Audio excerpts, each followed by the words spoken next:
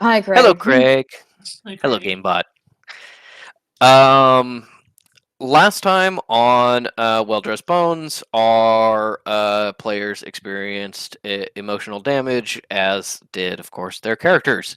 Um, After coming upon the fact that the Bayuchu Medical Company slash cult that supports the abomination had taken up refuge in a former ruin of the ancients as one of their home base, and Fish having been captured and trying to effect their escape, the party tried to find an alternate way into the ruins in order to rescue Fish. This was May, Cal, as well as Oscar and Henry. They managed to find a way in, although we're first confronted with a throne that had once housed the Faceless Ones, as this turned out to be a ruin of those ancients that worked for and worshipped the Faceless Ones, rather than the ruins of this theoretical resistance that the party had found before.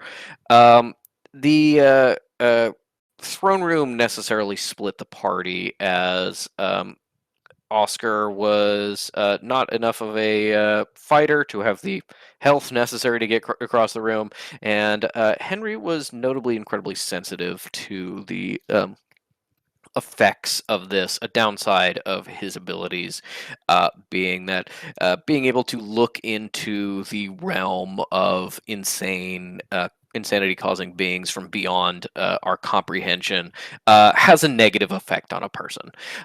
So he and Oscar stayed behind while Cal and May were able to push through.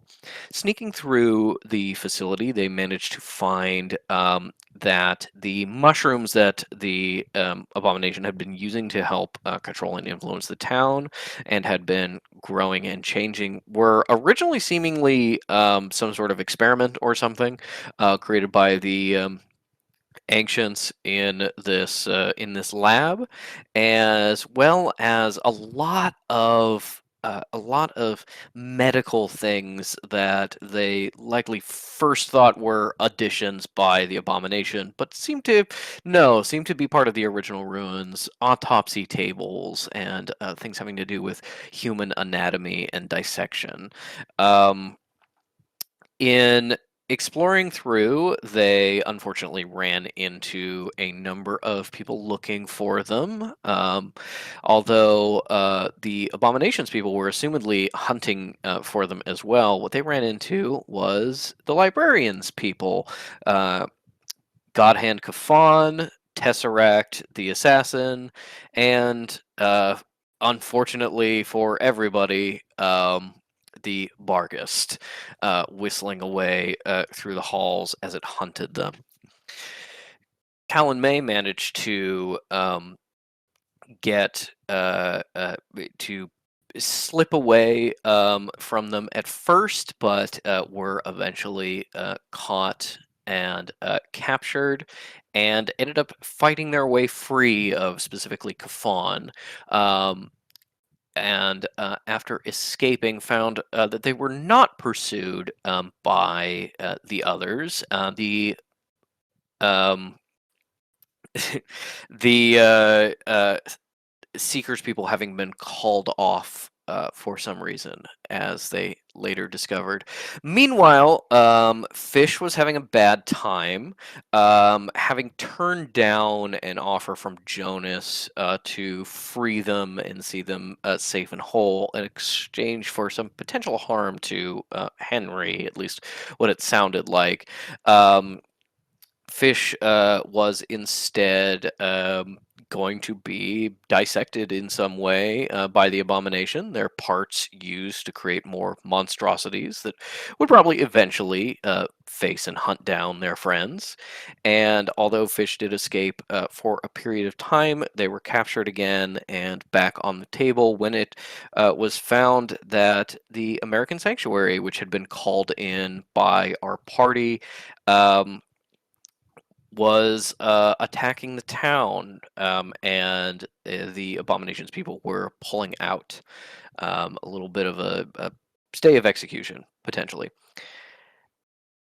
As May and Cal found Fish. They also found Henry, who, in the meantime, had made a deal with Jonas independently in order to get through the throne room and try to rescue Fish.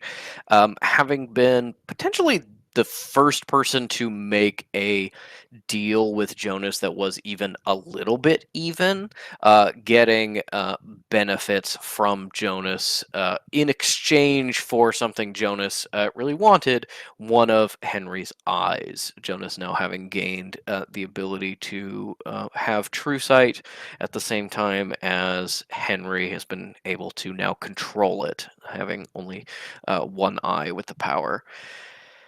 As this party then reconverged, they found that unfortunately they were too late to help Fish. Having been warned by Kekino suddenly dying earlier, Fish had passed on, and not just passed on, but had been processed to create new parts for the abomination meat, as it said. And so, coming into the lab where Fish had been held, they found only one bit identifiable as Fish, a head and eyes removed and floating in a jar. The rest in pieces of various size. And as Cal set to work, Henry and May quickly withdrawing from the room to be sick, we begin with the reconstruction and hopefully resurrection of Fish.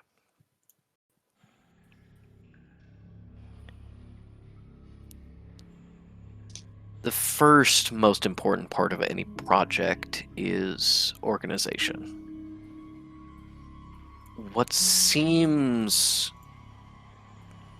incomprehensibly complicated, what seems too much to start, can only be helped by finding out what you need to do, organizing. And how disassociated to a certain extent from the horror in front of her, focuses instead on this one thing that she can do. As the idea of Fish being gone slowly percolates in her mind. Checking over the organs and the internal systems, observing how the skin was cut, making sure it is whole enough to re-sew, checking that everything in fact is present, counting bones, counting major muscle groups, and finding that in fact there are some things missing. Small stutter of horror before forcing yourself to move on. I don't think it's immediate when you decide to call Elise. A little bit delayed by the settling of what has happened here. That's not true. I said it in last session. Okay. Cal said while was scooching May and Henry out, she said, my Elise sending stone is in my right pocket. So it's May who will be talking to Elise. Excellent. May grabbed it. Then as Cal sets to work, having found what is present and not present, taking a very deep breath. Testicle 1, testicle 2. Okay. Testicle 3. Oh, Is this shit. from someone I was else? gonna make that joke too.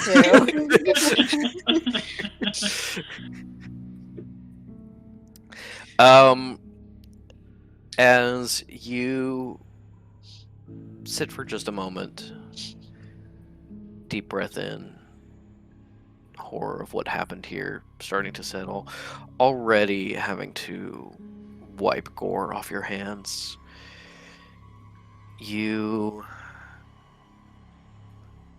begin work, starting with the superstructure, finding the bones, setting them out on a table where they go, nervous system on another table, vasculature on yet another, all the layers that will need to come together, portioned to where they are supposed to be. Meanwhile, outside the door, May and May and Henry have been recovering from the little bit of this ordeal that they saw. Henry has been crying, whether from distress or from just a physical reaction to how much they have thrown up. May couldn't say. As you find yourself with the Elise Sending Stone, Fish's son, a cat that you now realize recorded everything. What do you do?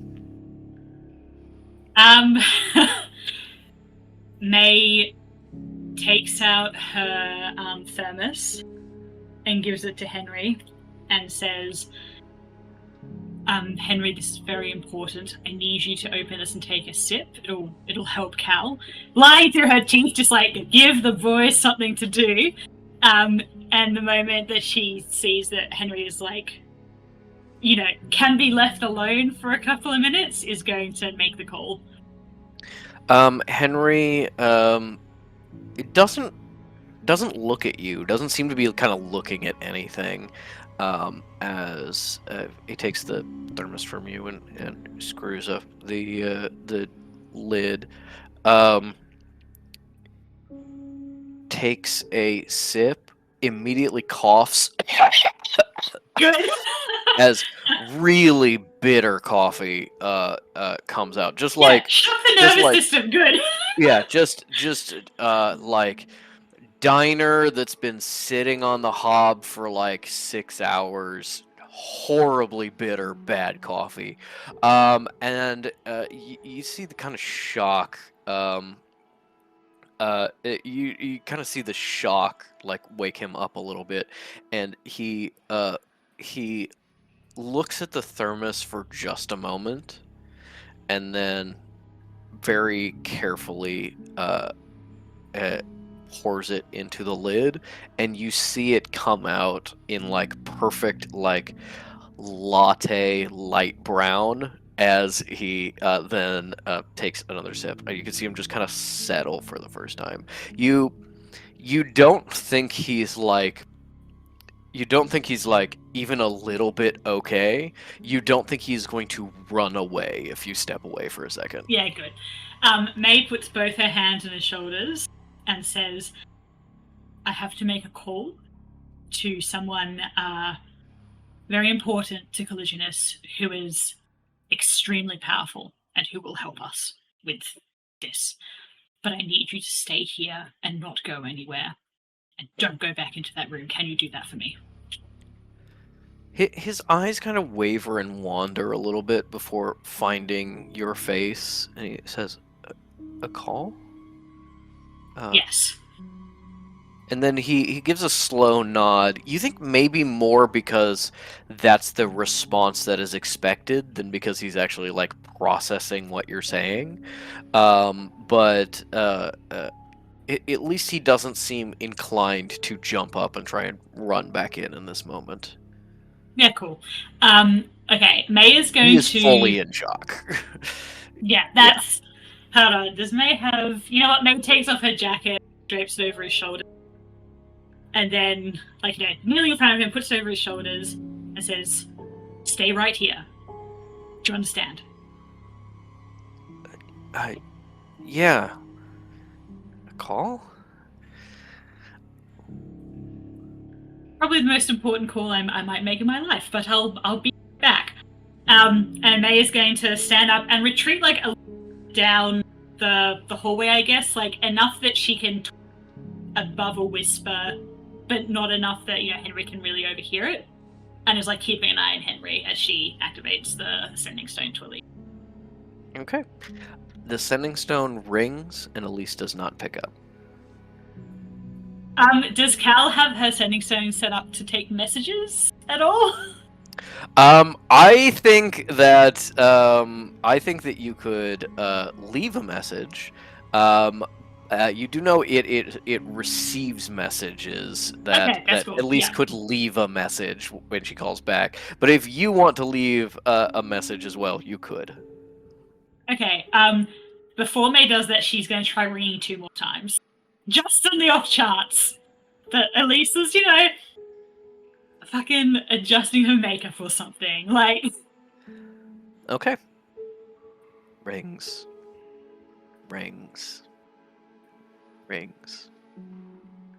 No answer.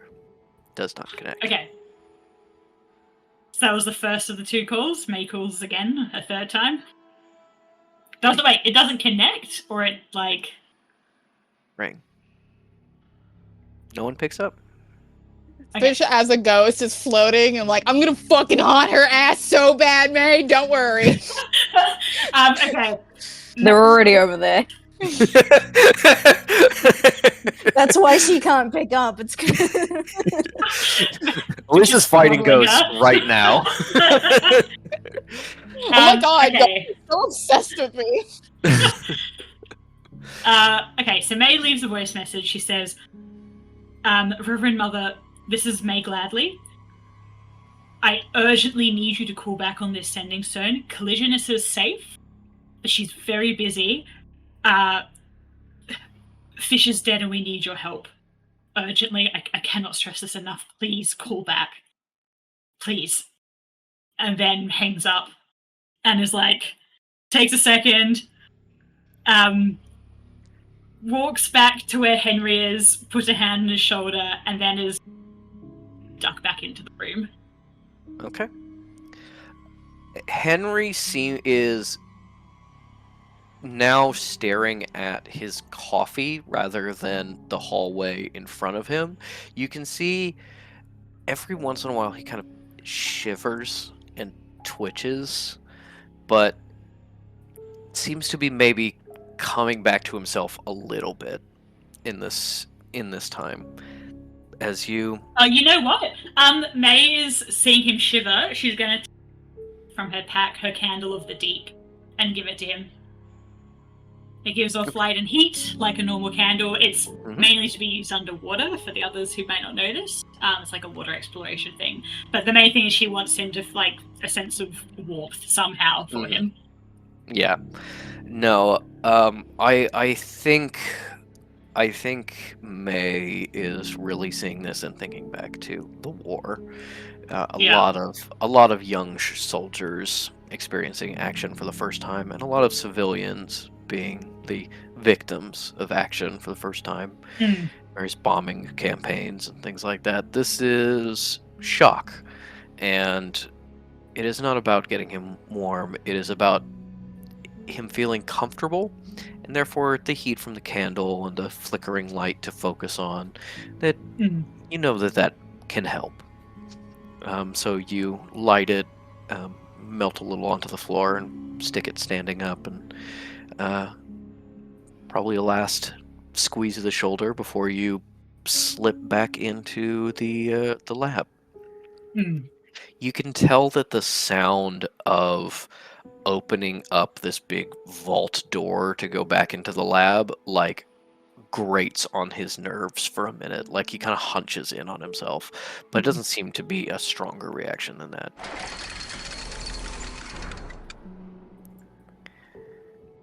As you step in to find Cal sorting parts.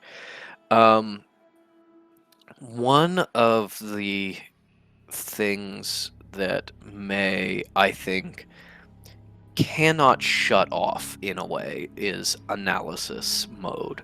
So why don't you give me a perception check? Yep. Cool, that's like a 28. I don't You're trust like, that. I'd like to fail the in roll, horrifying detail. actually. Icky. No, I think it'll be more detrimental to May if she sees everything in this moment now. So Yeah, I will say, I don't know when Patrick wants me to have Cal notice, but Cal's gonna be like, is that you, May? Keep your fucking eyes closed! As you step in and see Cal working, you are trying to focus on anything that is not the fact that your friend is dead and in pieces in front of you. So you're instead looking at the way that the meat is in the room and the way the room is. Anything that like disassociates you from the fact that this was your friend. And you see that everything was clean, clearly as the body, you stumble for a moment mentally, was taken apart. Something or someone cleaned up afterwards. There was very little blood around. Everything was very sterile seeming. As Cal has been moving and rearranging things, perhaps there was some organization system, but it was not one related to putting a body back together. Perhaps it was an organization system based on potential use. Cal has spread a decent amount of blood and fluid around her immediate work area and is noticeably less clean than when you were in here a bit ago. You also notice that the door at the other end of the room, another big vault-style door, is not closed all the way, and the precision that was around these parts does not apply anywhere outside this area. And in fact, there's a lot of like scuffs and potentially like dropped things. There's bits and things around kind of this door and that side of the room, as if someone had to pack up very quickly and leave very quickly. But you also know that there is more facility in kind of that direction, and you with a 28, you can at least hear some sounds of people or things moving around, sort of echoing strangely through the hallways. No way to know how close or how far they are. But yes, you realize that with your own analysis of the layout of this place, this is probably not like the choke point. The choke point where you can cut off the rest of the facility, but is a choke point. You realize that behind you is places that have mostly been made safe, although you do know that theoretically at least Kafan and Tesseract are still back there somewhere in the deeper ruins. The way in front of you is definitely not guaranteed to be safe. That's where the Abomination's people were. That's where the sounds are coming from. And even though the Abomination is not here, you don't know that it is safe in this moment. Okay. Okay. When does Cal notice May, do you reckon, Mooney? Patrick, you tell me if she's so absorbed, but I feel like she probably, as soon as like... The door is really loud because it is this big, like, vault door, which is another thing May notices as, like, a weird, incongruent thing of being like, there are a lot of places you walked through where there just wasn't doors. Like, maybe they were wood, rotted away, centuries ago. But there was a lot of just kind of, like, open doorways, flows between rooms. Some of the labs had, like, little doors that, like, sealed stuff off. This room is like a vault. Like, these are bigger than human-sized doors that are of this ancient metal you've observed before that doesn't corrode. And it strikes like a weird, incongruent note to you that the secure area of this facility is, by rights, maybe an autopsy lab or something like that. Just a lot of medical tables and equipment. And I think the doors are loud enough that there is like a weird pause between the door closing loudly and Cal like saying something, a pause of processing what she is doing. But I think Cal realizes pretty much immediately that May has come into the room. Without turning around, she goes, May, is that you? Yes, I tried to call Elise, but she isn't picking up. I've left a message. I've told her, you know, the broad strokes of what's happened. Do you want me to hold on to the stone and I'll pick up immediately if she calls back, or?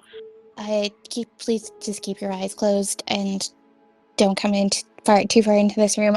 Yes, at this point, I would like you just to keep the sending stone on you. If there's any point that you cannot be holding vigil over it, you bring it to me. But for now, please keep that.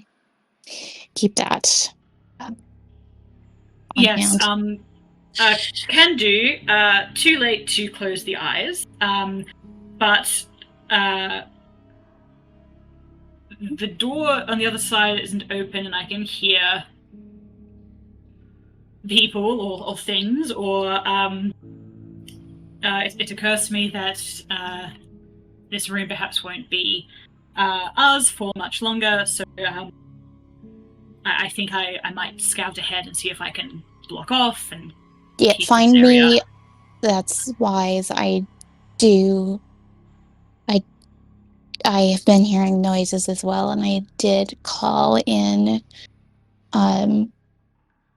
the administrator about getting assistance here. If we cannot keep this lab, you need to find me another one.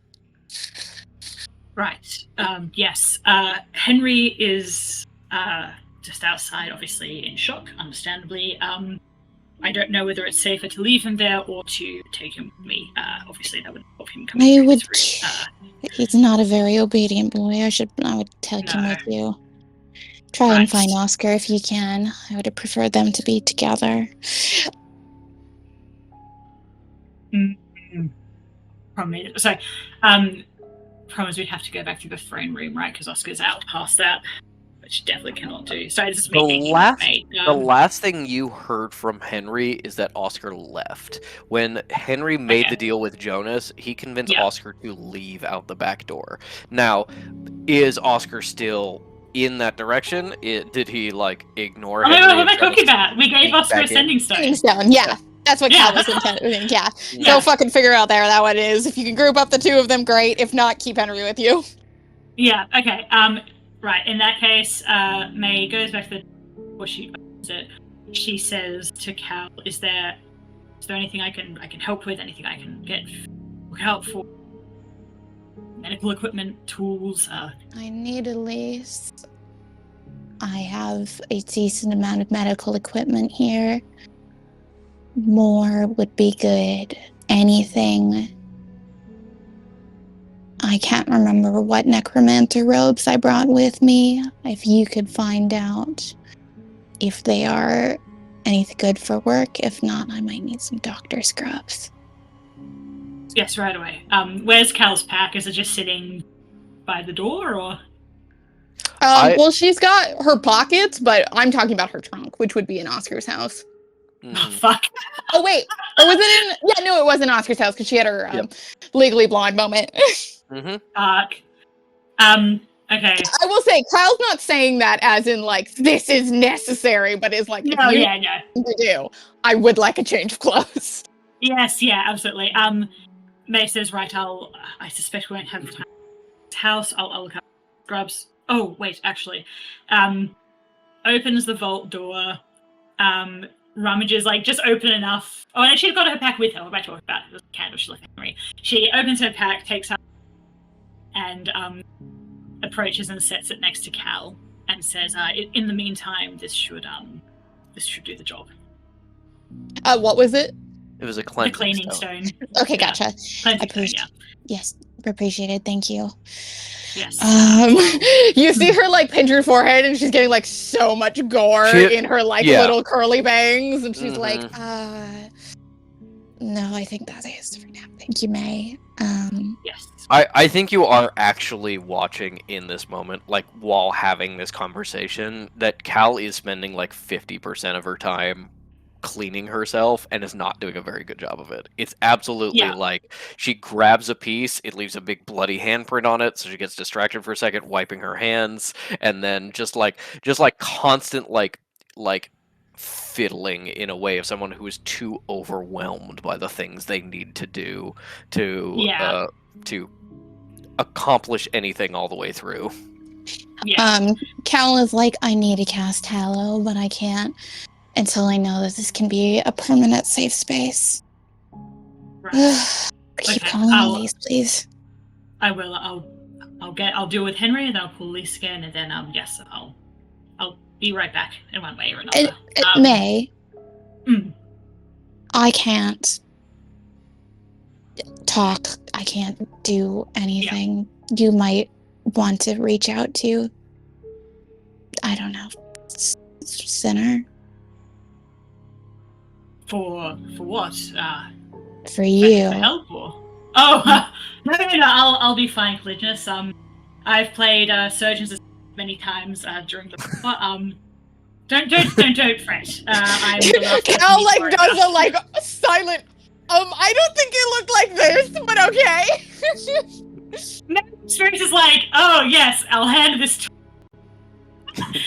that's a nasty wound, but I've seen definitely nothing like but it's not a total lie, so she's Cal's like looking at a toe bone and is like, it's inappropriate to ask her if she thinks this is a toe bone. It looks kind of fucked up though. I don't remember. Does fish have weird toes? Is this a toe bone or a short finger? I'm missing some fucking fingers. May then ducks out, closes the door, takes another breath, and then is going to check in on Henry. All right, as you step out, Henry is on his feet, and you watch as as hand raised, kind of like jacket on the ground, black flames wreath around his hand, and as they fire out, they turn into green flames as a ball of energy shoots down the corridor, clipping a creature that you just see like two legs that are covered in claws kind of disappear around a corner as Henry stands and breathes heavily, very wild-eyed. May reaches out and gently puts a hand outstretched and says, did you see what it was? I saw it. I more heard it coming, and I don't know. I saw a couple legs. Didn't seem human. Right. That makes up my decision. Henry, I need to go through that room and check that we don't have other people incoming from the Abomination's motley crew. I was going to check if you wanted to come with me. I think it's best that you come, because we don't know what else is lurking out here. I'm going to need you to close your eyes. Obviously, I have some fabric that I can put over it, because I say this with no small amount of respect, but you seem loath to follow advice.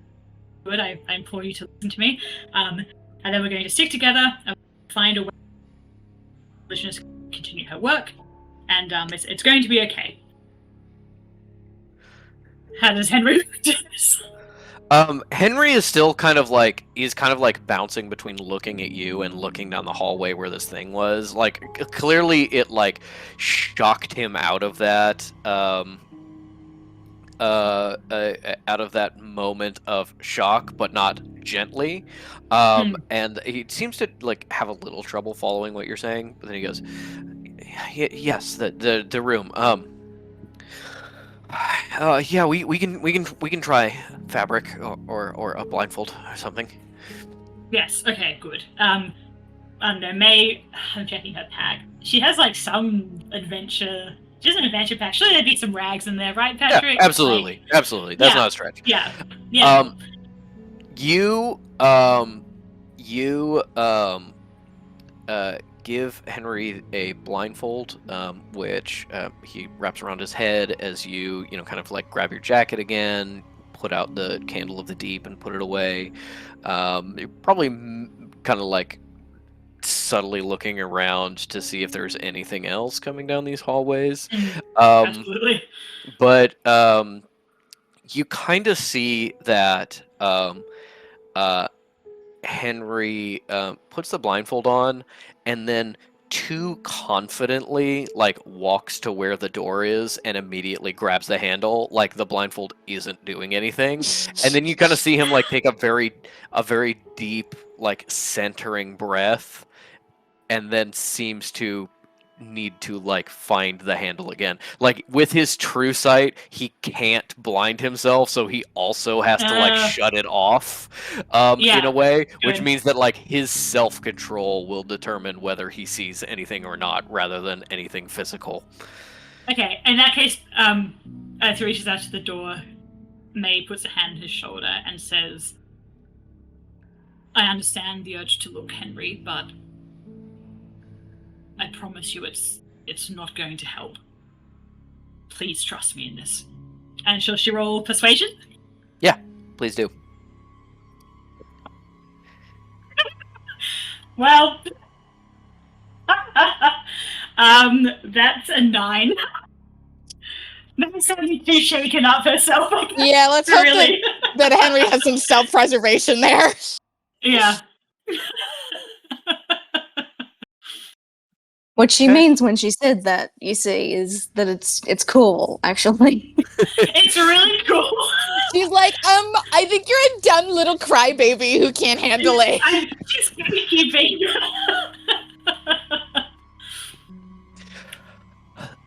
You see him kind of like stiffen a little bit, like you're insulting him, but then he breathes out and gives you a small nod before you kind of turn the vault wheel and open the door once again, slipping in.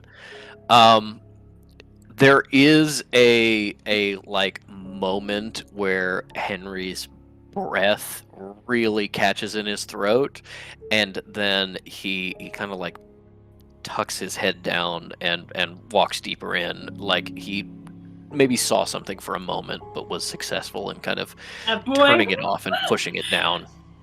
Okay, May is going to, from the inside, is there anywhere we can... There's a lot of like room that is not where Cal is. Cal is like in the center, so there is this kind of thing about being like, we can get to the other room by like going around the outside, and we're gonna look really closely at some cabinets and some like ancient, the ancients version of medical supplies. There's some more snuff. Yeah, what's going on in this place? Like, there are ways to absolutely get across the room without looking. I don't know, I meant lock. Can we lock the door? Oh, so I was like, what are you talking about? I think for a split second, you're like, Fish, lock the door, and then realize that. Yeah. Woof. You hear a voice in your head go, "Oh yeah, fuck off." You're like, look, my Among Us ghost powers do not include door locking. I can turn the oxygen off. Yeah. Is that helpful to you? Do you all want to die with me? As you sort of crank the wheel and turn it closed, you realize that there isn't a lock here, really. These are more like blast doors. The kind of Okay. the weight and size of the door and the strength of it is the point, rather than like actually keeping someone from opening it. You are kind of. Sorry, go on. It does open now inward towards you, Okay. but the you are like, most of what I've seen are like weird, fucked up creatures that are kind of more animalistic than Yeah, human-like. opposable Maybe we can thumbs. just be like, maybe they don't have opposable thumbs, or if they do, they don't know how to use it. But I think you also, with your very high perception earlier, you see a you can see a what was clearly a tool of some kind on a workbench near the door, and you can grab it and kind of be like, "This is a horrible thing to do to an artifact," and then like kick it really hard into the door jamb, create like a little wedge that will hopefully make the door harder to open. Yeah, cool. May does that. Turns around and collisionist. There's some abominable little experiments skittering around out the door for you, as you've seen. Henry through. Going to move ahead. I've got my sending stone. I'll release once I'm out into the other hallway. Of course, please call me if anything happens, and I'll come right back. Understood. Appreciate it. Yeah, and May power walks through after Henry, and this time closes the door properly after her. Okay. Henry, you can tell is like concentrating almost entirely on trying not to look and trying not to activate his powers as he's going through the room. I would like Caligulus to make me a sleight of hand check with disadvantage. Uh-oh. Hiding the bones. Drop fishes. Yeah, don't drop fishes gallbladder. Fuck, that's funny.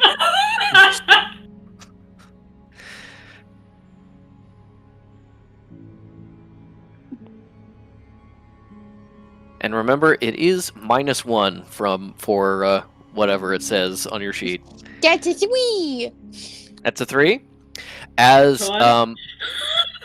Cal is very very distracted in only the way that somebody focusing on something incredibly hard can be, which means that as she is building out a piece of the structure of Fish's foot, putting the bones in place, she sets one not quite flat, and it rolls off the table and falls onto the ground as she turns away to grab something else. As you hear that, turn around and go to grab it, Henry has already picked it up, and you watch him set it back in the correct place. In the correct place. Interesting. Mm-hmm.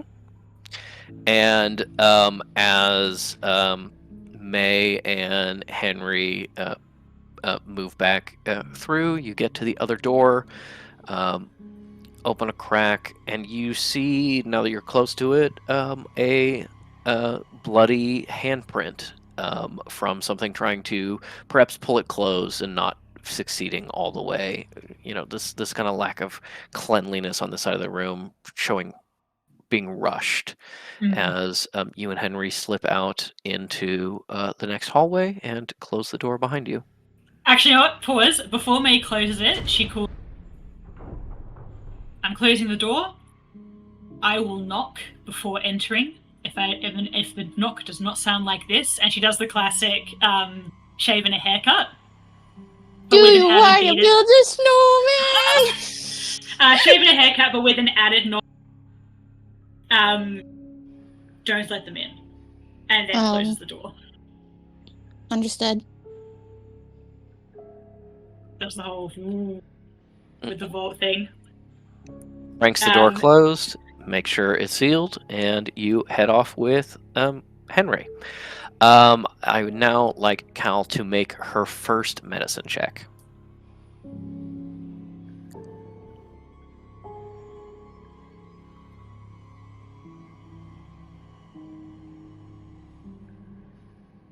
Dirty 20. Dirty 20. Cal is confident in her anatomical skills, but she has never had a test like this before at any point in her training. She's put together skeletons. She has reconstructed, limbs that had, before they died, flesh and blood and bits. She's never done a whole person that has been so thoroughly taken apart. And so with a dirty 20, she's confident that she can do it. The problem is time. In the back of her mind, she feels almost this tick, tick, ticking clock as Fish's soul moves farther and farther away, and maybe eventually unrecoverable, even if Cal can succeed in putting things back together. But shaking off that horrible thought, goes back to work. Now, here's a question for Patrick, said with a terrible metaphor.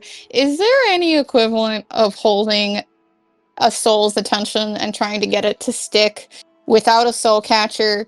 Like something like, because I know you're going to say soul catcher, and I'm going to stop you there.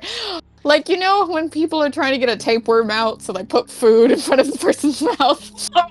Yeah, milk. Here, kitty. That is not how you get a tapeworm out, but I heard that somewhere. Is that not like an old wives' tale? It's an old wives' tale. Oh. There are ways of getting a soul's attention. Soul magic is not something Cal has really deeply studied. You know, it's something that the Grand Archive specialized in, but soul magic is very much a part of Cal's education that was not covered by her upbringing. It's the almost heretical form of necromancer magic, and so while she definitely has more experience with it recently than kind of a lot of other necromancers from her tradition, she's by no means an expert, but she thinks that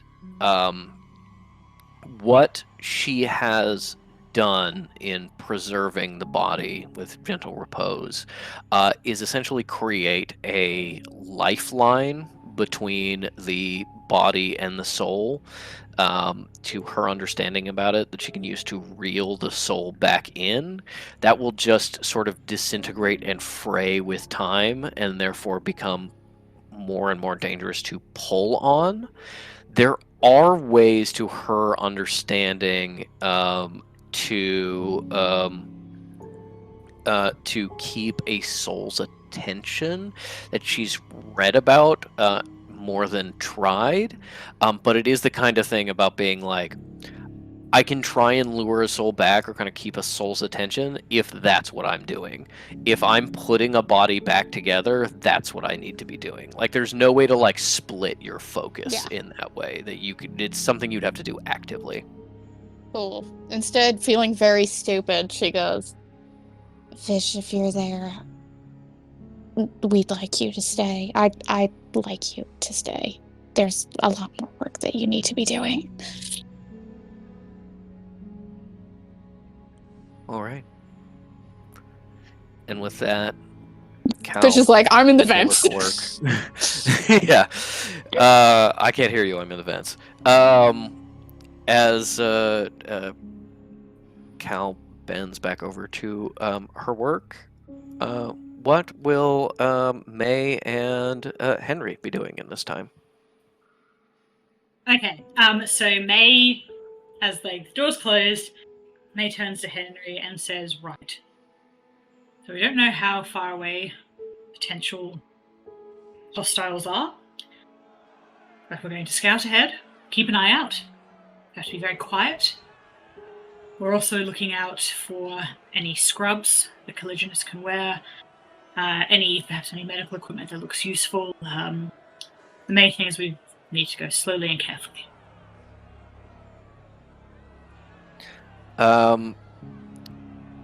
He kind of gives a nod, and both of you can hear deeper into the hallway the sounds of movement, of footsteps, of skittering and growls. You were clearly kind of entering a more active part of this facility, although there is nothing in front of you that you're seeing immediately down this hallway. So with that, we will begin exploring. I will say, if you are focused on securing this area, keeping things from coming after Cal or wandering in this direction, then I will have you give me a survival check. If you are trying to get a sense of if there are creatures coming, what is the state of the world outside? Is it feasible to get out there and get Cal's clothes or something like that? See if Oscar's around. That would be a perception check. And if you are looking for scrubs and equipment, that would be an investigation check. So choose which one you want to focus on, and then roll that check for me. I hate it when you ask me to narrow down. Before I choose, we may potentially have the opportunity to do one later after this has been resolved. Yeah. Potentially, cool. Depends on what happens. See what's ahead and secure the area. That was. See the situation in the larger facility and the town and what's this other sound that you heard? That's perception. Securing the area is survival. Yeah, survival it is, which is not good for me. Because that's a lot of tracking. I don't suppose Henry has done. If he doesn't have good survival, that doesn't that's a check really out. good point. Henry does have decent survival, just okay. Obviously, designed for urban environments, knowing whether someone's a threat or not. Very insight based rather than tracking enemies. So you don't really think he would be able to get higher than your bonus necessarily. And yeah. Okay. Oh, let's roll.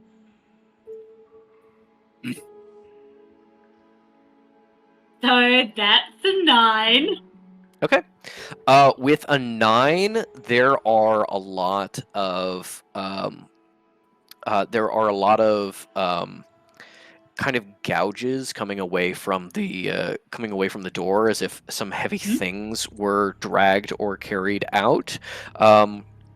They are heading in a very straight line, whatever made these knew where they were going, where the closest exit was. And so you do think that while it would probably be difficult the farther away you get from the lab where Cal is, you can probably use this to find the nearest exit pretty quickly.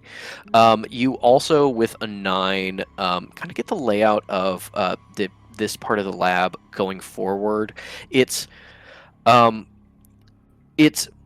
more linear than the area you're coming from. Not super linear, but it's more linear, so you're better able to keep track of all the entrances and exits.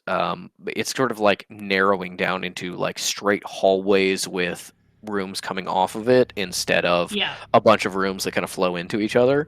As you are going through with a 9, you see that there is nothing, as far as you can tell, approaching where Cal is. There are definitely signs that like things have been in this area recently, and as you're kind of like very cautiously moving outward, you do hear and see signs of something having gone through very recently. Claw marks, skittering sounds that seem closer than the other sounds you're hearing in the distance, things like that. You think with a 9, you have not like made this area safe, but you can confirm that nothing in this immediate area is like trying to get into the lab. You'd have to get farther away and get out to see if there's, larger scale threats. Okay. How long is the main hallway? Does it have like a door or something blocking off an end? This hallway is not like this big central hallway you saw when you were first coming into the facility, although it does probably connect there at some point, but it's more like kind of gentle curves, so you can't see like a big straightaway. But as you are going through, you're finding that like every once in a while there is a door that is made of metal, but is not like a big security door. It's just kind of like a door, and they're all open, as if whatever passed this way didn't close it behind them. Certainly there's a lot of like signs of activity at these doorways, as if they're kind of natural choke points in the design of the building. As you're moving away from where Cal is, you are still hearing like these sort of animalistic noises, but you're starting to hear more human noises, what sound like more footsteps. It sounds like people calling to each other, although distantly enough that you can't even tell the language that is being spoken. Just the sense that they are voices.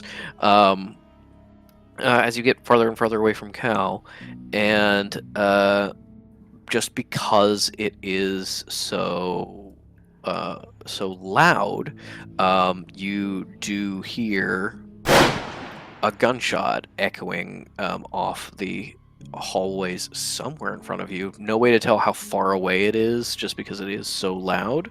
But that happens. Cool. May immediately pauses, like hand in front of. Just takes a moment, waits. Any more noises? Like while they pause? No additional shots. You hear raised voices for a moment that seem to be maybe getting more distant, if you would guess. But yeah, that's nothing else immediately concerning.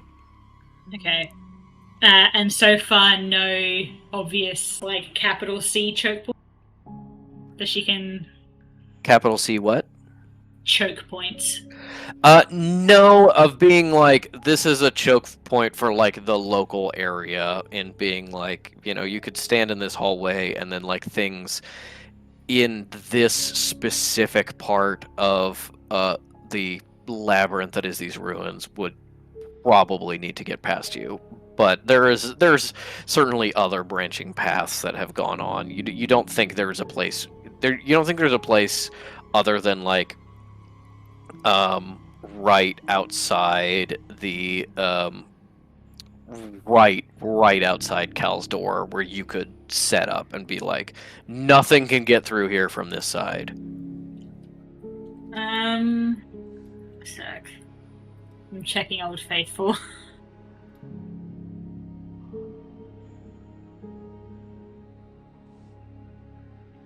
How wide are the hallways? How wide is the hallway, sorry? This is not like the main arterial hallway you were going past. This is a more like side path, but is still clearly like big for this area. So it's about 10 feet wide. Each of my mold earth cubes are 5 feet wide. You do think that you could at least attempt to like create a rock slide and like collapse something to kind of like seal this area off. You would have to be very careful, like mapping out the area between here and the lab to make sure you're getting all the approaches. There is also the problem of being like, if you totally seal this off, you then have to dig your way out. Otherwise, you Yeah. have to bring freshly revived fish past the throne Back room. to the throne room. Yeah. Okay. Fuck. Give me a sec.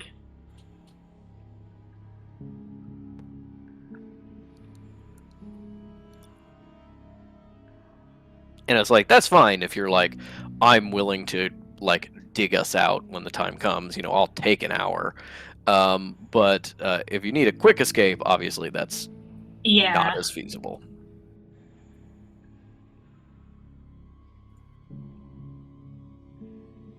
Would May, because May has alarm on Cat, would May have some sense of alarm symbol? Let me double check Yeah. the use of the alarm spell. Because all it really does is stop me from being surprised, but I'm reaching for straws. I don't think I'm right to completely cave in potentially. Alarm or alert? Alarm. Yeah, she doesn't have Okay. alert, which is probably the. But alarm Alert more is a us- feat. Gotcha.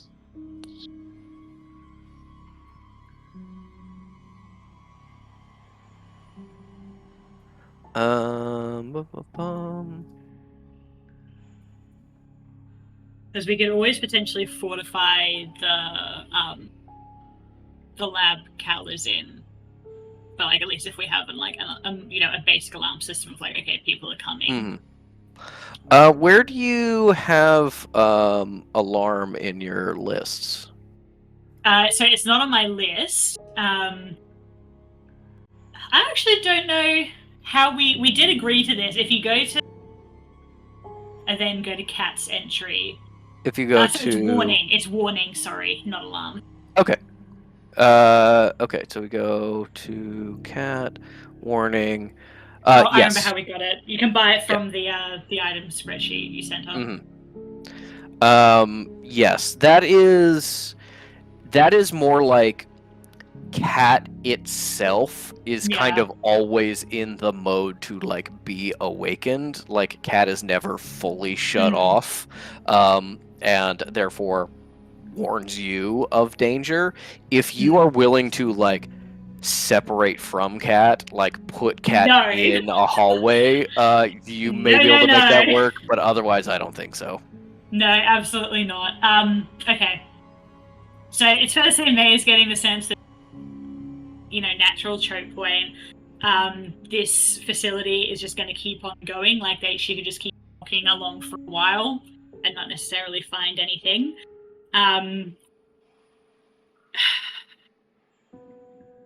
In that case, I think she's going to change tack, and is going to retrace their steps back to the and now focus on looking for anything potentially useful.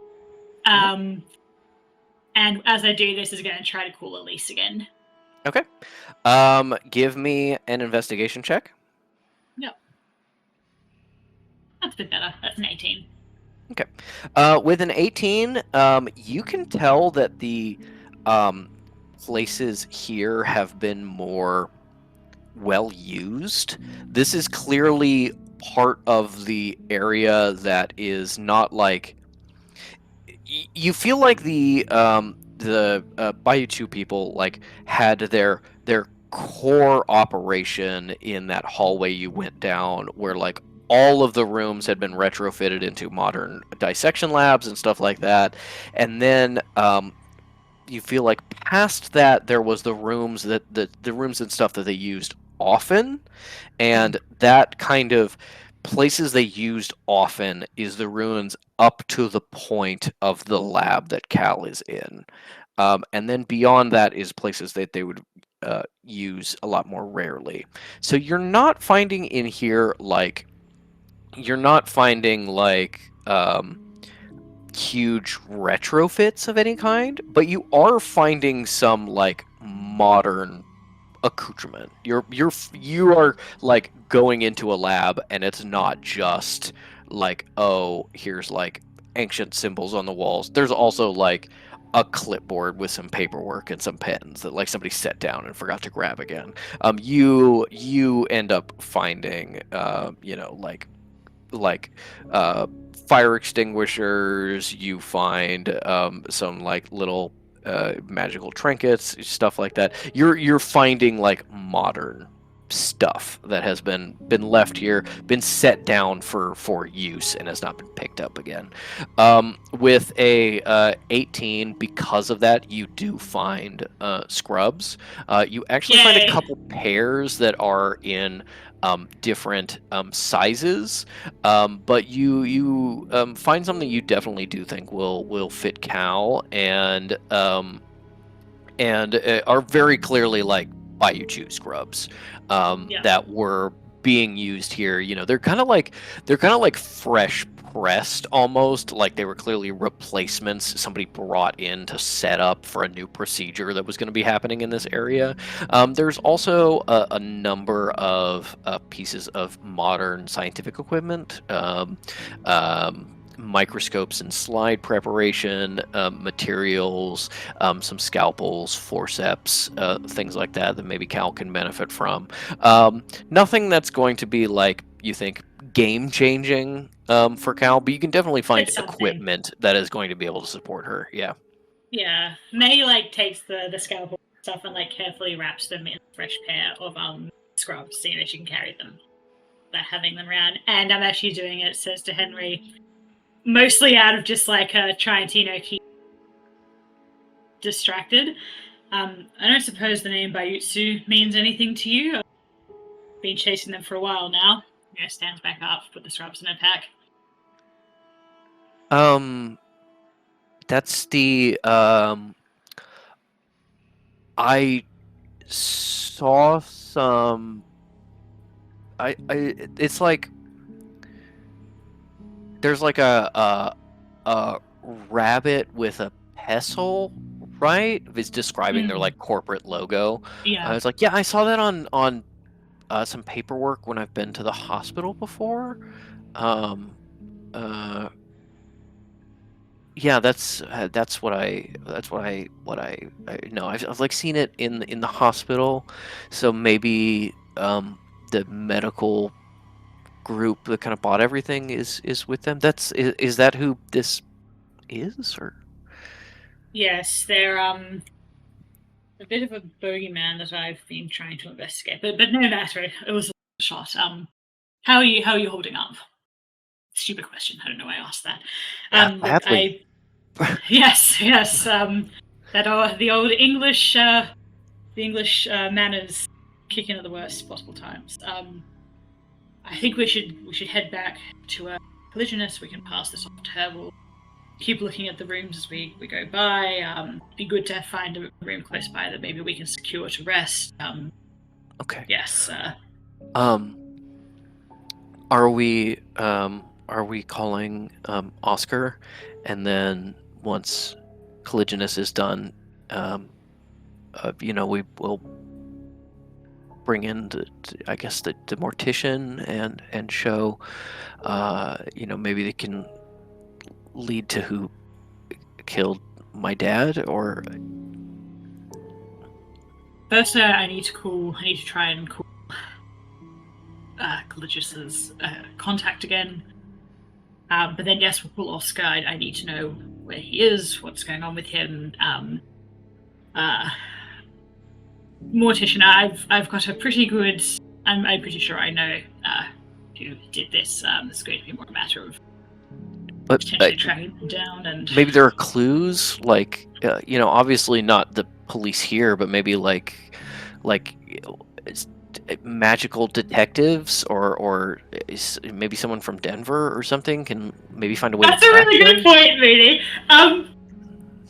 Patrick, as Henry's speaking, does it make the sense that Henry thinks Absolutely. You realize Henry has lost his father forever and watched him butchered, and Cal is clearly like putting him back together so that there can be a funeral. That's the mode of like, right, he doesn't know what a necromancer.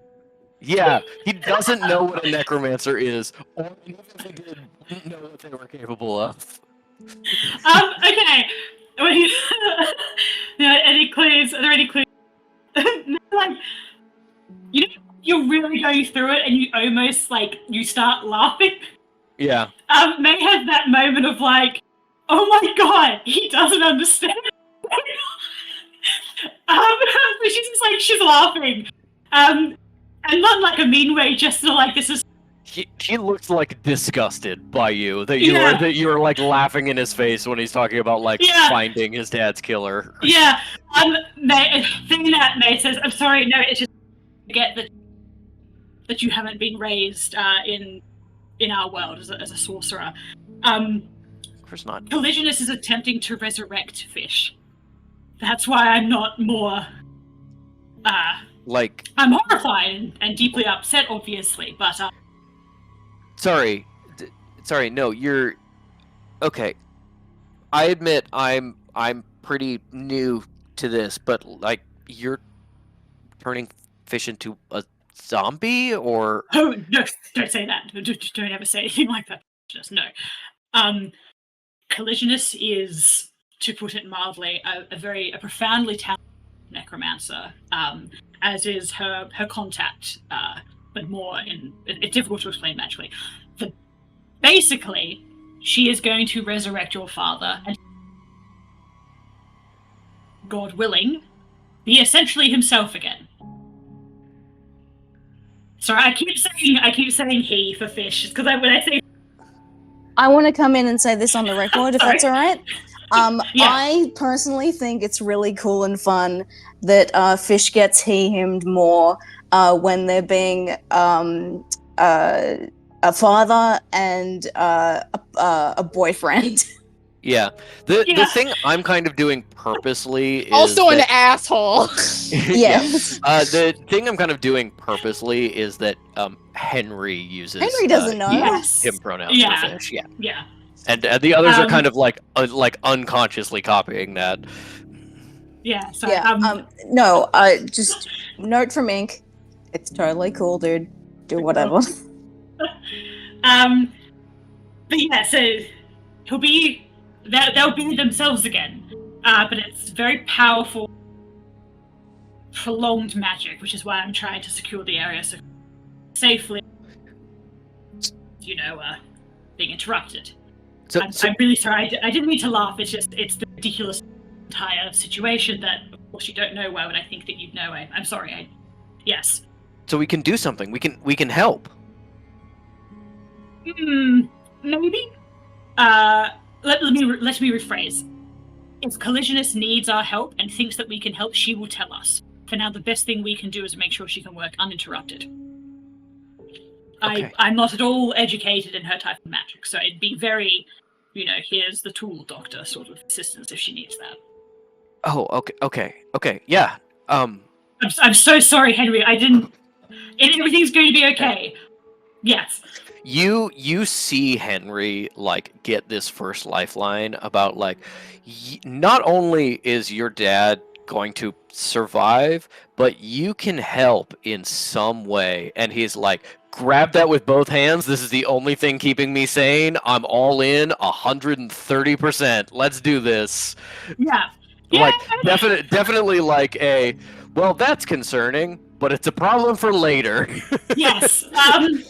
This is going to not work, and you're going to crash. But for now, great.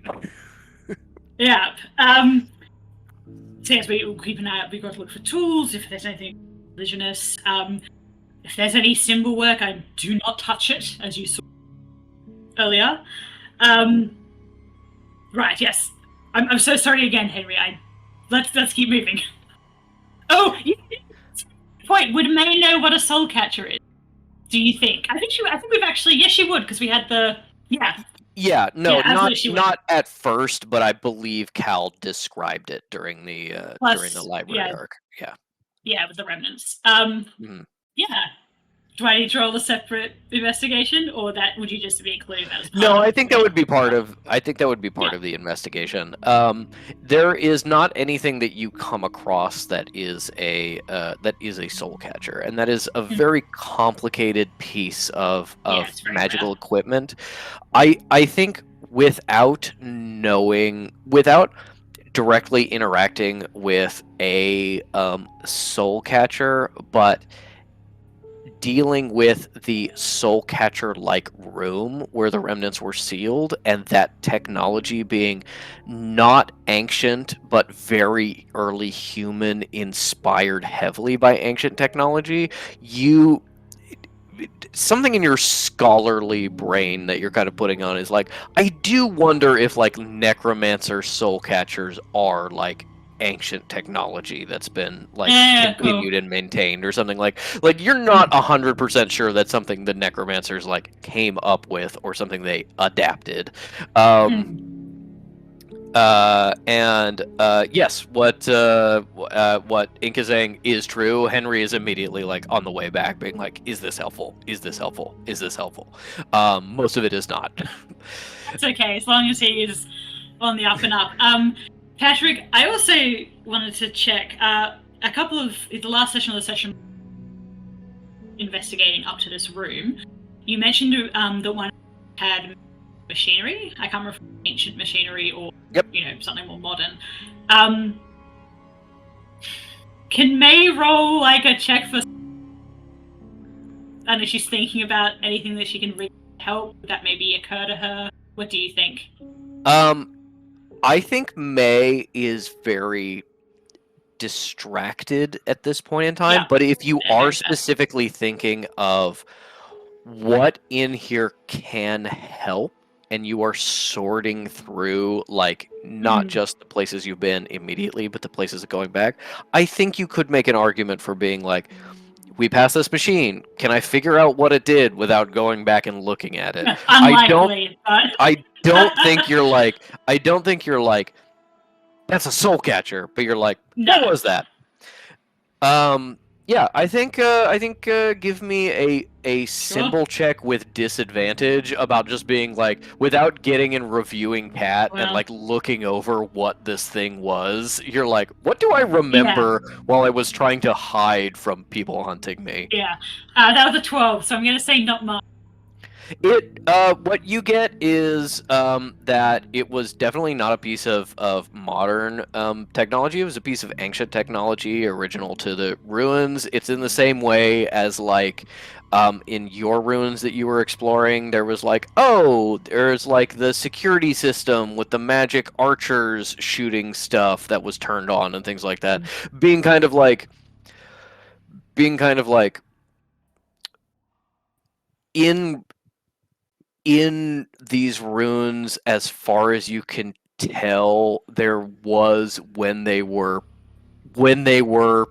active ways of being like, turn this on and shut this off, and then this stays on until we flip the switch. When you kind of like feed magic into the system to like turn things on, there is kind of like whatever control system exists is not working anymore, so it's just things are by default on to a certain extent.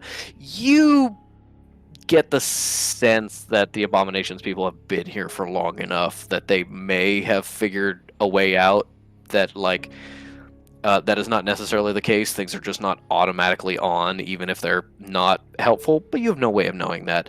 You know that this is ancient machinery. It is on. Clearly, the Abominations people did not make an effort to turn it off. It is still running after assumedly getting power years ago. And you don't remember any symbols having to do with souls or soul magic on that machine that you saw. Okay, worth a shot. Yeah, it is definitely like a machine that is running and is active, and if you want to review Cat's footage or go back and find it, you may be able to figure out what it does. But you were trying to think in like things that will help Cal, and thinking in terms of like known quantities, which is like a soul catcher and medical equipment, and you're like, I don't think that's a soul catcher or medical equipment. Yeah. Okay. In that case, we head back to the. Is there like a room right next to it or something that we can kind of set up camp in? Yeah. Yeah, you can set up kind of like a guard post room, kind of just off the hallway. You know, your little entrance to your room, which doesn't have an existing door anymore, is like 5 feet away from the big vault door into where Cal is. Okay, cool. May basically just like stay here. I'm just going to check in Collisionist and give her, the stuff. Okay. As you're doing that, still kind of still Oh kind my of god! like, Sorry, we haven't rung Oscar or Elise yet. Sorry. still kind of juggling those things, all of these different thoughts. You're pulling out the sending stone to call Elise one more time, and it starts ringing. No answers. It's like, hello? Hi, Callie. Sorry, I was in a meeting. They said not to bring any sending stones in. It was just a very handsome man. He's from a company called Elise, Mammon and Sons. Reverend Mother, Mr. it's May Gladly. Hello? Hi. Yeah. Mickey's like, Hello, Mr. May, no time for that. Sorry, you're cutting out. I'm sorry. This is May Gladly. Did you get my voice message? Oh, May! No, I saw I had one, but I didn't listen to it. What, Right. What's happening? Why do you have Kelly Stone? Collisionist is attempting to resurrect Fish, who has been dissected. I'm just going to give me a couple of minutes. I'll just because she needs to talk to you about Okay. Give me a minute. I mean, Fish has died before, to my understanding. Meg's so ignoring this, opening the vault. Good luck. I'm sure Kelly can handle it. Wait, please wait. Please, she asked me to call you so she can speak to you. Oh, no, of course. No, whatever she needs. Yeah, okay. May opens up the vault and sprints in. You are doing this. Elise pauses for not even a full second before she's like, so how have you been? Any interesting things that you've been up to? Any big trips or so I'm in New York right now. It was really interesting. There was this restaurant that we went to, and they had these bellinis that were just so good. Just like talking, not really giving May a chance to respond, while May hustles to give the stone to Cal. Yeah, May's like, oh no, sorry, May does the knock to be like, it's me. Mm-hmm. Rips open the door, and it's like, Collisionist, it's Elise. I think immediately hears that la la la la, and the look on May's face, and Cal, I assume at some point, just by knowing this woman for 90 plus years, Cal has a code of, this is serious, this is an emergency, shut the fuck up. So she's like, Elise. Code Slate. Code Slate. Oh, my goodness, yes. No, an emergency. What do you need? Fish's dad. They're something. Okay. Completely and put them apart. It's not. I can't. There's nothing I can do except try and slow down the rot and hope their soul isn't gone. They're completely in pieces. Breathe. Remember what you learned.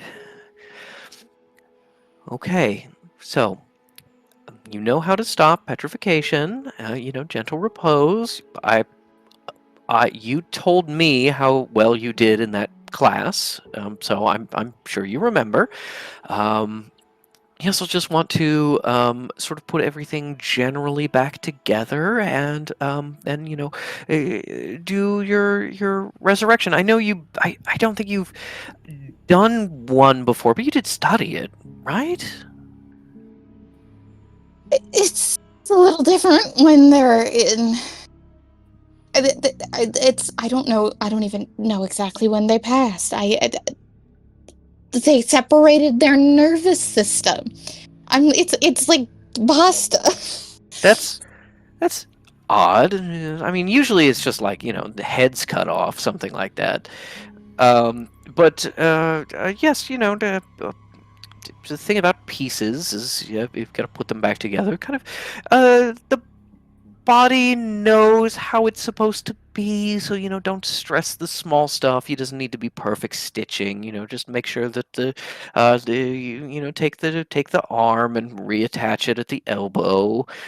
Make sure that the muscles are mostly stitched to the I muscles. know that part. you- I don't Yeah. want their soul to fly out. I need you here. You're the only person I know who can do this work fast. Okay. Yes. No. Of course. Sure. No. Anything for you. Yes. Where are you? I'm in. I always fucking forget something. Springs. Cedar Cedar Falls. Falls. Cedar Cedar Falls. Falls, Yes. Colorado. A place Cedar- too small to appear on most maps. I'm in Cedar Falls, Colorado. There's no ability to teleport in here. You'll have to get somebody to get you as close as possible, and then I don't know, drive in, hire a Sherpa, figure it out. Okay. Drive in. Can't teleport. That's very interesting, and I assume my plane is too slow. All right. Well, I will figure it out. Yes, just get the pieces back together as much as possible, and you can probably get a couple tries in before I get there. Just in case. Call me if anything happens. I will say that.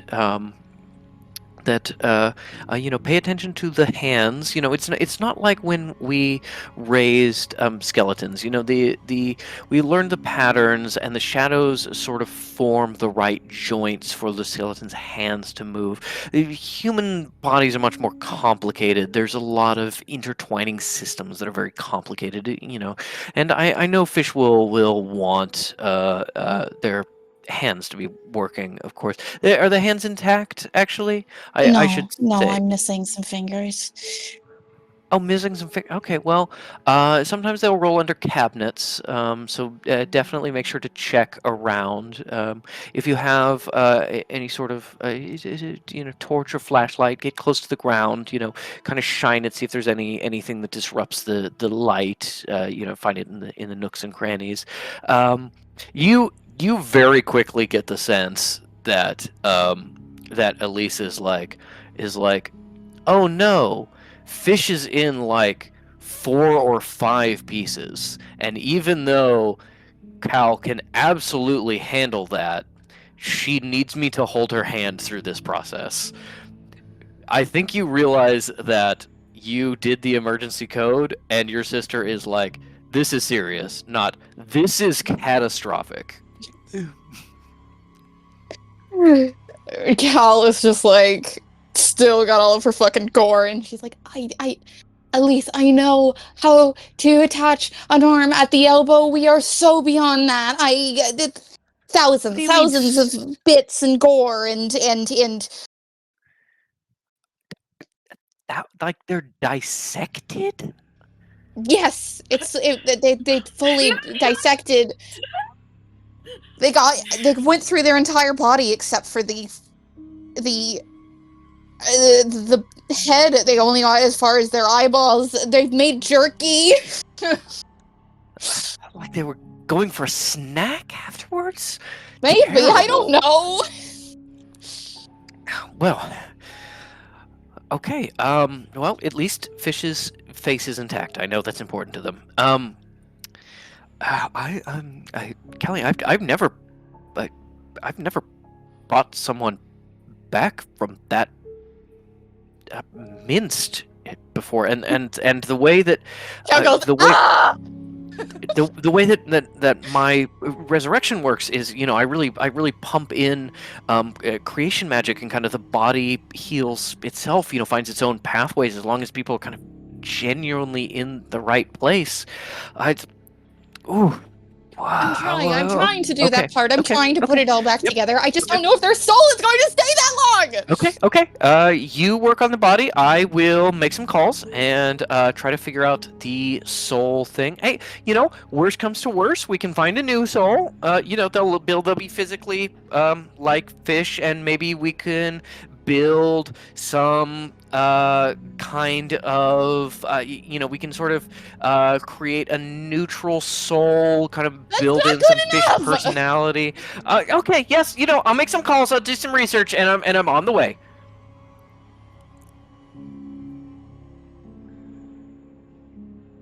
Cal hangs up the phone, and it's just like, it just like drops from her hand, and she's just like, she does the thing where she's like, wait, no, I don't have time to do that. Ah! Mm-hmm.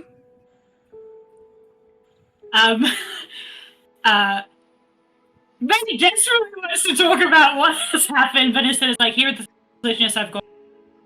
I did find some other tools. I don't know for you. I go pass them over. Thank you. I'll do whatever I can. I appreciate it. I love you. Thank you. I did just make sure she comes. Just keep calling her. So,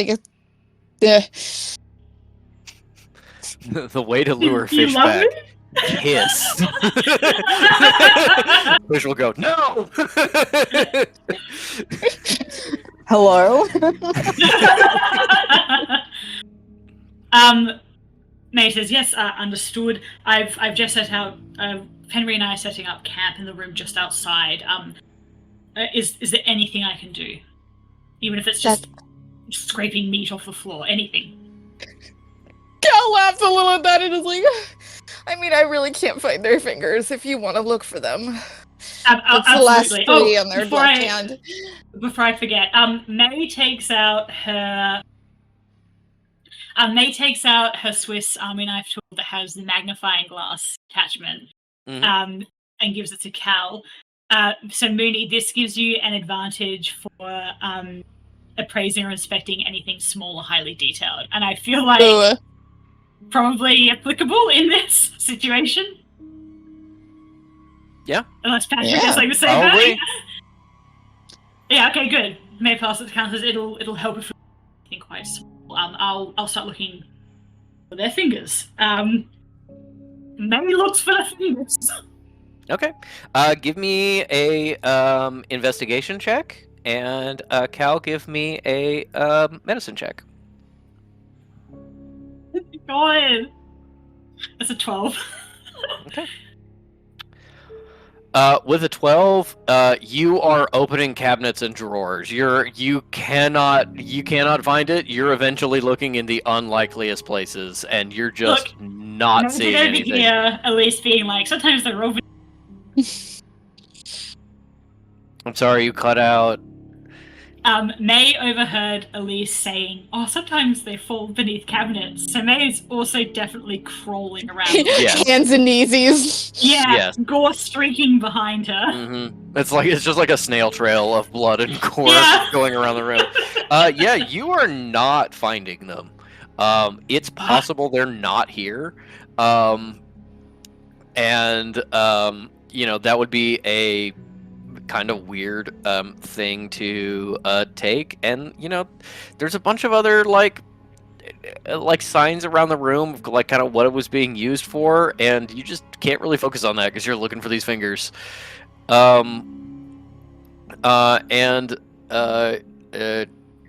you're trying to help Cal however you can. What was Cal's medicine check? 14. 14. Okay. You are reconstructing the digestive tract, and for the first time are starting to actually sew pieces together.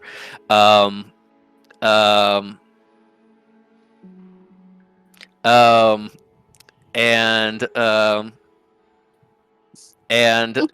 you eat too much hot Cheetos.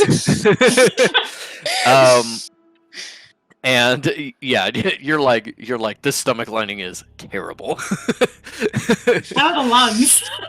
Oh, I told Kekado!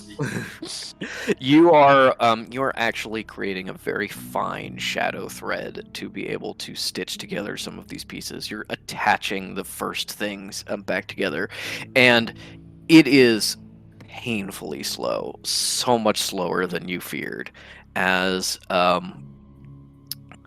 you and May are working.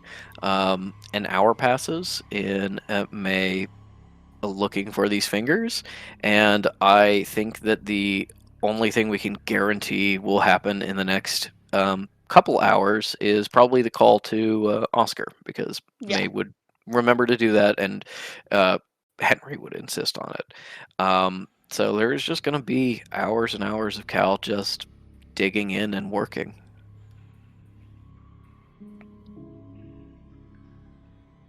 Cool. Casual. All good. Cool. Casual. Nothing bad has ever happened. Yeah.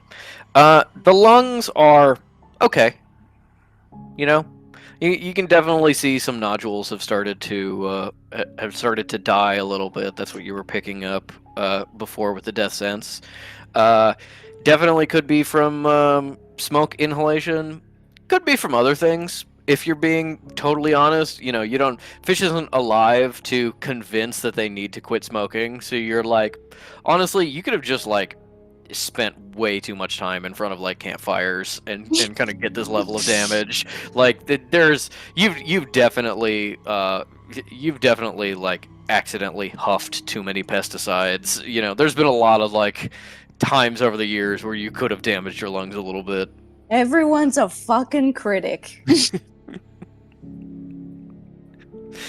It's definitely like, cigarettes are bad, and I'm glad I got Fish to quit. This level of damage, there's no guarantee the cigarettes did anything.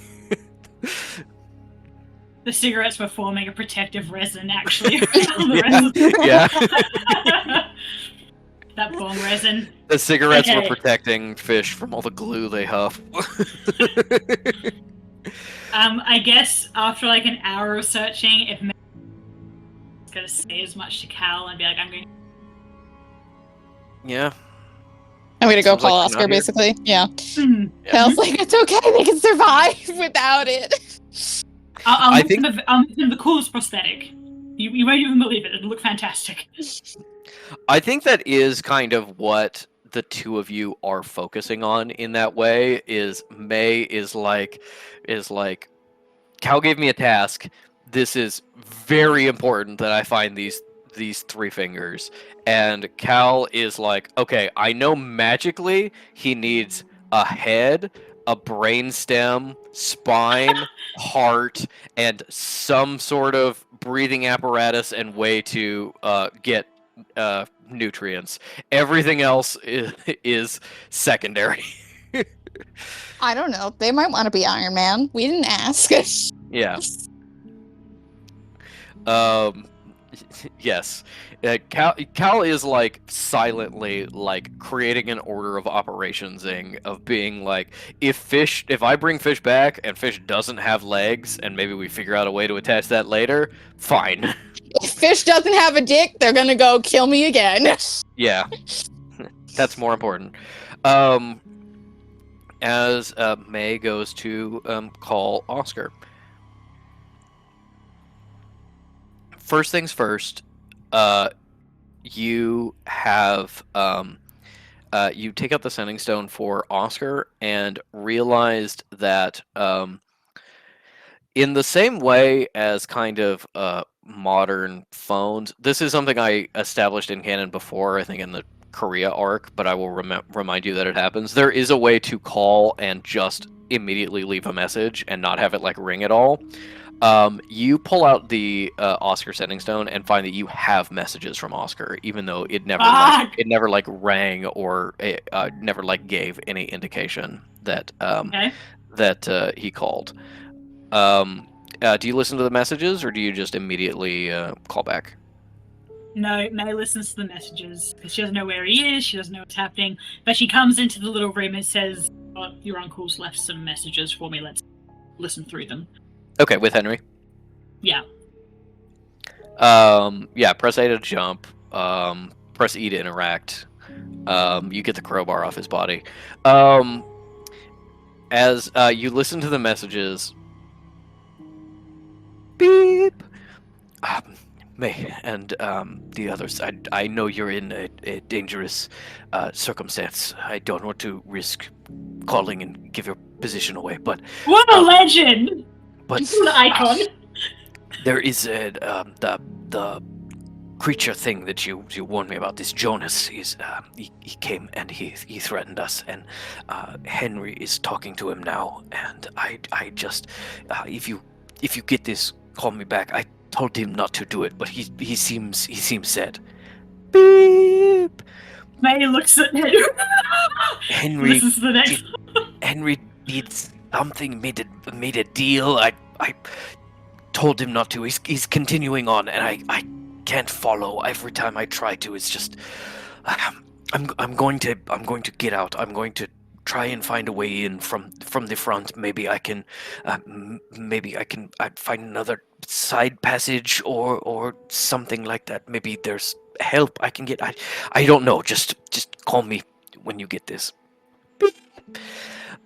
Mate, there's people here. There's soldiers or something, and they're marching in. They're taking over the town. There's shooting, and there's fighting, and there's creatures in the street. I don't know what's happening. Find Henry if you can. Okay. Beep.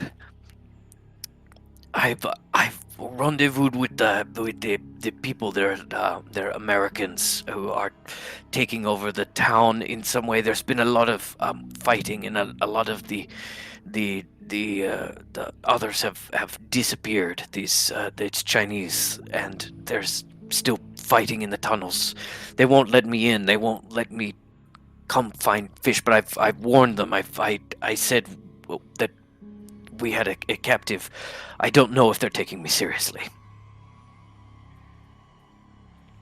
And that call was probably like an hour ago or so. Fuck. Okay. Fuck. Hi, bestie. Yeah, May considers leaving a message. But I think between Oscar being like, "Oh, I rendezvoused with the Americans," like it seems to be that he's safe. So May's just gonna call him, especially because it's quite urgent, I guess. Mm-hmm. It rings and then like picks up on the first ring. Oh, thank God. May, Oscar, did you find him? Did you find Henry? Henry's safe. Henry's safe. Pauses. Looks at Henry. What about Fish? Fish is. Don't panic. Are they there with you? Yes. Pauses. Oscar, I need you to not panic. Fish is dead, but we are in the middle of magically resurrecting him. Leave that to us, all right? Leave that to us. Fish's resurrection is real. We can get to it later. I can go through the complete magical theory with you if you'd like. What's happened is that Fish is dead. I've recovered Henry. Collisionist is beginning the magical processes of resurrection. Where are you, and are you safe? I'm outside. I've stepped away for a minute from some of the Americans. They're fighting still in the tunnels and in the facility. I'm looking through the fence at the factory where all the mushrooms were. You said there were some soldiers. Are they all wearing like a specific sort of armor? Describe them to me. There are a bunch of men and I think women with armor and full face coverings, and they're carrying these big like scythe weapons. Sounds about right. Did they say anything about being from a sanctuary? No, they didn't really talk to me. There are some others here that say they're sorcerers. Some of them have they're all dressed different, but they're wearing kind of like a yellow scarf. I don't know. Does that mean anything to you? doesn't mean anything to May, Patrick? Or should it mean anything to me? Nope. No? Okay. Like you worked with a sanctuary for a while. Yeah. They don't wear a uniform. You're like, oh, these are No. clearly what I would call cleavers, and the Yeah. Canadians call scythes. But that implies that there is some like boots on the ground sanctuary assistance. But like the sanctuaries, as far as you know, don't wear uniforms. Yeah. They don't really show up with Nice like scarf. badges have- either, unless they're They don't like have actually gay law little enforcement. scarves. Yeah, they don't have gay little Yeah, no. scarves. Not following the handkerchief code. Me, Ellie, is wondering if these are some sort of basically like damage control separate like league of cleavers, which could be a good or a bad We thing. have a 2319. Okay. Mace says no, it doesn't mean anything to me, but what have they said to you? Are they treating you well? Have they given any indication of what's going on? I can hear fighting from down here, but it's quite distant from us. They were pretty dismissive, all things considered. But they have been treating the captives kindly. They've rounded up a lot of the townspeople, and they are in a sort of camp where there is some sorcerer who are speaking with them now. I apparently need to go speak with that person once I've done, but they first want me to show them any entrances they know of the tunnels. I sketched in the dirt sort of what I remembered of the layout of the place. I've been asking them to take me in. Okay. Patrick, can I make May roll see if she associates that person that Oscar needs to talk with as being very likely a... A what? I basically want to roll to see if May would make a connection. That's we're going to mind wipe a bunch of people. Yes. Go ahead and roll. I mean, it's definitely an intelligence check of some Yeah, kind. just a blunt intelligence. Yeah, you can do intelligence. Even history, I think, makes sense. It's like history of your association with the with a sanctuary, and kind of like assuming that sanctuaries kind of work along those same lines. You know, you've had enough dealings with the British sanctuary to be like, it's mostly the same as the Canadians. I mean, I don't know like the internal politics and stuff, but they seem to mostly work on that schema. Yeah, give me a history check. Yeah. The 27, I think it probably. With a 27, you're like, Where were these rolls earlier? I don't know who cunty scarf people are. That's honestly weird question.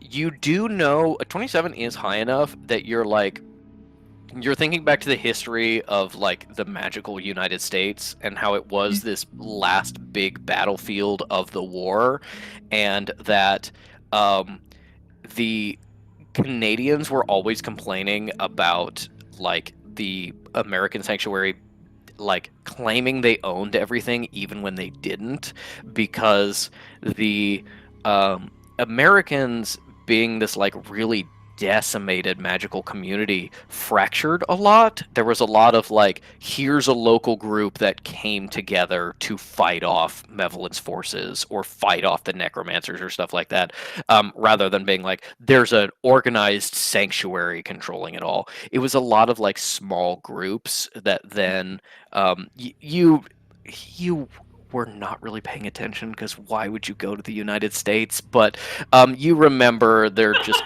this constant discussion with kind of the ambassador team, and that like a lot of what the political stuff that the Canadians were working on was like negotiating with the Americans and all of these other groups, because it was like there will be like, oh, there's like a sorceress community that controls like North and South Dakota, and they have agreed to follow the rules that the American sanctuary has created for them, but then some of their people are kind of like, hey, maybe we want to join the Canadians and just like swing the border down this way, and like it's an incredibly messy like political situation. So I think with a 27, the thing you think of is like, I don't know who these people are, but they're clearly wearing a uniform of some kind. It is possible they are like non-sanctuary law enforcement, or magical law enforcement, or they're like a group that the sanctuary is like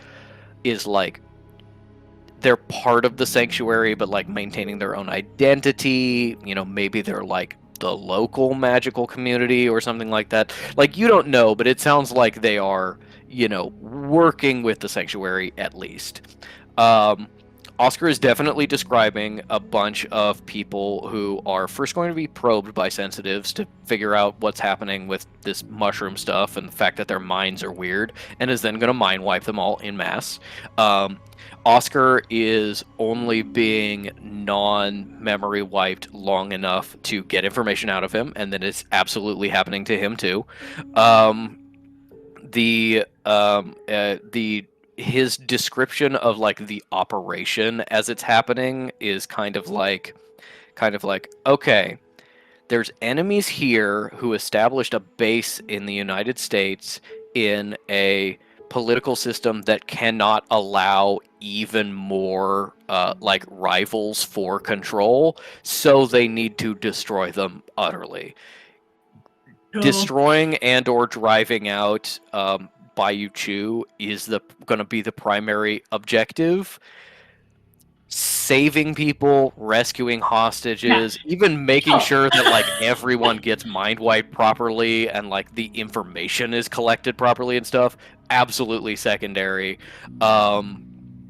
You're like I understand immediately why Oscar was like, there's a hostage and you need to save them, and they're like, yeah, sure, we'll get right on that. like definitely not making it a high priority necessarily. And you're also kind of being like with that 27, being like, I wonder what the reaction will be when they realize that they're, you know, now invading a ancient ruin, and what they're gonna glean from that. Yeah, May thinks of the throne and thinks of, you know, Hiroshima and Nagasaki, and is like, fuck. Yeah. There's a... okay. May says, very calmly to Oscar, Oscar, are you near any of these operatives at the moment? I stepped away for a moment to take this call, but there is one in sight. No, stay... Don't keep a calm expression on your face. I need you to listen to me very carefully. The magical political situation in America is very complex. These people are not here to help you. They're here to help themselves. They're not bad necessarily, but they're not going to prioritize you or us. It's also very common for magical factions dealing with mortals who are otherwise unaware of the mortal world to mind wipe them. So that just means they'll remove all memory of this situation at the... I need you to get away from there calmly, slip away however you can. Just keep out of... Basically, they're rounding people up to try and contain this situation in terms of information spreading. Stay calm, and when you can, get out of their sight and stay away. Do you understand? I understand, May. You are not, and before you have some impulse to try and help the other people, there's too many. I can guarantee you right now they'll have planned for them. The best thing you can do is just get out of there yourself. Do I need to roll a persuasion? I'm not leaving you and Henry. I don't want you to leave us. I just want you to get away from them. All right. Oh. And roll persuasion for me. Yep. Gosh. Try that again. That's not bad. That's a 19. Okay. With a 19, Oscar is like, okay. First things first, I will get away, but then we will talk about what I can do to help. Can you put Henry on the Absolutely. phone? I certainly can. Passes the sending stone to Henry. Does Henry give any indication of wanting to chat privately? He like snatches the sending stone as if he's desperate to talk to Oscar, not necessarily like he wants privacy. Okay, the mage just sits back. You only get kind of Henry's side of the conversation, but there's a lot of quiet, whispered reassurance and questions, making sure that Oscar is actually okay and safe, making sure that Henry is actually okay and safe, and a little bit of talk about fish. And with that, I think we settle in for a couple of hours. As We short rest. We short rest. Yep. Absolutely short rest. Cool. Not for Cal, but for May and Henry, yeah. May needs it. As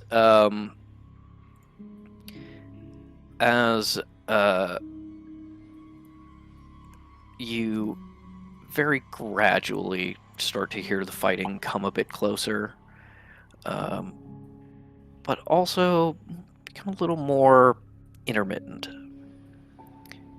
Settle in, making sure that Cal is safe. Probably open the door to check on her, every once in a while. Clearly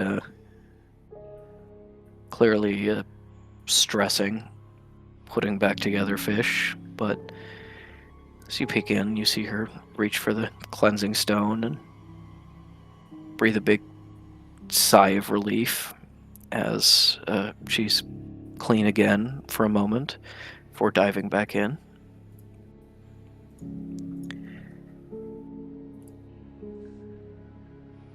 It is a few hours later now that you get the call back from Oscar.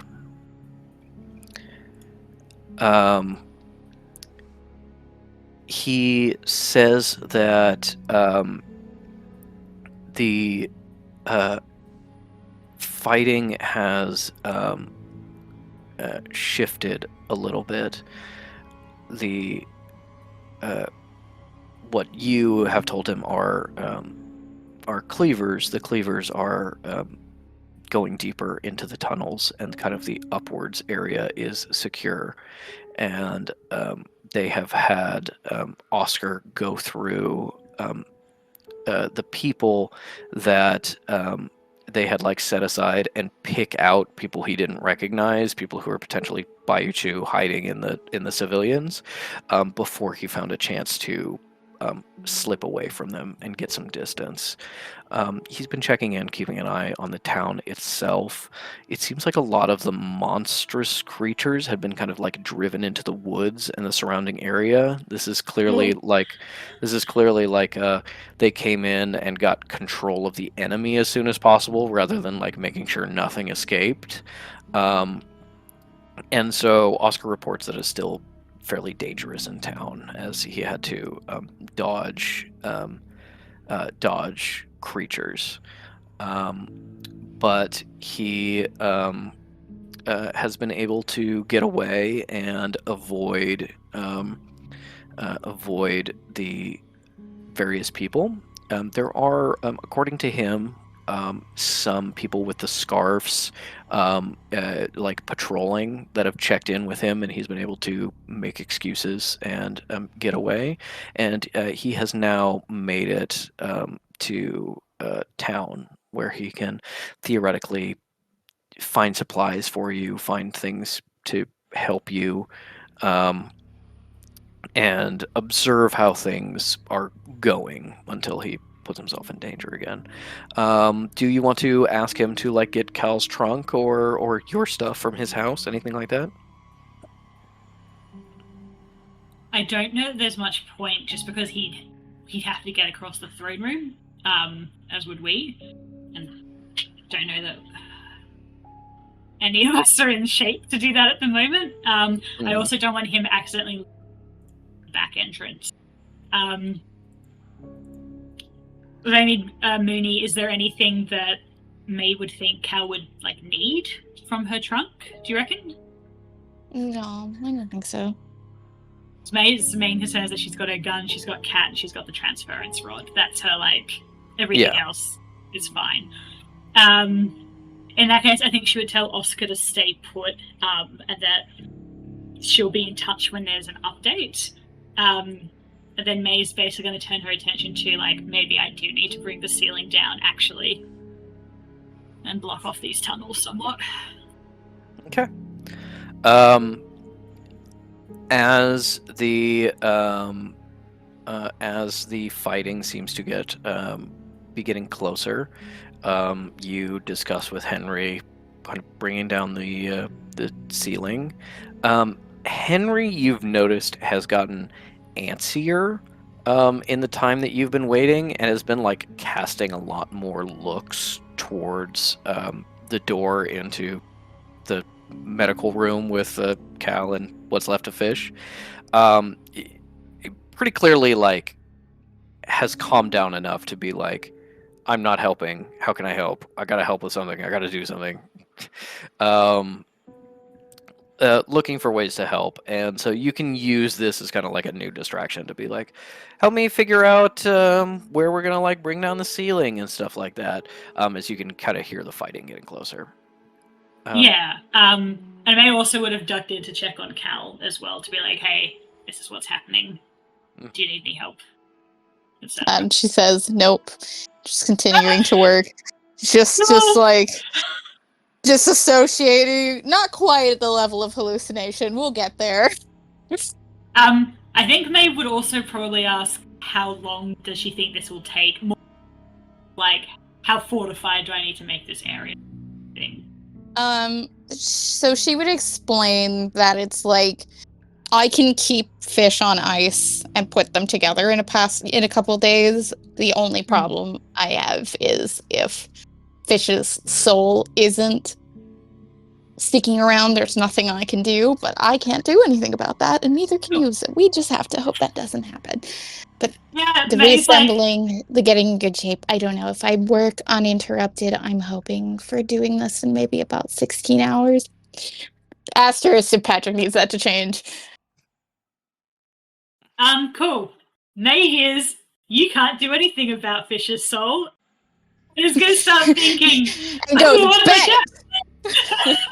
but that's, I think, like, ticking in the back of her mind as she's everything down, like, can she do anything about the soul? Can Henry do something about it? Like, is there some way that they could anchor it magically? Like, anyway. But that's just in the background while she's, rock sliding the ceiling. Yeah, and Cal's just been like, just try to get Elise to be here. And then I think she's like, I don't have a problem with moving Fish. I only want to move Fish when we have a easy and better location. Otherwise, it is not worth it. Absolutely. Okay. As I keep waiting for you to come and become. I keep waiting for you to cut to Fish and being like, Fish, you are an Among Us ghost. You make some trees rustle a bit. Fish, you are in the place beyond death. Cal picks up your severed penis. Suddenly you are back, hovering over her, going, what's happening now? Hi. Yeah. Mm-hmm. Okay. It's pretty big, right? Can you hear me? No? Okay. That does actually raise a good point. Let's check in with Fish. I'm looking down your shirt right now. It doesn't look. Why did you guys switch? I watched you switch from your regular clothes to scrubs. Hot. You did have to throw out all your clothes because they were covered in my gore. Still hot. That is a good question. Let us check in with Fish as these next few hours will pass.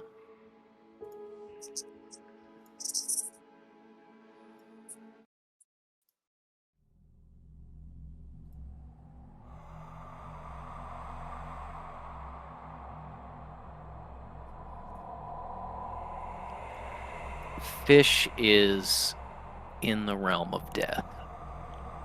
Almost before they realize it. Eyes flickering open, a feeling like Kekino is nosing against you. You know, you took a nap and he's waking you up. And when your eyes open, you find yourself not laying, but standing, walking. No Kekino to be found. You're drifting along these canyons you saw in Death, hearing the far-off call, movement of creatures. And you're picking up speed, moving faster and faster and faster, wind whipping past you as you slide down these ravines, getting closer and closer and closer to the beyond. You can't even feel a connection to your body anymore, to who you are. Details start slipping from your mind, where you were, what you were doing, all disappearing in the apathy of death. You slip, slide, and farther, deeper and deeper. When you hear it for the first time.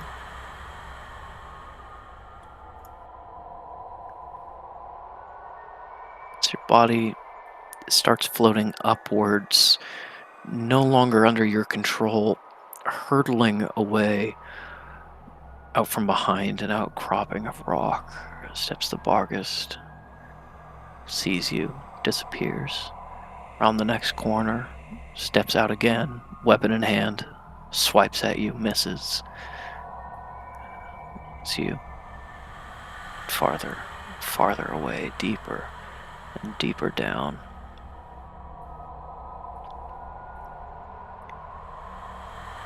It's you. Come upon a clearer area. The ravines start turning to cliffs. You see in the distance the great hole, this donut-shaped land of death, the torus spiraling into nothingness and infinity. Other dead, walking slowly, some of them, others screaming as they hurtle towards this final end. And you see down below you a sight that you've seen before, a clear stretch of ground covered in chains. Barghest again appears in front of you, tries to strike at you, and you twist away. Feel almost like as you get closer and closer to the end, you're losing more and more about who you were.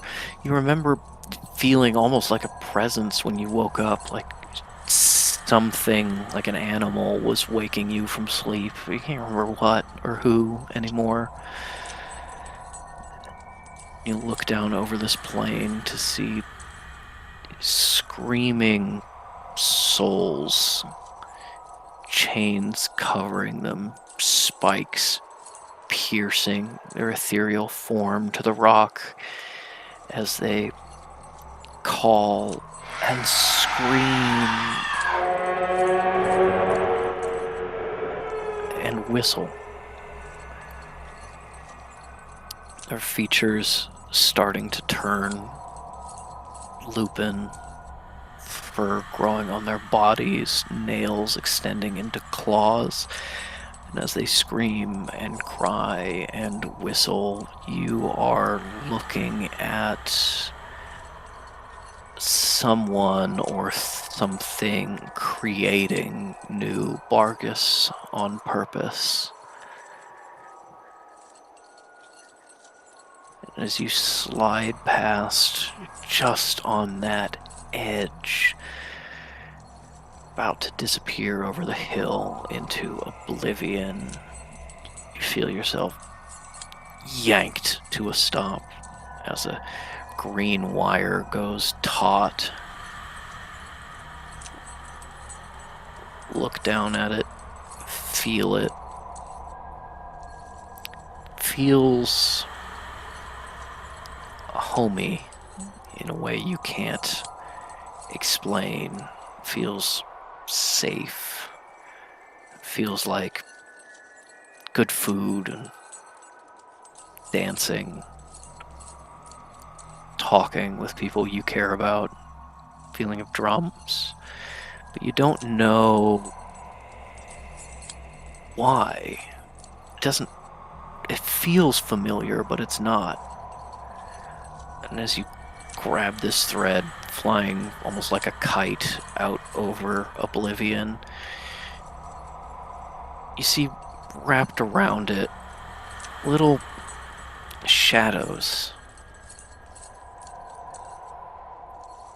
binding you, digging into your skin a bit where they touch you, anchoring you, and very slowly starting to pull you back from the edge. Back towards the Bargus. Back in reach.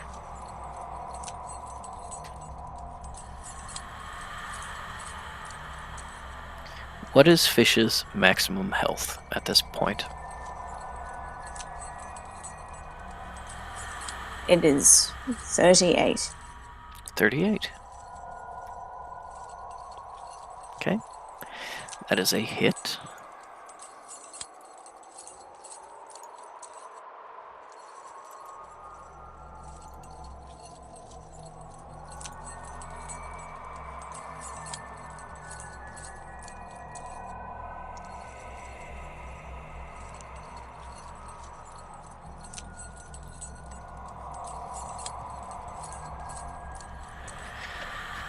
That is 14 points of damage as a half-formed Bargus reaches up, claws shredding through your leg, and your leg reforming on the other side of it, but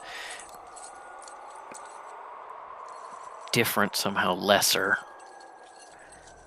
As you look down into the eyes, one wolfen and one human, one crying out for help, desperate to claw itself back to life or at least peace, seeing you as a anchor to grab onto, and the other trying to drag you down with it so that it need not suffer alone. And as you feel yourself teetering on the edge between life and oblivion, suspended over this pile of suffering, tormented creatures, with the Bargus, the one fully formed, has been hunting you, striding closer.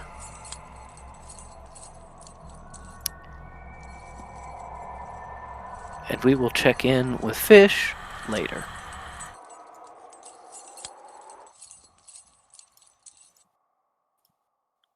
Anywho, back at the back at the putting Back at the fish together ranch. store. Yeah, back at the ranch. Um,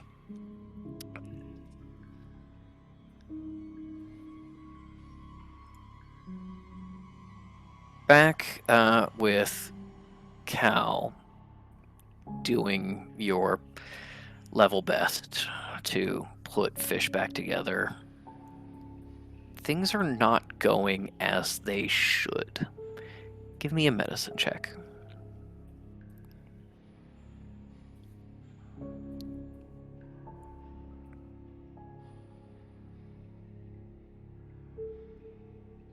It's net one. That's a nat 1.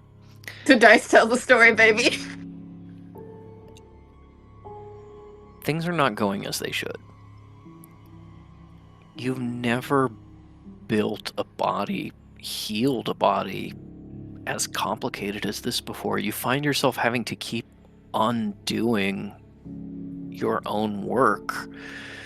You carefully stitch together the musculature to find that the major arteries need to go between those muscles. Undo it, put that in, to find that the nerves need to run through there. There's no order of operations. Everything is done and undone, done and undone, as you slowly inch your way closer to some sort of completion, hopefully. But all of these problems just keep stacking up. It's taking so long. You look down on what may hopefully one day be fish and see a skeleton, few ligaments attached at the major joints, a mostly complete digestive system placed in at least the right location, and just the beginnings of the musculature around the chest. You should be farther. You hoped you would be farther along. This is going to take longer than you feared. You may run out of time. You may not just lose fish to whatever whims, whatever consequences are happening with their soul. You may find that you can't even attempt the resurrection if you don't hurry. Fish may begin to rot before you can bring them back.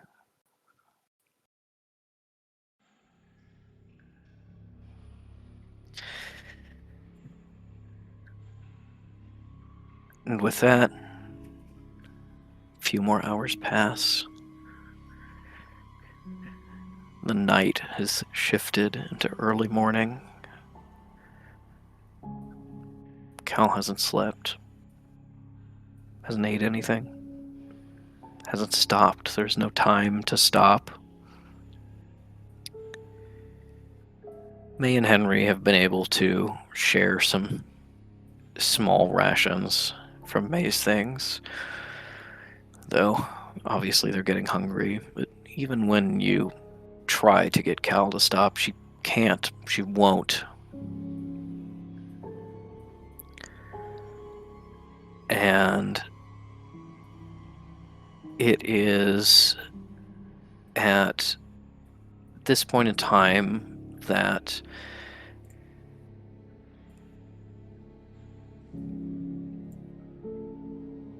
May gets a call on the Elise Sending Stone. May picks up immediately.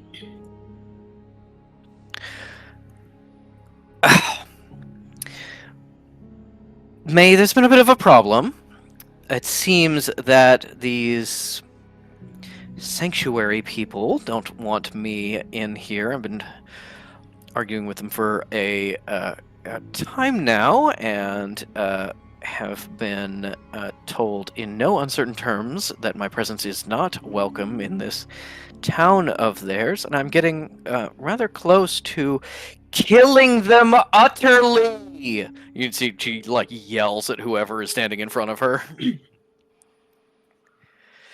Elise, can you go? Can you get away from them? I need to tell you something. Yes, of course. I'll think about a strategy that maybe gets me inside to help my sister, where I don't have to kill everyone here. Yes, May, what is it? Yes.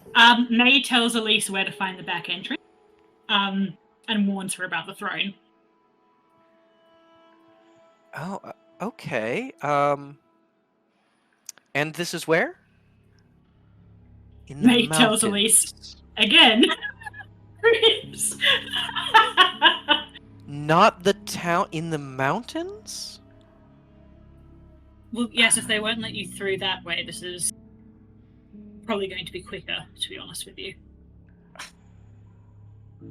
How long Go of a talk walk to is this it? Hispanic guy. He will let you sit on his shoulders. He'll be fine. They'll probably actually be like, we have a friend of ours at this location. If you meet up with him, I'll show you. She's not why really didn't you talking, say but so? Elise doesn't want to walk. Oh, why didn't you say so? Okay. Okay, meet up with someone, they'll do the work. They still need to take you there, Elise. You can't access it by car. You have to walk.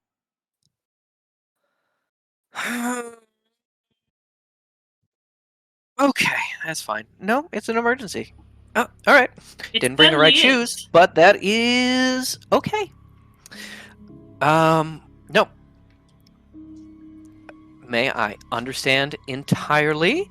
I will send someone to fetch my walking shoes, and we'll meet up with this Oscar person, and we will be there as soon as we can. Mooney, would Cal have expressed her fears to May of this is taking too long, or is she just locked in? Okay, cool. That would require May would- talking. No. Yeah. Yeah. Okay. As you're checking on Cal, it has gone from "What do you need help with? I don't need help" to "Are you okay?" Just not even one word answers, one sound answers. So Patrick, Mm-hmm. I notice in your wording for the rod, that it doesn't say anything about whether a creature is dead or not. There is some of the powers that definitely can only work when a creature is alive. Like a dead creature That's doesn't have okay. spell points, for example. No. But maybe there is something where certain things could theoretically work with a person who is no longer among the living, but was at least close enough to it that they could have some things swapped. So, Fish's head is intact, broadly, Mhm. right? Yep. Or at least most of the way intact. Yeah, it's mostly intact. It's mostly I'm there. trying to think. It's mostly there. This is a really big leap or ask. Is there anything May can do with her soul, or Henry's soul, or Cal's soul, to Fish's soul? And does that depend on where the soul, quote unquote, is located in the book? Give me an Arcana check. This is not to determine what the answer is. It can determine if May can figure out the answer. Okay, give me a sec. I need to check if my my good bits refreshed after. You have taken a short rest. Yeah. No, but it's not. But it's a long rest I need for. Okay, please. It's been many hours. I'm going to argue for That's long true, rest. but I was trying to take down the ceiling, which you haven't told me if we did that. Yeah. No, you have successfully taken down a number of the pathways which a lot of noise was coming down. I don't think unless you say now, no, I definitely wanted to do it this way, that you like totally sealed yourself in on this side. I think you left yourself at least one pathway I think that that's fair looks to like say. it goes away from here. But yeah, That's an 18 for the Arcana. okay. With an 18 Arcana, your understanding of the rod is that it is essentially the ultimate form of physical magic. It is That's not not- it is not like taking spell points in a way of like taking the mental fortitude to do a spell. It is in some ways like draining the essence of magic out of someone's body to transfer it around. You do think that maybe there is something you could do to help Cal towards the end of the process where Fish is a body, that maybe you could sacrifice some health or some ability, something like that, put it into the body to make it a little more likely to be resurrectable, but you don't think there is any way you can get it to interact with the soul. You think that is just fundamentally like not the way this object can work, it being almost like diametrically opposed to soul magic, to dealings of non-physical body related things. Okay. I thought I was being so fucking clever there. Okay. It was a good ask. Hmm. It could trans your gender real good.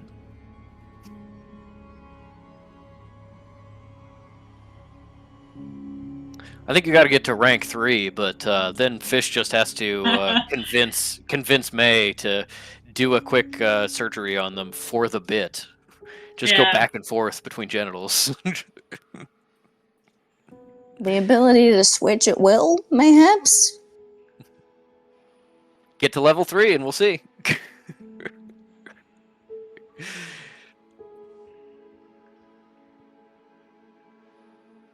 I feel like I'm just gonna. I have like more ideas, but they're all checks. Okay. I Organic? do have some more checks that I need you to do as well. Sure. Okay. Right. What are they? Can you give me, at this point, because it has been a few hours, can you give me 4 wisdom saving throws? Oh my god. Okay. Sure. Give me a second. I don't do wisdom saving throws very often. There it is. Okay, first one is 12. Mhm. Second one is also 12. Third one's a dirty 20. And the fourth one is a 12 again. Okay. You feel this from the moment you have a point to stop. You felt this not just now when you're with Henry. You felt this when you stopped for a moment to collect yourself and make sure Henry was okay that first time. You felt this when you were thinking about whether to press onwards or go back and look for medical equipment for Cal. You've felt this in all of this intervening time. You feel something within you pushing your attention. Fish is dead. Cal is helping, but there's nothing that you can do. You just gotta kill time. You gotta distract yourself. It's not selfish to go explore the room, to go read the walls and maybe start putting together a paper. You feel that and you go, no, What the fuck? What the fuck? why would I do that? Hmm.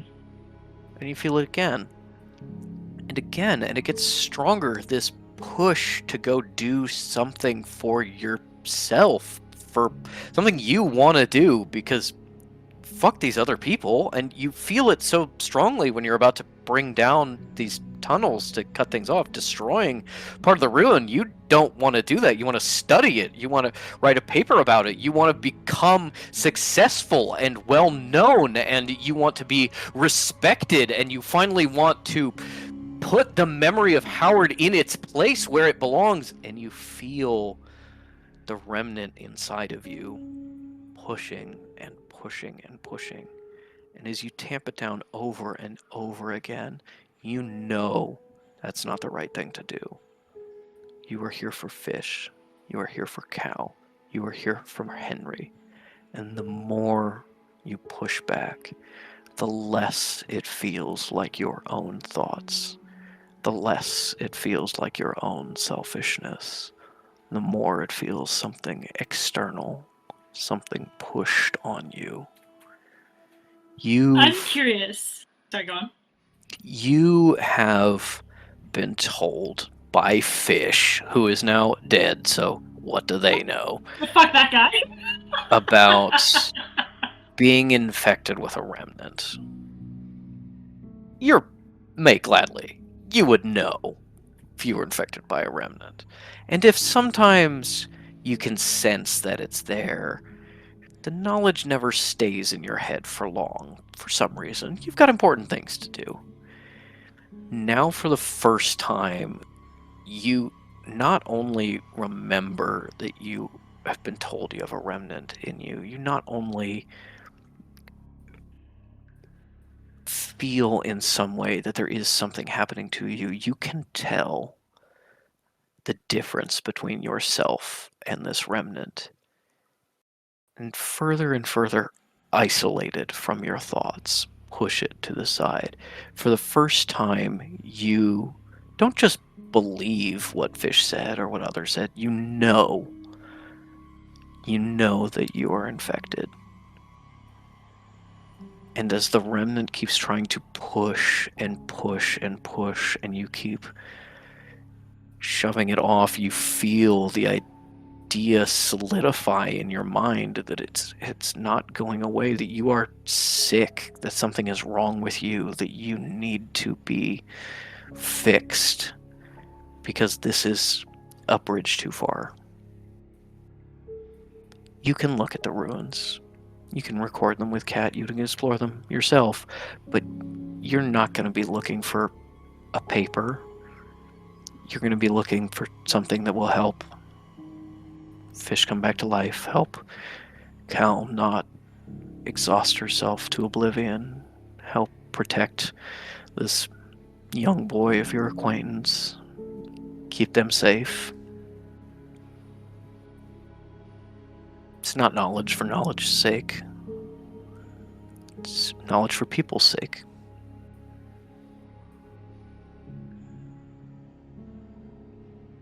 And this is the first time you fully feel that you need to get rid of this thing. It doesn't have to be now. It doesn't have to be soon. But for the first time, you know what Fish is talking about. That you need to get rid of this thing. And you don't feel like that feeling will fade.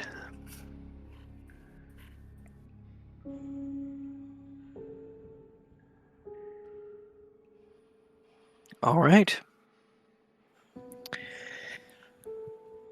As hours pass, and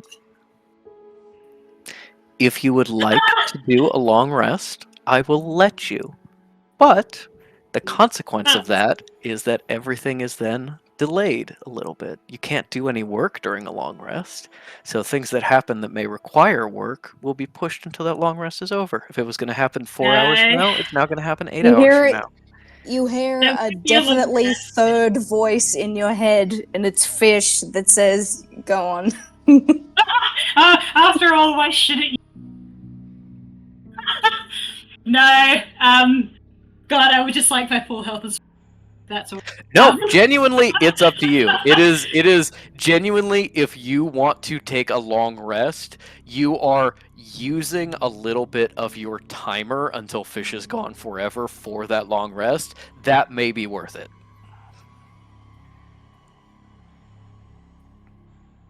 At what point will Cal start to get tiredness levels? Exhaustion levels? Yeah, sorry, you think exhaustion levels. you think she's already there. Cool. Okay.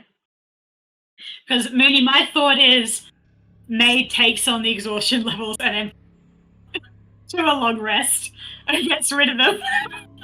Takes a So the nap. cow can...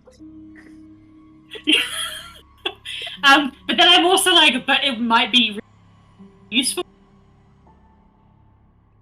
Thing like symbol related that she can use to help. Like, I'm torn between helping Cal work better or May potentially coming up with a secondary, like, concrete assist. Cal, if you manage to actually get her to have conversations, would be like, "You should sleep. You're not fucking used to me. I just need Elise. I don't care. Just make sure somebody's here and make sure Elise comes in. You go to sleep, May. It's fine." She's looking at some point. Being like, I don't understand. Kakino mentioned the man with the hat. I didn't think he was real, but he's here. He's right there. Yeah, Nego gets the rod, I think, at that point, because this was Patrick, like speaking. Sorry, you cut out for a second. If Cal keeps working like this, it will negatively impact the outcome mechanically, right? Absolutely. Yeah, okay. May goes and fetches the rod and is going to attempt to take on all of Cal's exhaustion levels. Okay, cool. Then will Cal, choose to fail the saving throw? Will Cal be a willing participant in this? Yeah. For sure. May wouldn't even have to explain it. May's like, I want to do something. Uh-huh. Okay. As you touch Cal with a rod,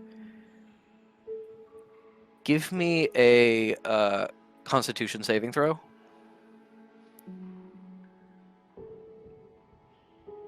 Uh, 16. With a 16, you avoid like falling to your knees and throwing up with just like how much exhaustion and body aches just assail you all at once. Your knees hurt so period cramps. fucking bad. Yeah. Your knees hurt so fucking bad because it feels like you've been kneeling on a concrete floor for maybe 12 hours. Cal is refreshed, is less I was like, tired. oh my god, is this how May feels all the time? Cal is My back hurts refreshed. from my fat tits.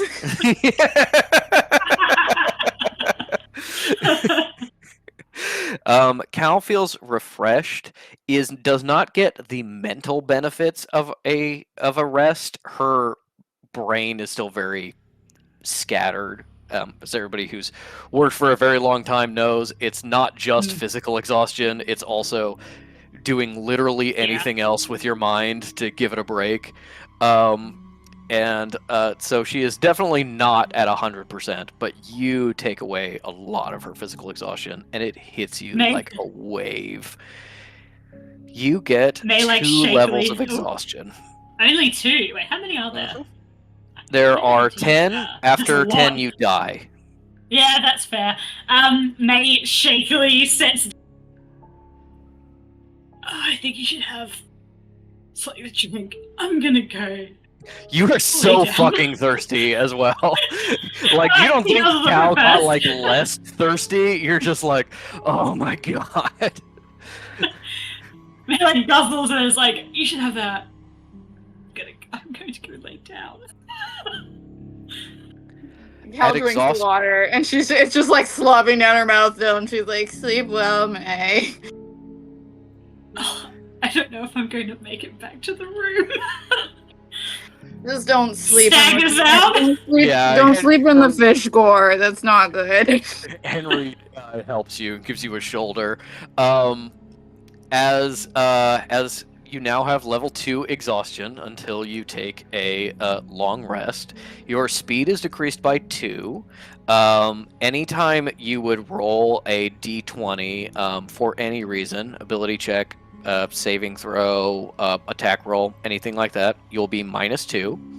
And a long rest takes away 1 level of exhaustion. Only one?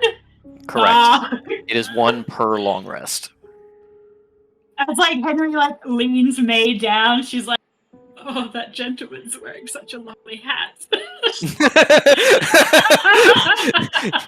Henry is looking around wildly, like, what can you see that I can't see?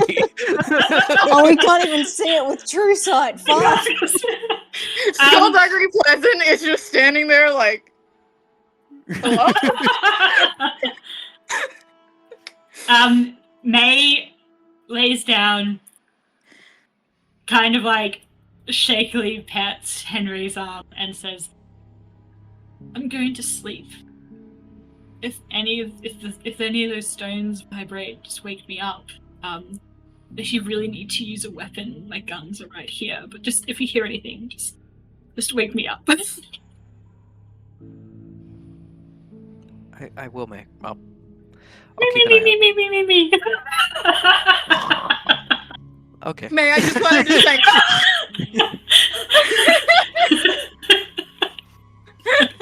They take you a long rest, I guess. All right. May takes a long rest. I will do some quick rolls for Henry. I swear to God, if May wakes up and Henry is fucking out and about exploring, I swear to God. Henry goes, I'm not doing anything. Time to listen to the second voice in my head. Yep.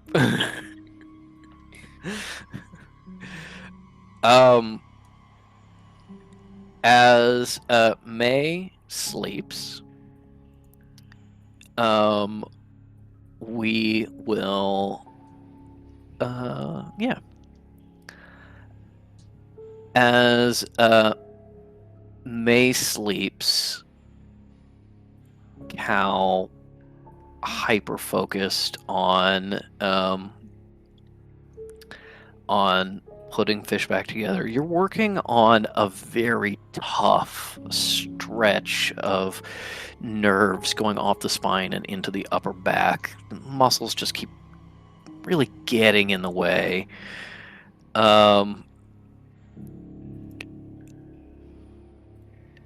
You hear not the door opening, but the latch of it after it closes. Cal jumps because she didn't hear the May knock. Yeah. She like grabs whatever like scalpel she's working with and turns to the door. There's nothing there that you can see. Oh, fuck off! Cal accepts that she's crazy, so turns back around. As you take the scalpel you're holding and turn back, decide to use it to just do a very small slit in the trapezoid to feed the nerves through. You hear behind you a voice.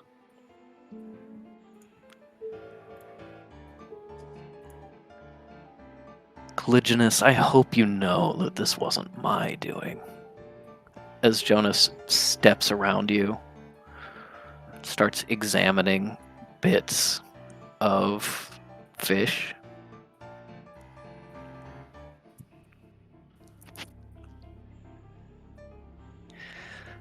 I gave them an offer to avoid all of this, but You know how fish is, them and their big mouth. Had to Mostly argue their way out of safety. Mostly due to her exhaustion, she goes, then I'm very proud of them. It's not like anybody needs you. Do you need me, Saintus? Not in the slightest. That's such a shame. I have so much to offer you. Mostly you seem to be standing here running your mouth instead of actually doing anything helpful, so you're not really selling me on this. Well, to be honest, anatomy is not my strong suit. You humans are put together so oddly. No, my strong suit is power, knowledge. What would you give to bring fish back?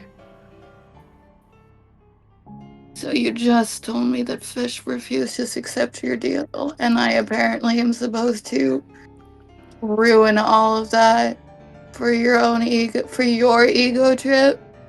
Not likely.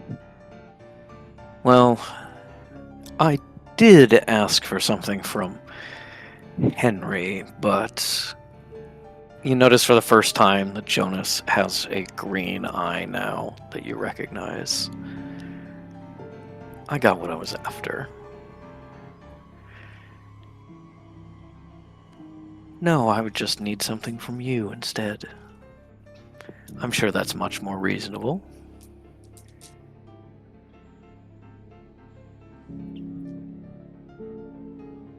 I've gone back to the silent treatment.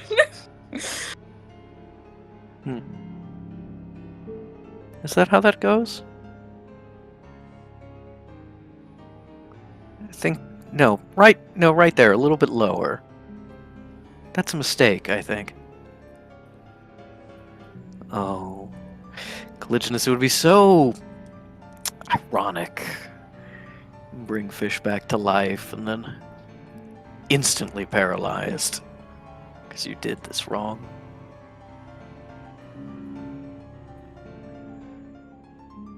I think that's what you're afraid of, isn't it? Doing things wrong. Always messing up. Never quite like your sister. I wonder what's taking her so long. Maybe you're just not as important to her as you think.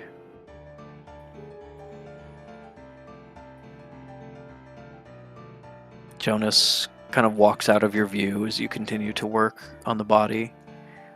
Is there anything you say in response?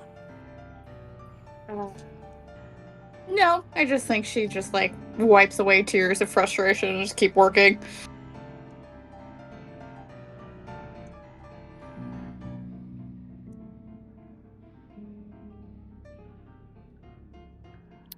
I think if you were confident in yourself, if you knew that you wouldn't mess this up, that fish could actually be brought back to life, you wouldn't torture yourself by imagining me. And so you wake up, cradling Fish's gallbladder, tears and drool on the table, and get back to work. Bitch, I'm so sorry. I accidentally got spit in your organs. That's fine. I'm into that. I know it doesn't need anything, but it's gross. They'd be delighted. Then, as Cal keeps working with a renewed focus, her mind having drifted off, maybe not fully asleep, but she looks around, carefully notices that the doors are still closed, still locked, wedged Jonas still in did one come door. in, but heard her talking to the Hat Man and was like, all right. Yeah. The Hat Man, aka Bonus Jonas. That entire conversation happened. It was Cal just talking to the air and responding as if the air was talking, and Jonas was just off to the side, looking between you and nothing, going, "What's happening?" Are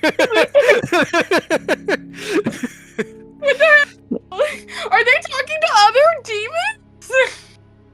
Oh my god, she won't talk to me, but she'll talk to fucking any other monk.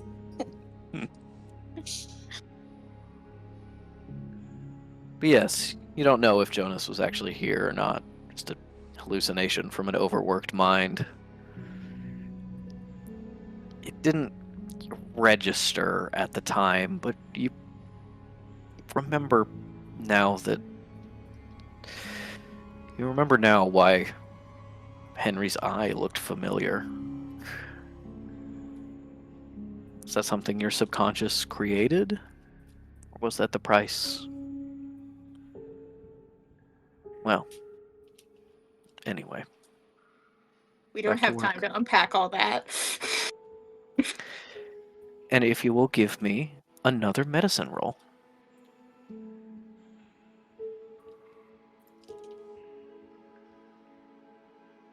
Bro, what the fuck? That was another nat 1! It's the second one in a row!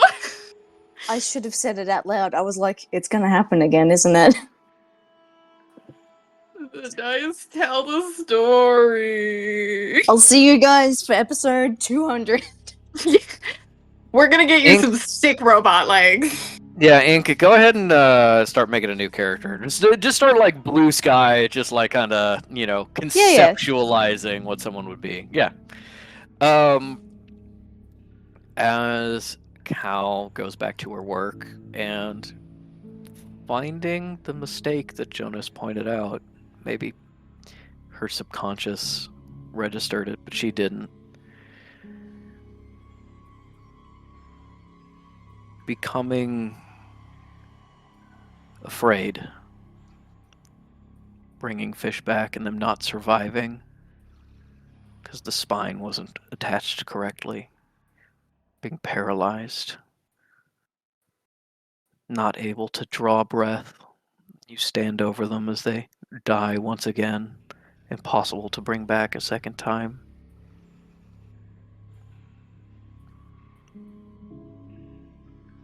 Death by lack of perfection.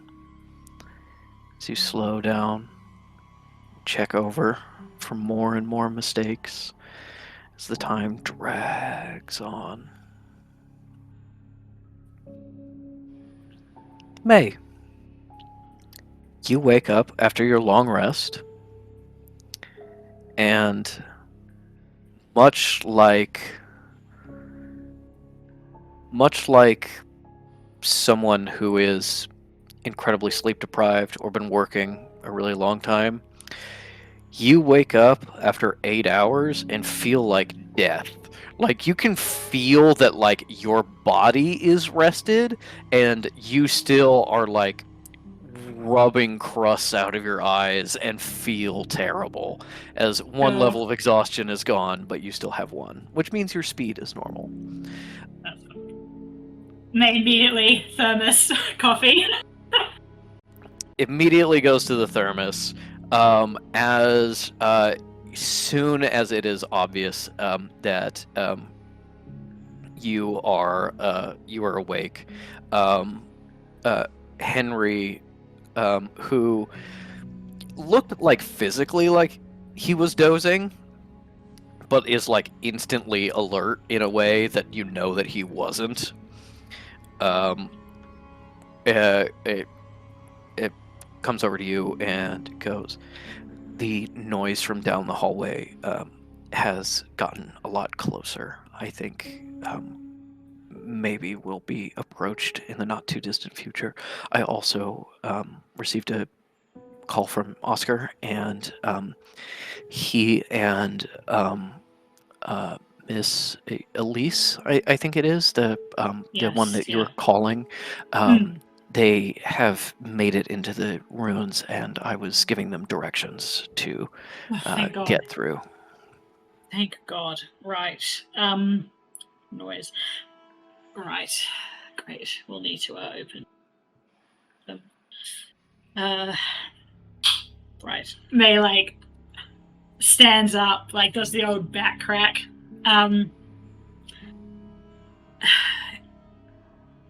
Is Collisionist, is she alright?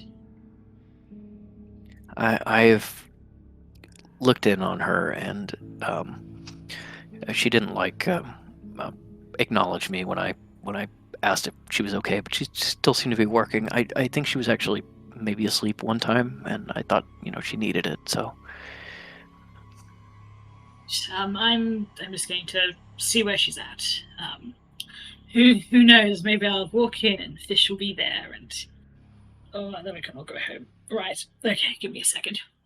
okay, I'll watch the hallway. And you both get up.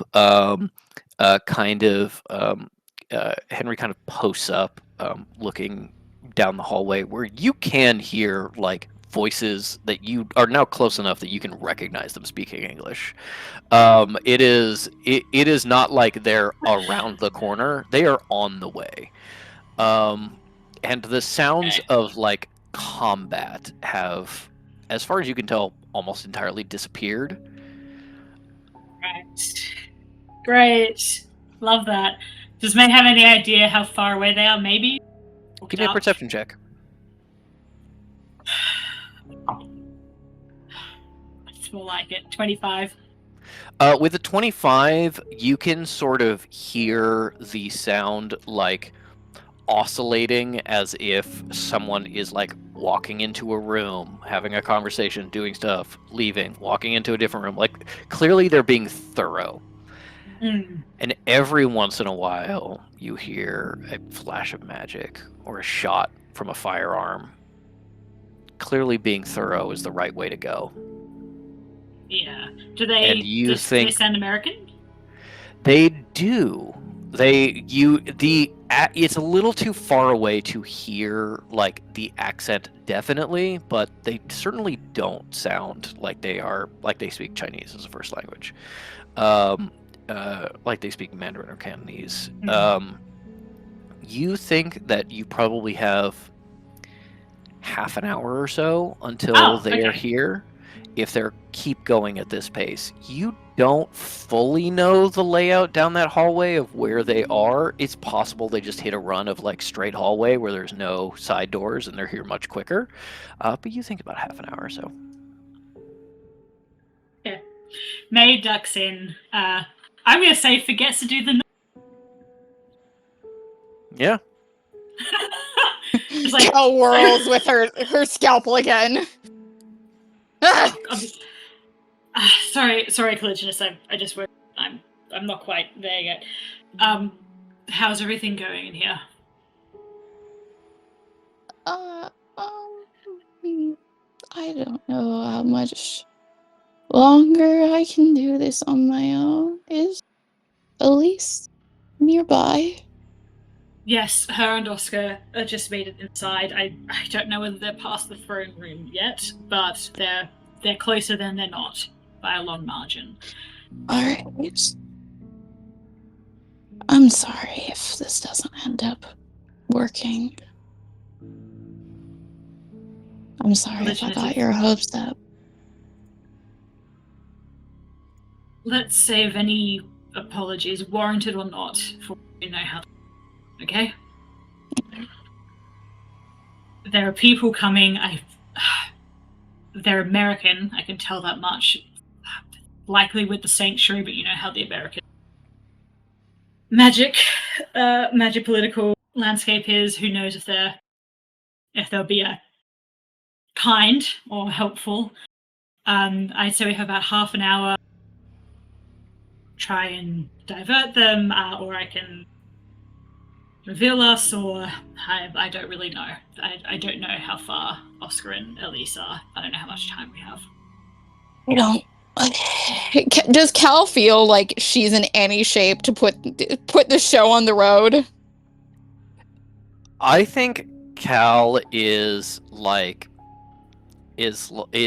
in this place of being like, I am so goddamn tired that the idea of doing something that I didn't already think I'm gonna do that like 4 hours ago.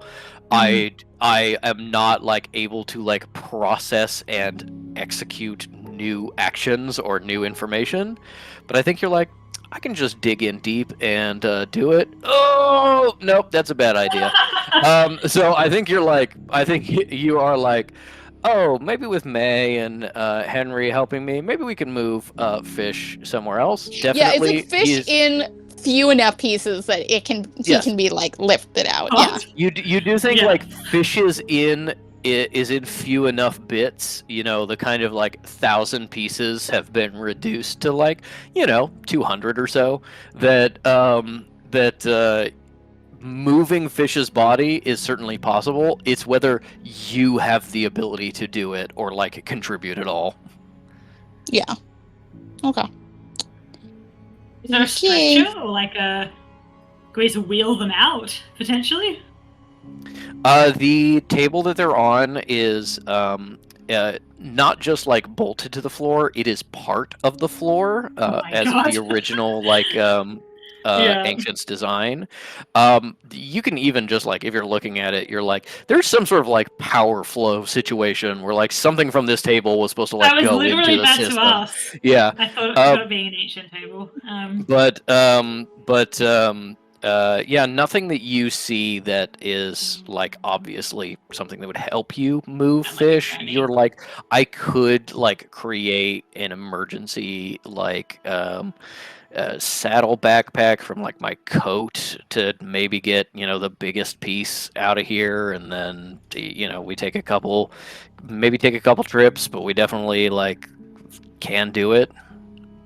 But, okay. Cal is like, I really don't want to move, but if they do, just don't let them confiscate them. Yes, we'll do. I've got some ideas how we can. Just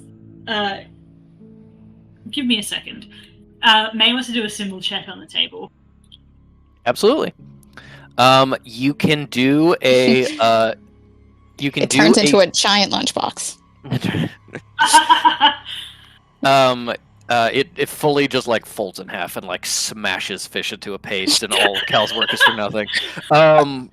You can do a I get to you work can on that character now. You can do a symbol check to try and figure out the mechanics of how this table was supposed to work. There is also enough carvings on the wall that you could try and do just like a genuine reading of like the information the ancients carved here, which may be more like what the room was for. You know, one is kind of big picture, one is like more narrowly focused.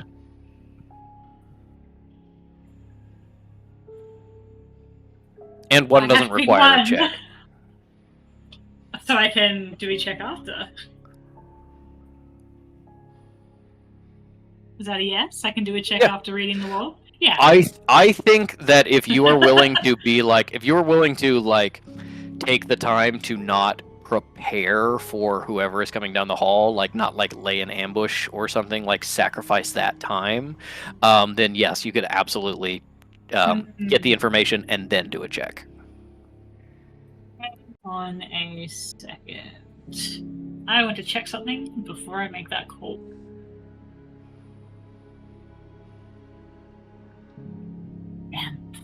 So,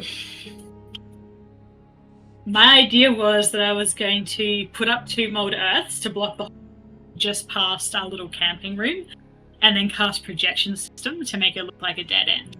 So if they touch it, it'll feel, oh, there's nothing here. But that only lasts for 10 minutes to basically do it just before they come around. I was maybe in combination with like a soundstone Yeah. or something. What would the soundstone? What are you thinking? Because I basically want to make it seem like there's. You could have like Chinese voices coming from True. a different direction of like, okay, well, this is dead end, so I guess we gotta go scary off that. Or like the sounds of like what, it's not a capsize, but when you know, like the building is collapsing in. in a different hall, so they have to hurry to go True. check out that. True. Patrick, are you gonna tell? I still have. You would have Check. enough time if you have like pre-planned this to like go, can't do a projection system real fast. Like the problem is planning. If you're like, I need to set something up, I need to like do something, I need this to be perfect, you would need to spend that time setting up rather than getting all of this information.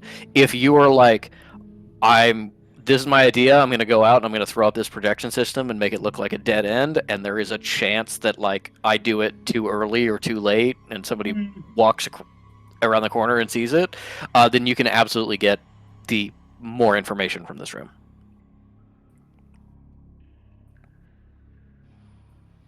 Oh, let's risk it. Let's risk it. I think it's a good idea, yeah. Also, everybody is too tired and stressed out to be making super fucking rational calls. Yeah. Mm-hmm. Yeah. That's very true. No, that's the thing, honestly. If you guys want to start like making your decision by dice roll, just be like, evens I do this, odds I do this.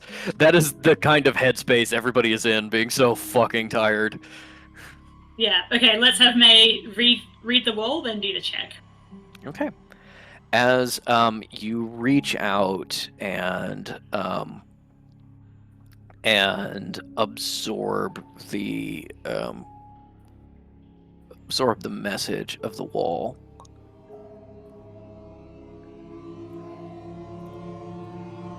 you see the markings that mark the symbol of the unnamed on this wall, and you manage to... I do not touch those. Yeah, you managed to avoid that, having learned your lesson last time. Instead, May kind writes of... the message, put your hand here. Yeah. Booby trap. You essentially cut around that part of the message. You find yourself experiencing a vision for a moment, but mostly emotions. This is an emotional message.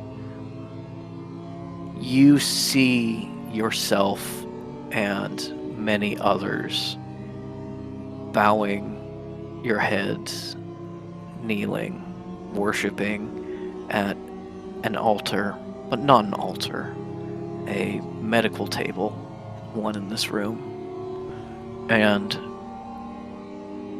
body on it, sitting up, turning and look at you, facial features melting away to smoothness, and then melting more. Then an arm start to fall off as the body collapses, and you feel a tendril of the Faceless One retract.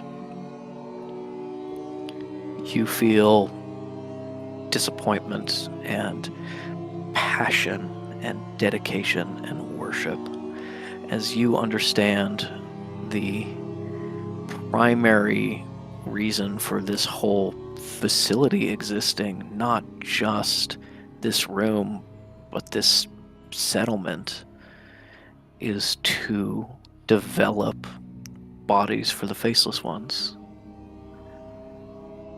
to create the corporeal forms that they could inhabit longer term.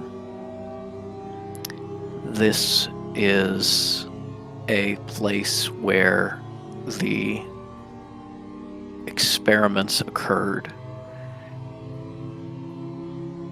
and were potentially successful. There's no sense of history or time scale to this message. You don't know if it ever was accomplished, but this place, this program, this was a lab dedicated to the furthering of the Faceless One's cause.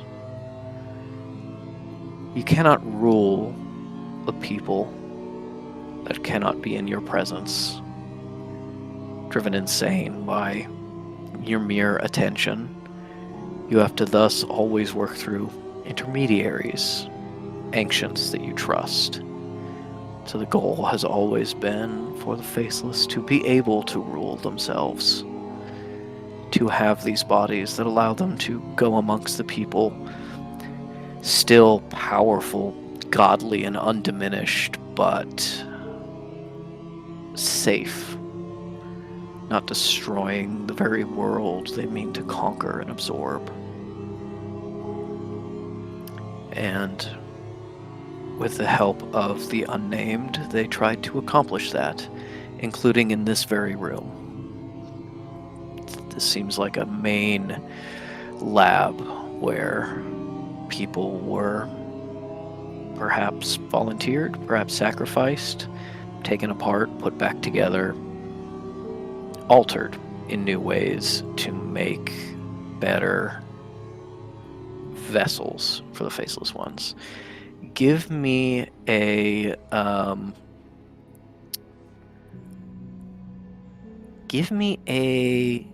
nature check or an arcana check with disadvantage. Slightly different information. I will. I was about to say, can you just give me a couple of minutes? Absolutely. Message. Absolutely we can. We're taking a And pause, flashback. baby. How did I know? I knew. You did. Let's take a break. We cut to Fish in the amazing digital circus. They are now a purple rabbit. Oh no.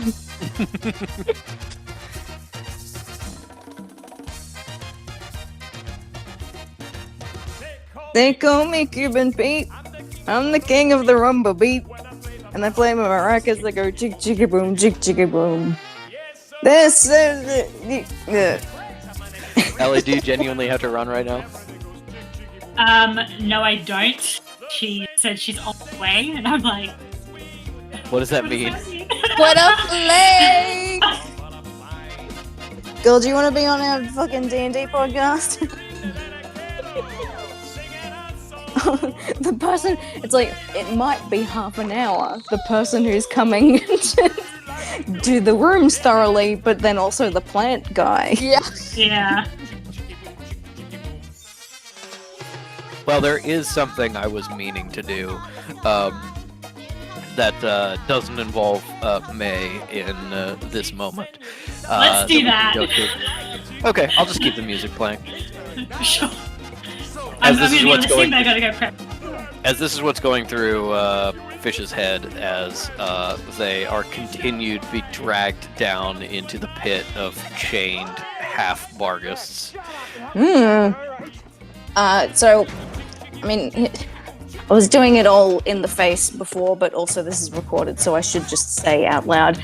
Fish is being affected by the apathy of the impending void of nothing. And so it's just kind of like a, that's something down there. This might as well happen. Yeah, very much so. You start dancing, I'll blow your brains out. Okay. We'll that, start dancing. Yeah, everybody starts dancing. That is another. Hold on.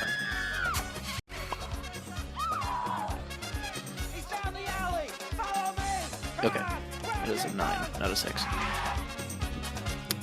That is.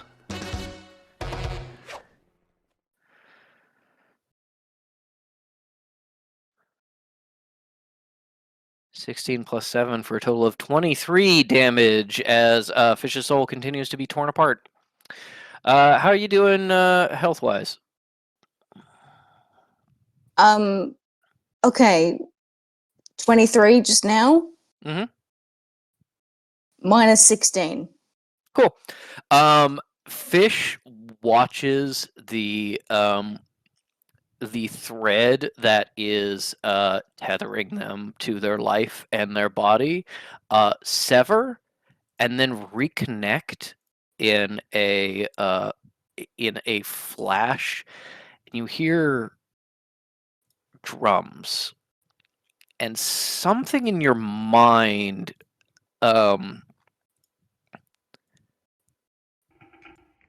something in your mind speaks, and you hear, "Fish, no!" And you don't know who that is. You don't know who is speaking to you, who is reaching out. But that thread reconnecting itself starts to unravel, and you find yourself drifting backwards into the great void. As you disappear over the edge of that horizon and into the nothingness beyond death. Goodbye, Fish. It's been real. Bye.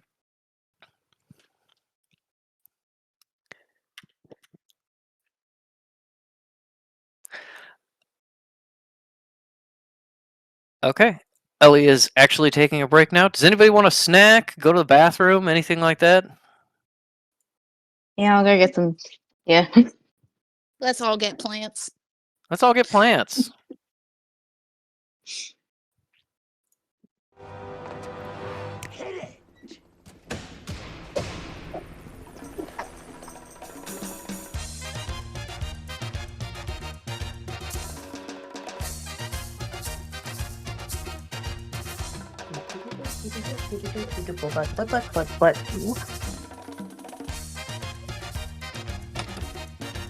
They call me Cuba Pete.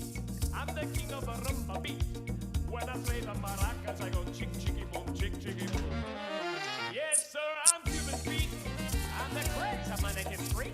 When I start to dance, everything goes chick chicky boom, chick chicky boom. The senorita says, Oh, fuck. I'm a DM now. Oh, yeah. All right. Okay, don't look too hard at whatever the screen is saying, because you know what happened last time. singing a song all the day long. Which one is this? Which boy? I like Pepper. And that teaches you to chick chicky boom, chick chicky boom, chick chicky boom.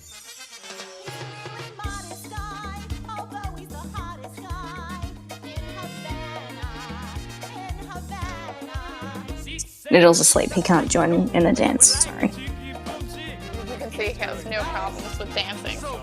Absolutely fucking none. I'm amazed. And he is purring. Oh, good. Shut up and help me down. All right. And that teaches you to chick chicky boom, chick chicky boom, chick chicky boom.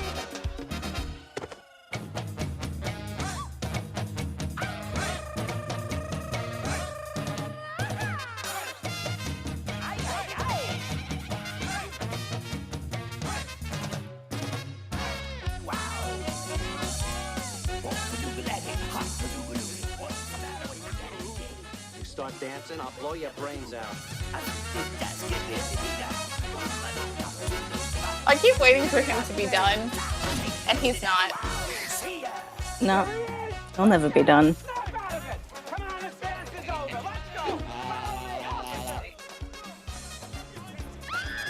Hey, so when does Kane get the alert on his fucking wacky watch to come get fish? Yeah, I heard you're moving to another franchise. Yeah. Would you like to put on one of the bar guests is like, would you like to put on this headset? Yeah.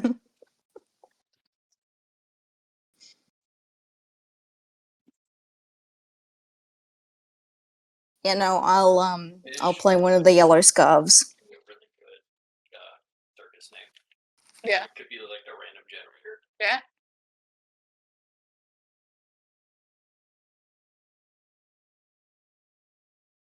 I didn't hear what it was that Patrick said, so you're gonna have to fill me in. Yeah, Patrick said that Fish would be a really good digital circus name. Yeah, yeah. Matches the pattern. Because it'd be randomly generated 5 letters.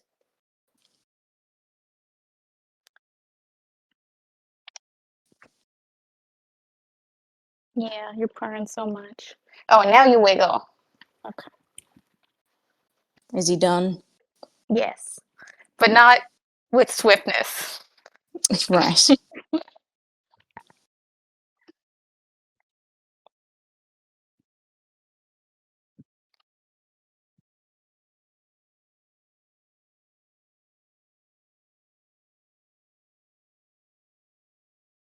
I hope you're not being too stressed with this session. I imagine the lack of play and fish being in peril is difficult. I'm okay. Okay. We're reaching end time though.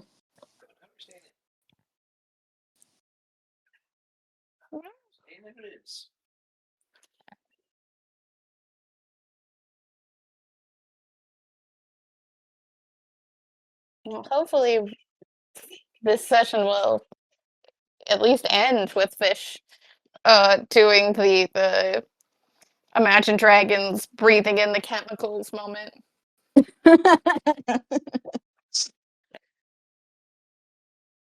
Your Cuban Pete is no longer playing.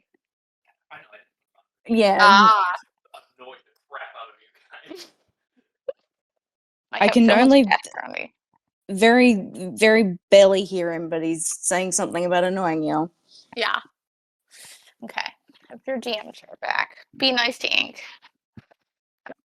Why? I said, have your DM chair back. Be nice to Ink. And then Ink went, why?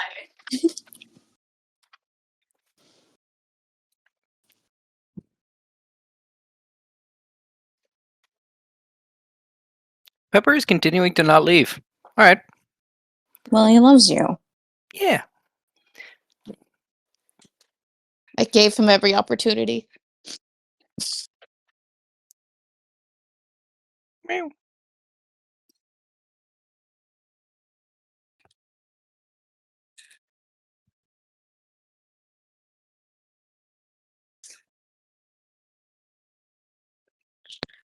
I thought Patrick was going to have fish at some point here that Cal was talking to them, but no, Cal really did just say that to look stupid.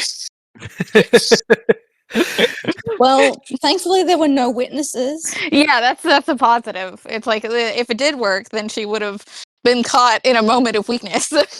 Mm-hmm.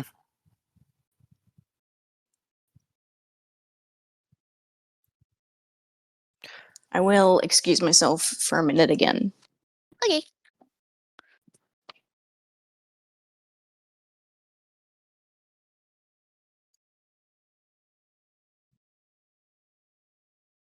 Fish is going to be sad to miss this. Not ink fish. But there is a place that I set Cedar Falls, like geographically. Mm. And I found out that right next to where it is a place called Nipple Peak. Wow. Wow. Nipples are peaks. How did the plant exchange go? It went fine. It's very humid and like this is already annoying. But I'm back. What did I miss? We Pepper danced Cuban danced. Pete. Pepper danced. Yep. I left for a little bit. Mooney said, "Be nice to Ink," and Ink said, "Why?"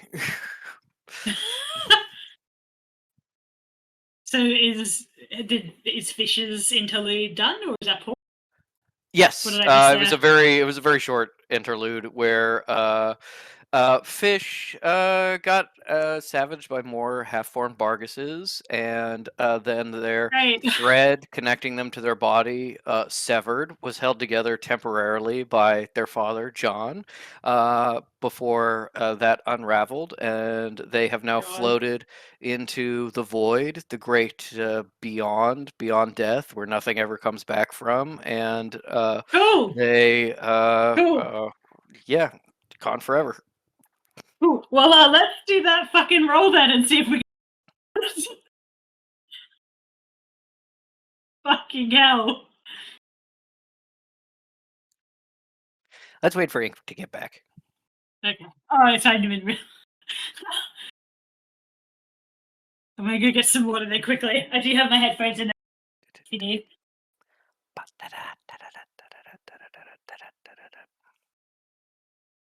Beppis. Yeah.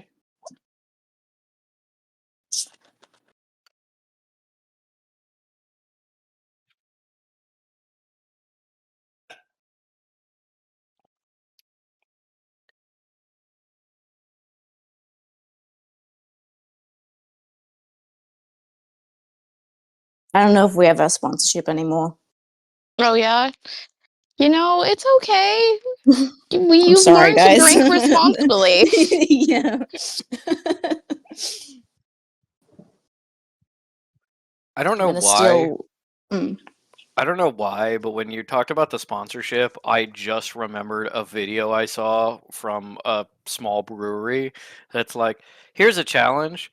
We're going to take a cup of one of our beers and we're going to throw it at our brewmaster, and he has to tell us which beer it is. And he did it. He got enough in his mouth to taste what it was. And I was like, that could be a fun challenge to do with soda for a Pepsi sponsorship. And I could do it. Yeah, I bet you could. Right.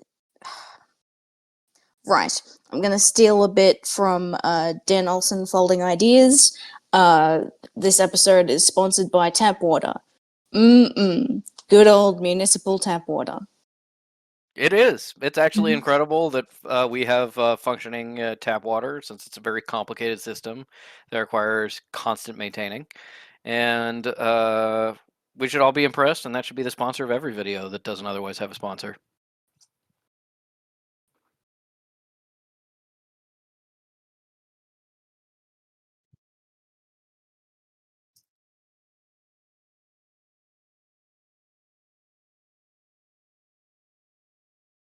How is the plant? Yes. Thankfully gone. Okay. Wow. So my Bad house- naughty Was it- I plan. have to think Was about it causing you grief? Yeah. The notion of it not selling, the notion of all the stuff I'm trying to get rid of not selling with ample time before packing had me like. Mm. So yeah. Well, it's good that that worked out then. We, Mooney and I experienced with her mother's stuff, like tons of stuff going, and then a bunch of things that we were like, we really expected this to sell, and Yeah. didn't work. Like, we were like, this is really nice furniture for like rock bottom prices that nobody's interested in, and then we were like, this is garbage that we thought we would put up for sale, even though it's probably just going to get donated, and that was instantly gone.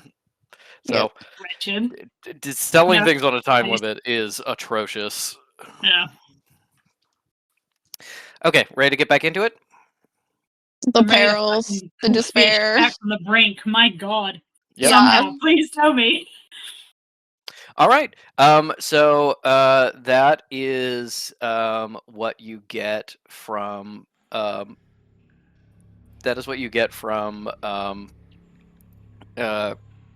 reading the room, literally. And you get kind of like the point of the facility. And I was asking you to make me a nature check before you do your symbol check on the Okay, tables. just nature? Alright. Mhm.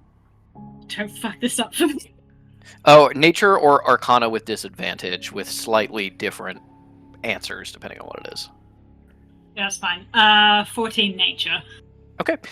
With a 14 nature, you think back about these mushrooms that were being grown here, and you think about the effects. Hang on, sorry, Patrick, pause. I forgot I have Flash of Genius. Can we up that to an 18? Okay, sure. Sorry, I forgot that I've got that back now. Yes, you do. You think back at those mushrooms you saw, and you realize the effects of them are really interesting. Clearly, the Abominations people like bred and filtered for what was most useful to them, but this effect, this being more easygoing, not not experiencing the negative psychological effects of seeing horrible creatures, not being suspicious, that all had to come from somewhere, whether it was naturally grown that was then harvested, or whether it was created entirely by the ancients. You think back to that original mushroom, the one that was this experiment, and you think that maybe that was them sort of concentrating some sort of chemical, perhaps, or something like that, that would resist the effect of the faceless ones. If someone was under a concentrated enough effect, they could be in the presence of one of the faceless ones without going mad, perhaps. And if you incorporated some sort of system to develop that within a body, maybe that body would be more resistant to the corrupting effects of the faceless ones, and it would last longer. Maybe those mushrooms were originally an experiment in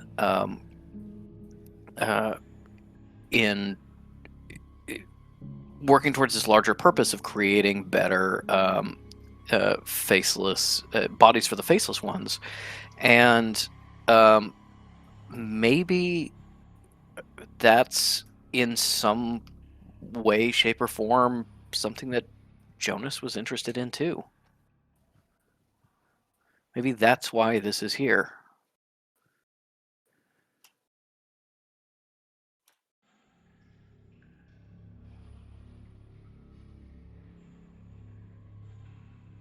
Okay, give me the symbol check for the table.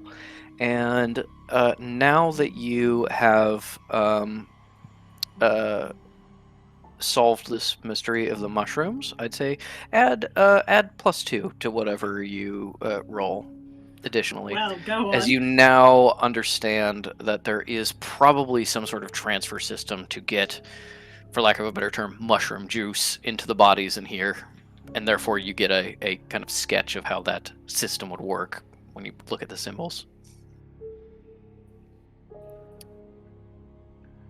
The +2, I'm going to burn a flash of genius to get it up to an 18 again. Okay. With an 18... Oh wait, no, so it's a symbol check, yeah? Yeah, symbol check. Well, that's a dirty 22, and I'm going to boost a flash of genius to get it to 6. Okay. I want still to know using how the this flash table genius. works. Yeah. This table is part of a much larger system. You can see that it is. It looks very much just like an autopsy table, and it kind of has like drains to take away like blood and stuff. It's not just about draining away fluid. It's also about injecting fluids. This table, all of these tables, this entire room is part of experimental machinery to conduct these experiments. You could take the effects of multiple bodies here and inject it into one body, make one that was extremely resistant to the faceless ones for experimental purposes. You could drain out samples from the bodies in order to save and analyze them later. You can see the way that the symbols cause both power and liquid to run outside of this room, potentially to other labs in this complex, to other places where this could be studied and analyzed. And I'm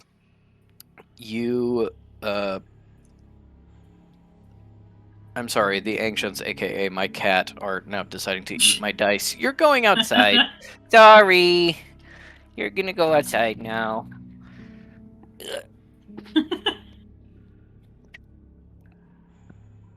Bye, bitch. Patrick is like, magic system, and I'm like, yeah, but how can I help fish with? No dice for you, ancient ones. All right. Yes. Allows a it allows a system of transference between the tables, between the facility. You think, hey, maybe there's something we can do with this. Maybe we can. Maybe we the Rod of Transference is like a significantly more efficient way of doing this same thing, but this allows it to be on a larger scale. I don't have to like take some health from me and give it to fish to increase the chance that they come back. I could do it from me and Henry and Cal and Elise and Oscar all at the same time and increase the chance even more. I could go and find if there's still like samples of something that increase resilience in some of the other labs and maybe pump it into fish. Maybe there is some healing magic or healing chemicals that were part of this larger experiment. Maybe they wanted the bodies to heal themselves as fast as the faceless ones broke them down, and that was a strategy going forward. Maybe you can find those. Maybe you can help in this way, turning those on and directing that towards this table with fish.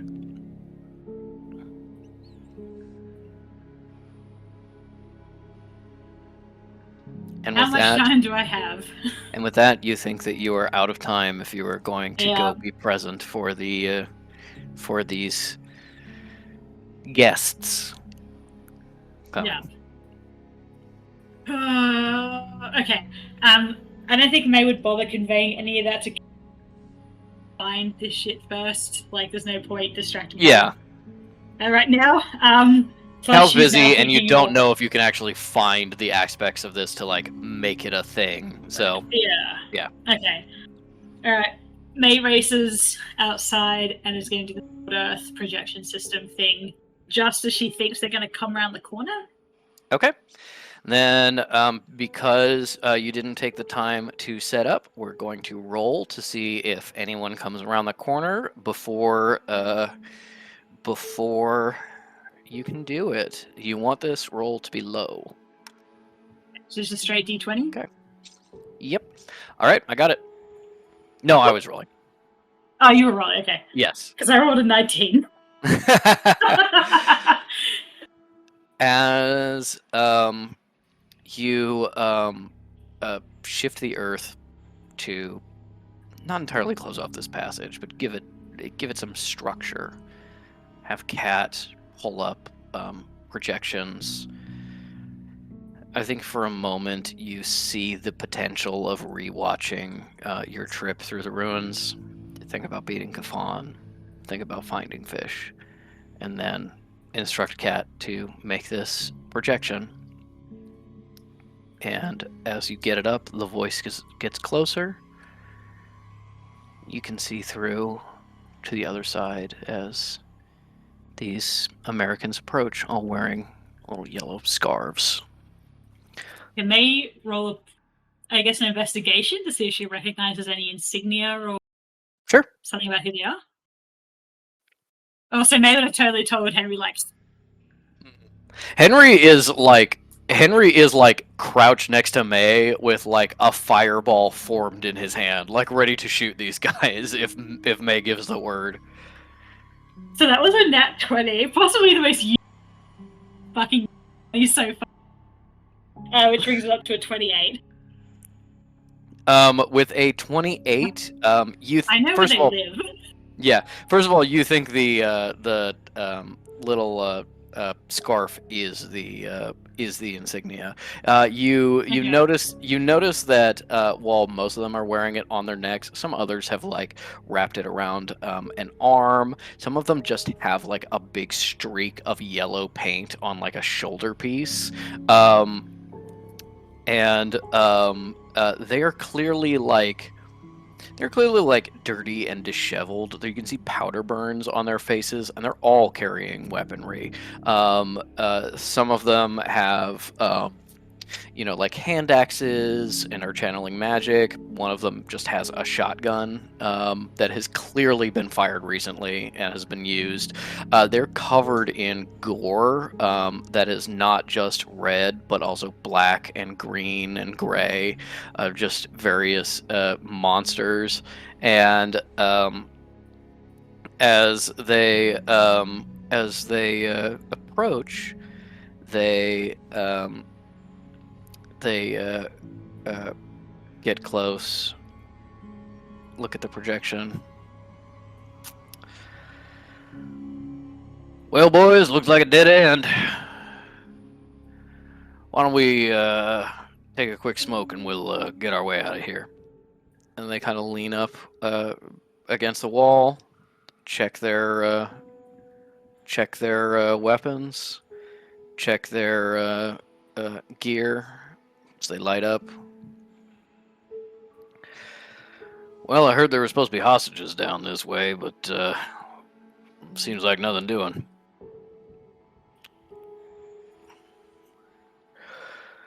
Real good of the Sanctuary boys to bring us in on this one.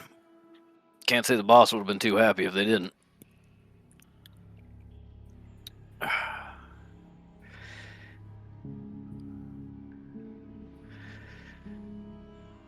Yeah, they gotta know. Colorado, Western Rangers territory.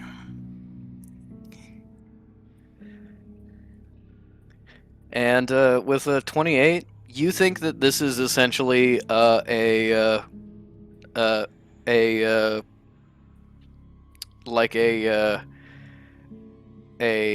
operation with local elements. You think that the American Sanctuary essentially called in the group that supposedly has control here, and brought them in with their own cleavers and such to clean up. Maybe because invading even a town full of enemies in somebody else's territory is not okay. But yeah, they do kind of remind you of Nine in a way, of being like... Nine was a fighter in Texas rather than up here, but it's the same kind of thing. It's a group that came together to resist Malevolent's forces, and then kind of ended up in their own like vigilante organization. You know who these people are because you know who Nine is, and if you find if you apply just like, okay, these are 9 light, these are 9 easy edition. You suddenly feel like you start to understand. The mannerisms start making sense. The topics of conversation start making sense. You don't have to reveal yourself to these people. It seems like the illusion worked. But you think that you would be able to convince them at least to leave you alone and let you finish whatever you were working on. They are talking about how the Sanctuary people seem really interested in this ruin and have been sending in cleavers to secure areas. Well, they very clearly could not care less. You get a report that a lot of the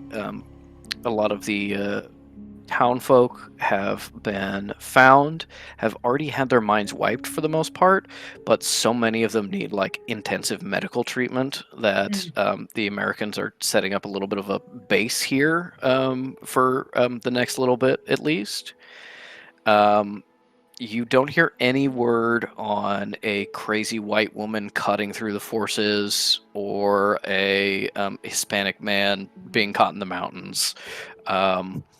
So that's good news. And yeah, you get the sense you know how to talk to these people, that you could figure out a way to get some pull with them and potentially like cause a division between them and the American Sanctuary if you so wanted. But you think you would figure things out. You essentially mechanically going forward will have a advantage on persuasion checks for dealing with this group specifically. Cool. And Yeah, I don't think May wants to reveal. She can't unpop the balloon when she does that. Like, yeah, no, understandable. Yeah. And at the very least, these guys coming through means that the way out is safe and complete. Yeah. You know that these guys had to get here somehow.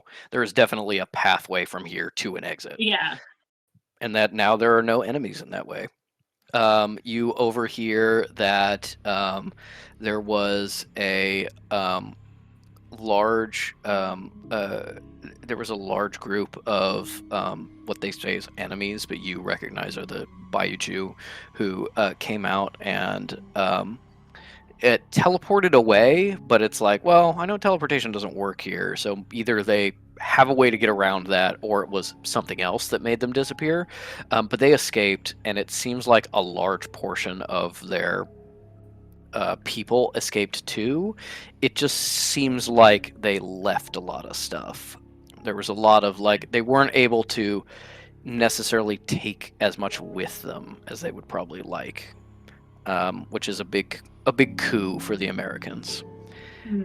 And with your guns at the ready, and with Henry crouched beside you, looking through this essentially one-way projection at these figures, a woman says, "Okay, I think smoke time's over.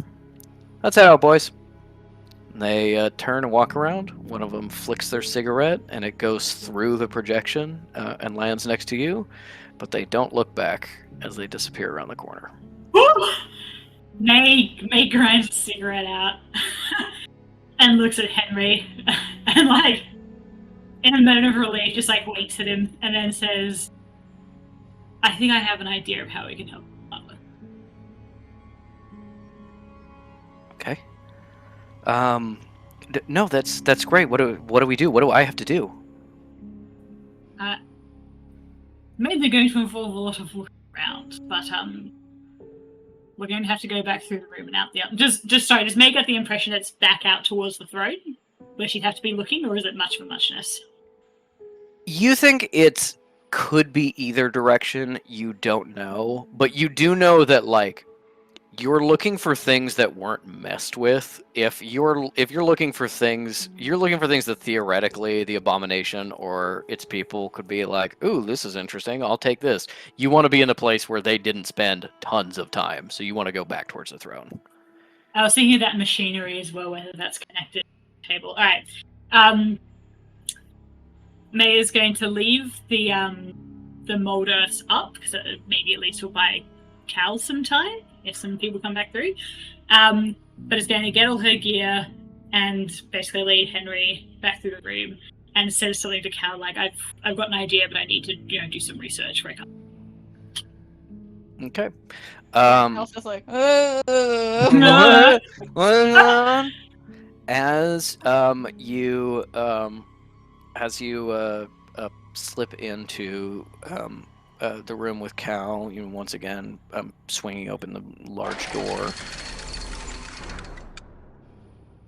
You think maybe you knocked something over, and then you realized someone is pounding on the other door. Oh my god! And Cal's just Yes, blinders on.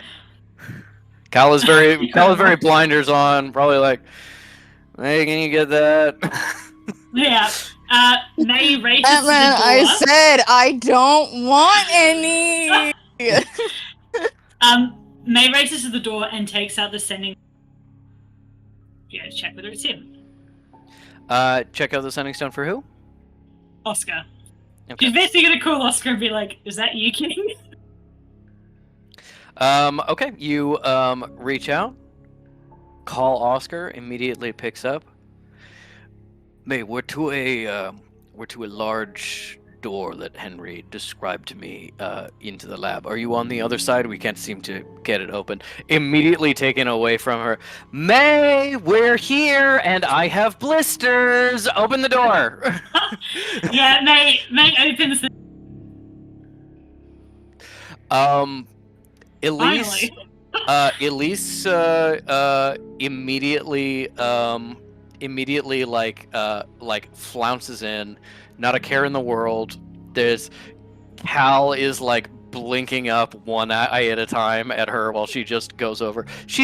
By the way, she is like dressed for like a hike out if that hike was also a photo shoot. It's like Oh my really God. nice breezy top, the short hiking shorts and like a blush pink hiking boots, things like that. Clearly like didn't go and get like Uh-huh. when coming from New York did not like oh, I just need to grab the quick thing. It's like, no, we're going to the outdoors now, need to put together an outfit. And Mr. May would clock that. She stopped yes. to put on nice clothes. Yes, Mhm. she is wearing an outfit. You don't know how long it took her. She is still wearing makeup, although it is a little worse for wear being outside. Maybe that was from her meeting, maybe not. She certainly looks like she's been kind of up all night hiking through the backwoods against her will. But yes, she is definitely wearing an outfit. Hmm. Oh, She looks like sexy Laura Dern in Jurassic Park. yeah.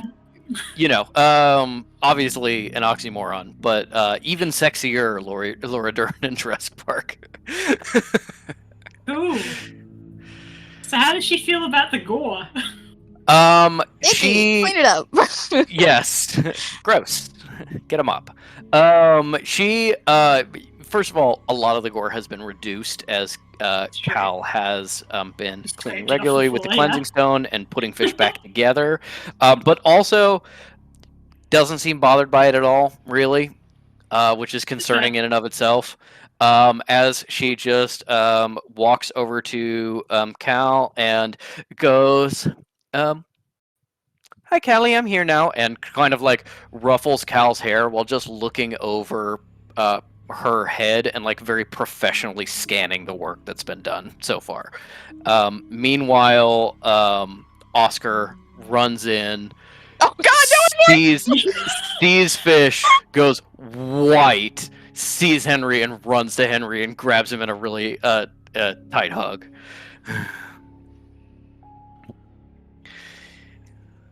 Niños, you scared me half to death. We're told not to make deals with demons. Let me look at you. Ah, ruin your looks. The eyes, gross. But you are okay. You are safe. You are. Oh, fish. God. Madre de Dios. Okay, let's go. Let's give them some space. let's let these weird white girls work. Yeah. This is a job May for weird would- white girls. May would like kind of lean, over to Cal and say, "Do you need me here? Otherwise, I'm going to go look." Oh, you're fine. Thank you. Thanks for bringing Elise here. Reverend Mother, I don't suppose you cleared the way.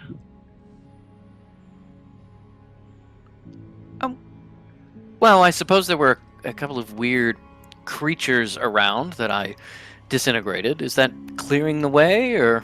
Absolutely, thank you. Well, Okay. I need to go do some exploring and research. I've got my sending stone if either of you need me. Of course. Well, go have fun, and I'll figure things out here.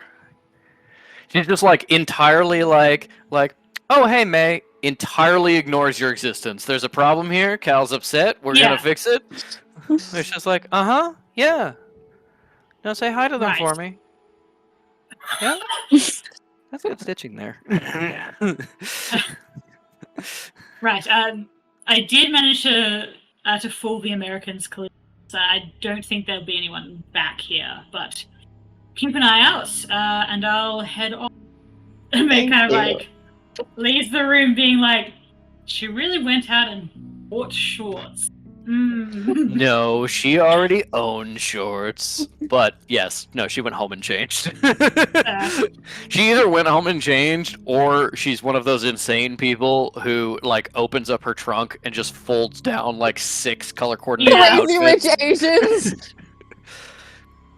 Cool. So now Maya's gonna go have a look around. All right. Then we will focus on May having a look around. Okay. I want you to first give me one investigation or arcana check flat, and then a second one, same type with advantage. It's gonna be investigation, Patrick. Come on. Okay. First investigation is a 22, dirty. Mhm.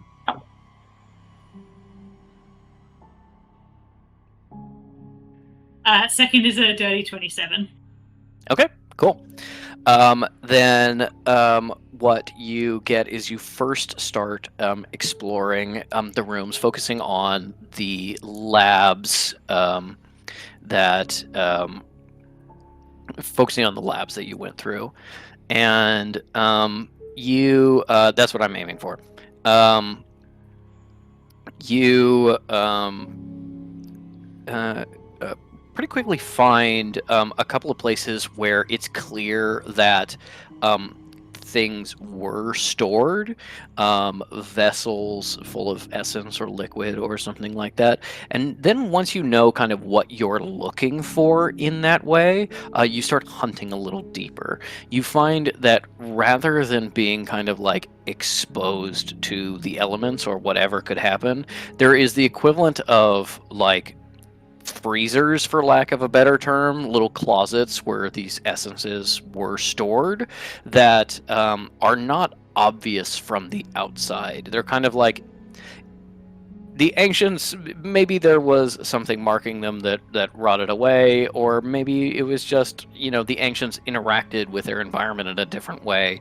But to your modern eye, they look just like a slightly different part of the wall.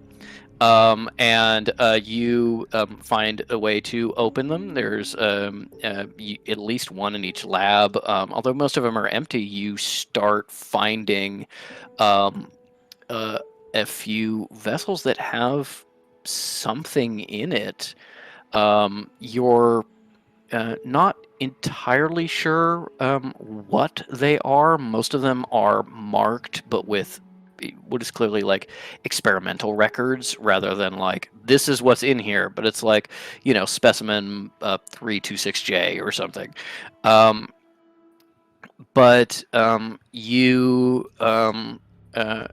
You start collecting these and finding ways to put them together. Some of them are very clearly like the same thing that are broken among various vessels. Other are very different and strange. You're looking at like a canister of viscous black goo, and you're like, I can't imagine this being something that would help fish. Maybe, but maybe we'll focus on the ones that kind of look more like blood or like a health potion.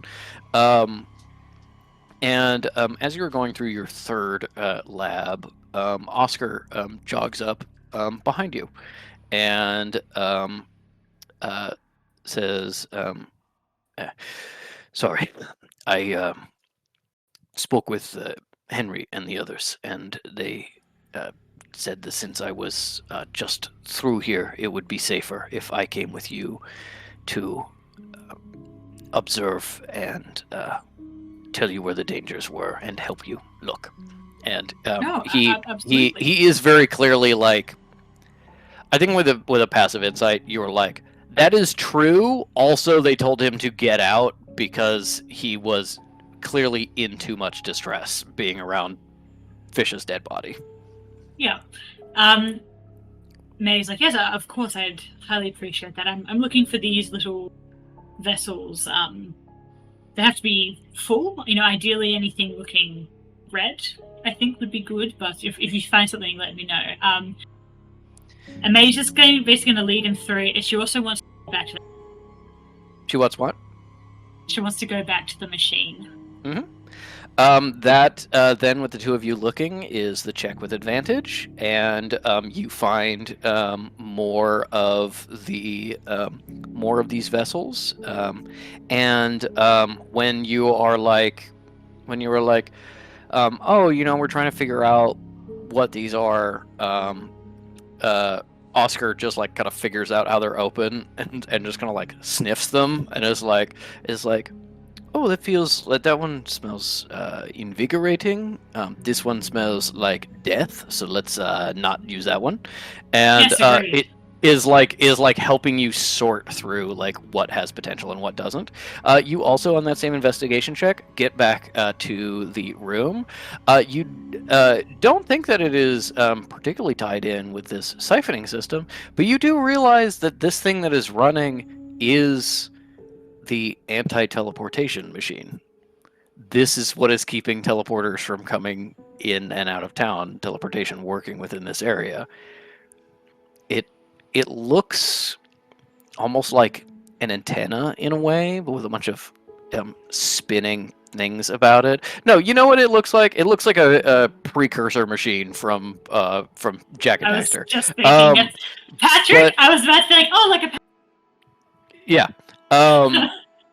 But it is spinning in a lot of crazy directions, and you think, okay, I can figure out how to shut this down. I can figure out how to break it. But when I do that, teleportation will work. And you are now back to the point where you're like, would have to go off the path that you blazed to get here in order to find more stuff. So yeah, you're like, chance of finding more infusions is a little bit lower, having to explore new areas that I haven't been to before, more likely to get lost. Let's figure out what to do with this machine. I don't think May wants to break it just yet, in case that's going to cause an issue with the Baiutsu and stuff, and also potentially the Abomination might be able to just teleport out. The That could be an Abomination issue. is gone, as far as you know. From what you overheard from the Americans, they've like escaped. They were able to teleport in spite of this machine. Oh, in spite of it, right? Sorry. Mhm. Yeah, that is him. That's a precursor, boo boo. But I don't know what game that one's from. That one looked weird. Anyway, Oh, you know what? This is, I'm pretty sure, the the evil- precursor you put orbs in Jack 2? It is.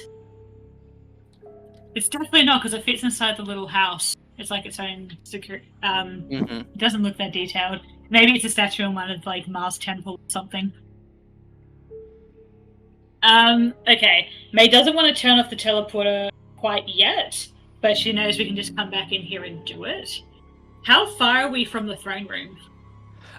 You are closer to it than you are to the surgical room with Fish at this point. May's It's not thinking like about ways to potentially destroy this room. Is all. it's not like around the corner. It is close. Like how long? Like walk-wise? Like 10 minutes? Yeah. Okay. May's gonna like amble that way. Still like kind of keeping an eye out for vessels. All right, cool. You are heading that way. Meanwhile, back with Fish, unseen by May, who stepped away. Henry came over to check on Cal once Elise was taking over, and was able to kind of pull her away for a moment. She's talking through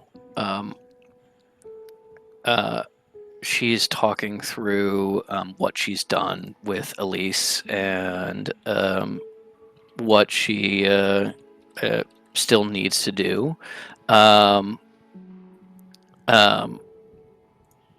And Oscar comes over. Oscar comes over and checks on Cal as well. Miha, how are you doing? How are you doing? I I'm don't know. How are you doing? I'm doing not well. Are you all right? This is a lot here. How do you How do you know how to do this? Tried. I went to school for it. They have schools in putting bodies back together? That's crazy. Mm-hmm. I'm sorry, Oscar. If you're not gonna be useful, I have to ask you to leave. He kind of like tears his gaze away from Fish. Yeah, yes, I understand. When was the last time you ate or slept? Mm. Elise, when did I call you? That was, let's see, 15 hours ago, something like that. Like, I think like 12 hours before that, maybe? Oh. Here, let me. I have something I want you to take. And Very he- suspicious. He takes his bag off and unpacks something that smells really good. Cal looks at Elise like she's like, is this the Hat Man? Is this man safe? Like a dog who has been given a treat by someone they don't know, so they look at their owner like, Elise is fully not paying attention to you. Elise is like murmuring to herself over Fish's body, maybe focusing on the crotch area a little too much. gotta make sure that sexual reproduction function's still working. Cal is like, okay, it's just me. And then she'll take whatever Oscar's offering her. Oscar pulls out an amount of food in containers. None of it's hot. It's definitely been a while, but he grabbed some things for himself and Elise for the road. Clearly, they've been eating well. And Cal sees various food, most of which she doesn't recognize, but tortillas look safe.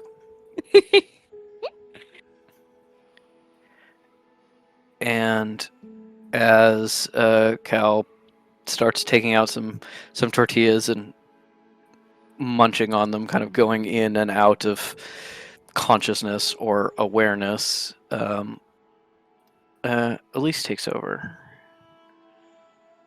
Magic flowing through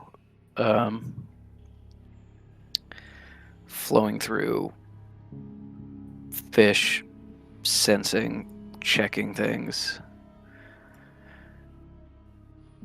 and then goes, oop, bit of a problem here. Turns her fingertips into like a little shadow knife, cuts through a part of Fish's sternum that you have very carefully put back together, cracks it open, and then adjusts something inside. Oscar fully throws up, like almost onto Fish, just like on the work table. Elise goes, "Oh, get out of here! I'm trying to work." As Henry hustles Oscar from the room. What does May do to the throne room? May has destroyed Wonder Woman before. So she's kind of standing on the edge of where and like peering up at the ceiling, because obviously she has dark vision, so it doesn't matter that it's very high up for her. And is kind of basically she's trying to think of weak points that could bury this place. She doesn't think she can destroy it like from a magical perspective, but like a way to make it inaccessible. Okay. This is like a structural engineering check. So let me see. Let me say.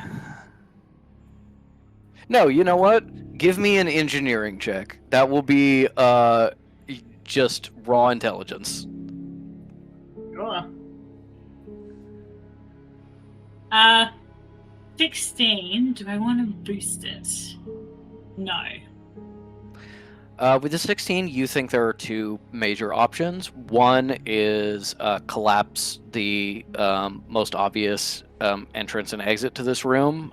Just make it so that it's harder to find. The other is to bury the room itself, which would require a significant amount of explosives or a lot of time finding weak points. It doesn't like escape your notice that it's like, this is a room in which the fact that it exists caused it to like rot around it. Therefore, it had to have been made pretty strong to be like a source of weakness within the building and still be fully okay thousands of years later.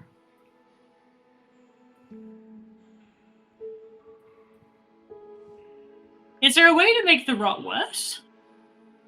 Arcana roll? Yes, give me an Arcana roll or a symbol check. Both would work. Gonna be a simple check. That's an 11. Okay.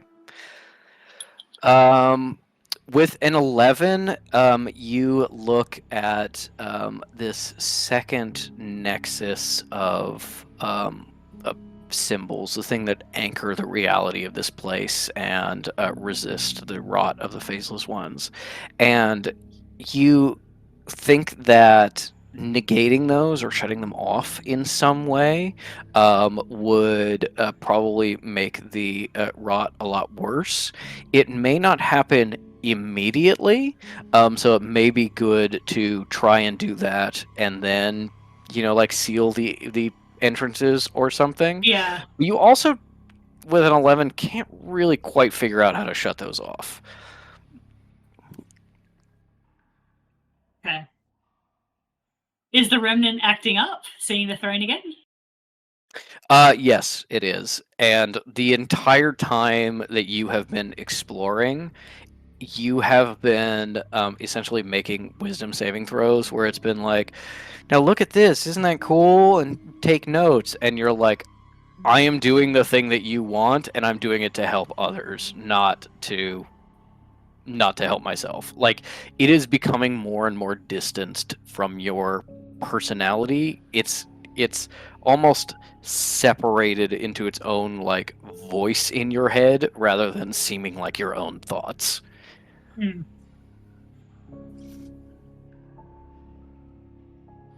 It's not intelligent enough to actually. It's not intelligent enough to No. do anything really. Okay. Well, I think at this point May doesn't want to go into the throne room. I got all the vessels she can, I presume. So it's gonna direct Oscar back up to the vault. How many vessels do we have? Let's roll. God, okay. Me or you? I'm gonna do it. Let's do that. Okay. Let's do that.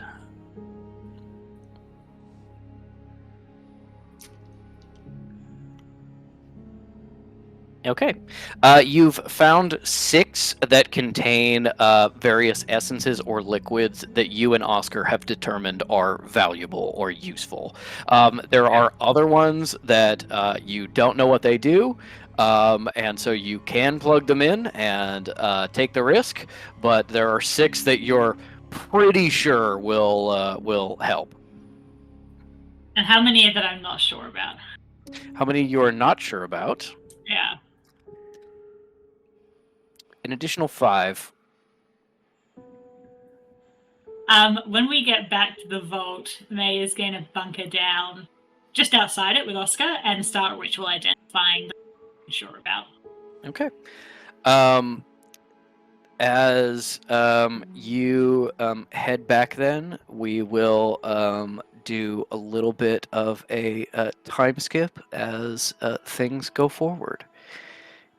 Cal, sitting and eating her tortillas, watching your sister work, gets a little time and perspective away from this work. You feel not refreshed, not recovered, but you no longer feel like you're stumbling off a cliff. It helps that Elise is clearly struggling. You have watched Like- her. It's like when you're like, "Can you please help me with a jar?" And then the person you give it to is like, "Oh." Is like, yeah, of course. You're like, good. You have seen Elise walk past someone who got their head cut off, functionally snap her fingers and have the head reattach, and then the person revive. So you were like, Elise is going to come in here and fix it immediately.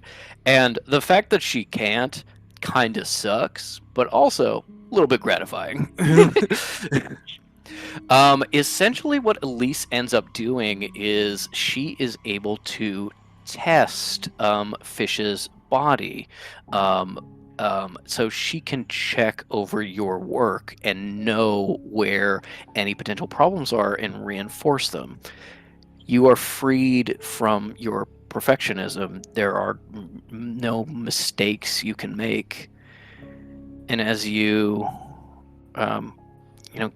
get back up and start to help again, you realize that Henry is there and never left.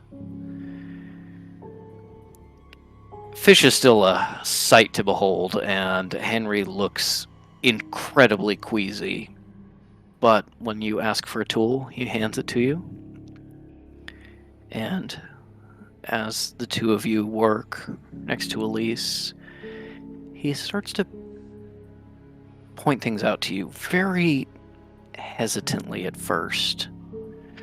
But you realize that in a way he can see where Fish's magic is. In the same way that you studied enough to know to put together Fish's vascular system, put together their nervous system, Henry is able to see and therefore put together Fish's magic system, the magic that flows through them.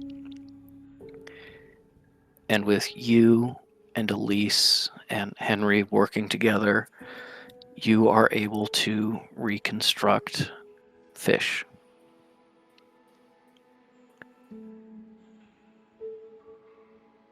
Finally, moving the eyes from the jar, examining them, putting them back into place and reattaching them. May has just come back in, and with your ritual identify,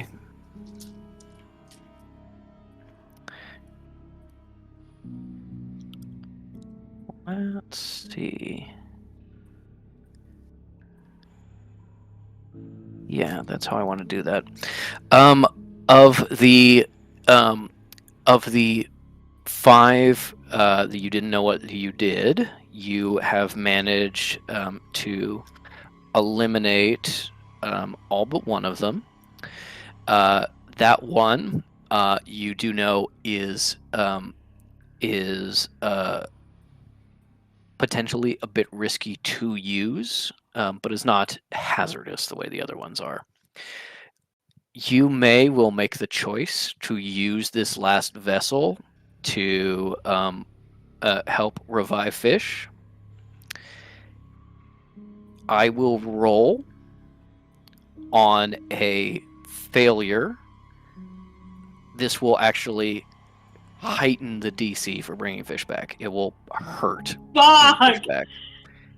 If I succeed, it will not lower the DC, but Fish will come back with a random additional ability given by this infusion.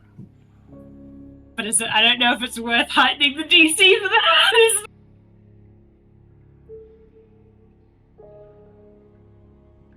That's up to you. I don't think this is something May wants to gamble on. If she gets a difficult, I don't think she would do it. Fair enough. All right. But she's going to jam in the other 6. Yep. Hoo-ah! Does May explain how the tables work to the others? Yeah, she wouldn't necessarily get into like the nitty gritty, but she'd be like, from my understanding, table does. This is how these plug into it. I'm very confident these will assist. Okay. And she's got the rod ready as well to do whatever.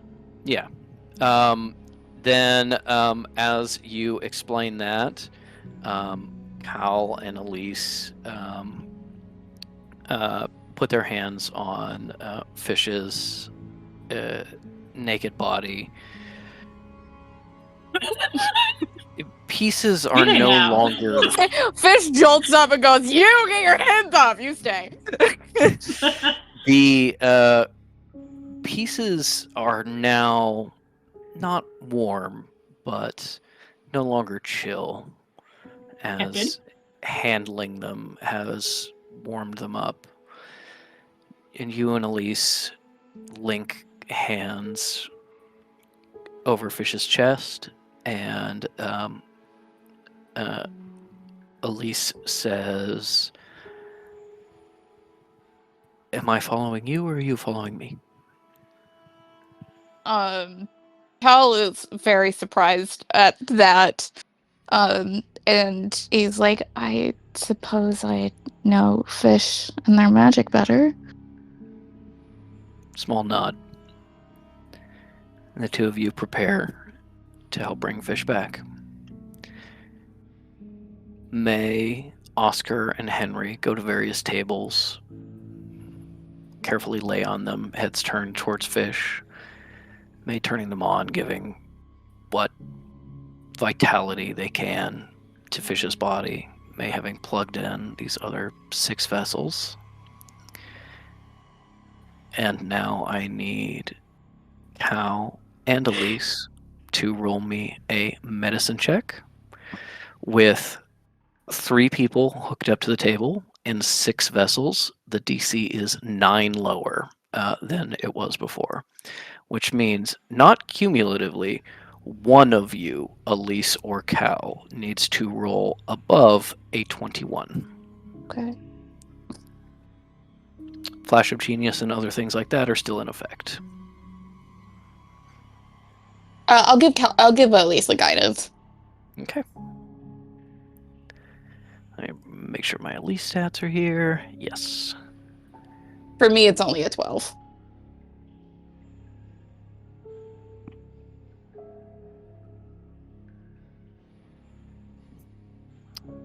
Fuck me, I guess. All right. Hang on. Can I flash a genius once I know what the number Elise is? You cannot. You can Flash of Genius when I tell you the number, but not before if I tell you if it succeeds or not. Okay, let me know what the number is. Elise got a but we know it 30. will succeed if it's...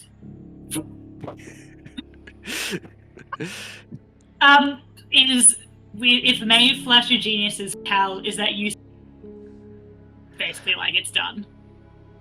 Flash of Genius Cal, and we'll get some extra narrative out of it. How about that? Okay, I'll double flash a genius. I'll burn it all Okay. if I can. What does that mean? I reroll? No, you get a +8. Oh, okay. All right. Then we will check in on Fish. Next time, I'm well dressed. Ah! Okay, how's Fish? I'm sorry.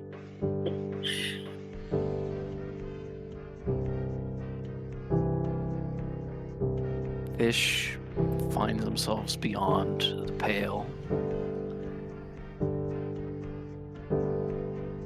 beyond any ability to remember what came before, staring down at a world, at a universe made up of people and the connections between them. You see it flashing like lightning between them. Love and hatred, friendship, peace, war. You don't know why this comes to you, but it feels like how a god would see this universe. It's endless, endless, endless cycle built on the connections between people.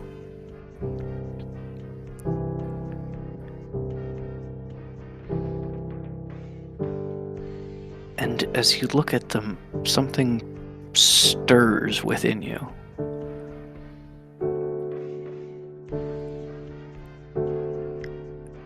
Your heart hurts a little bit, seeing all this connection. Tears start to form in your eyes.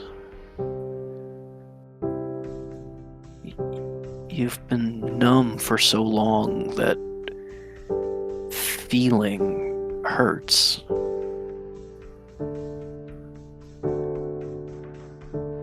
And yet it is so worth it.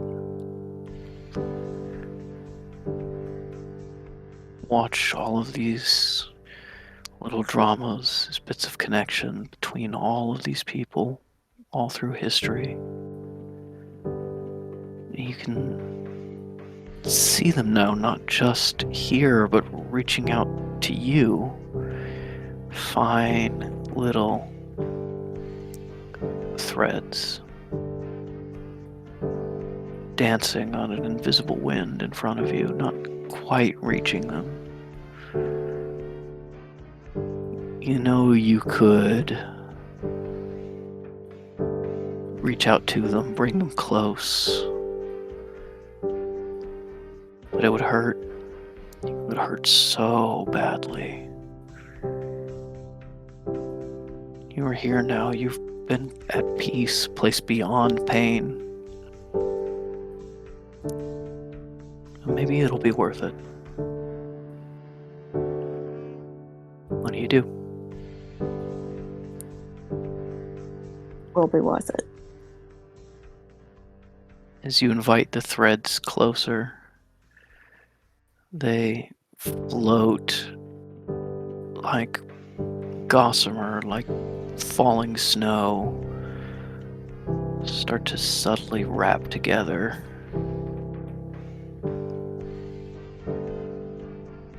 And sinks into you gently. And as soon as it touches you, you hear a voice.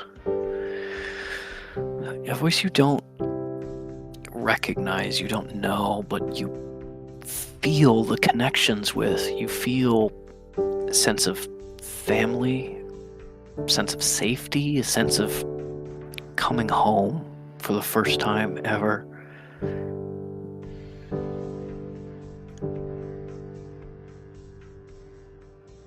Fish. Ugh. Gotcha.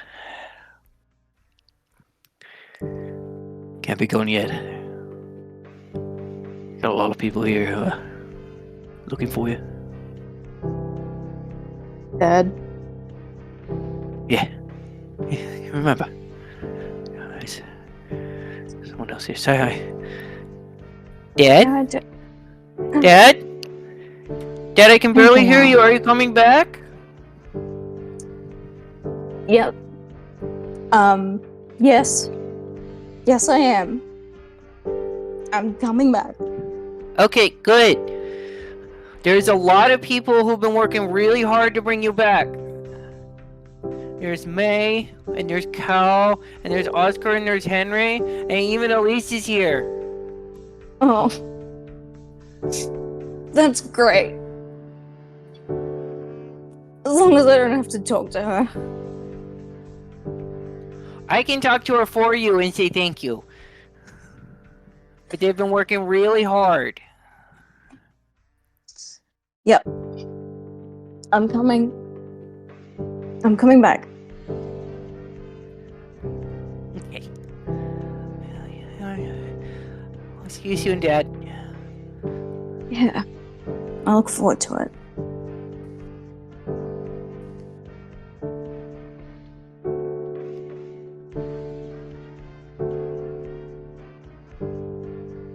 lot of doing. Bonnie, you on the other side. You got some good friends, Fish. I do. Take care of them. And, introduce me to Henry when you can. I will. God, I can't wait. I will, Dad. I will. Thank you. Good kid. You feel your sense of peace start to dissolve. You feel, God, so tired.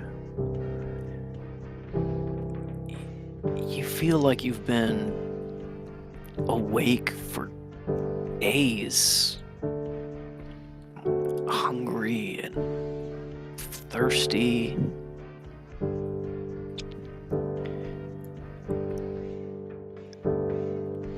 You feel disgusted. You feel sick. You feel satisfied. You feel scared.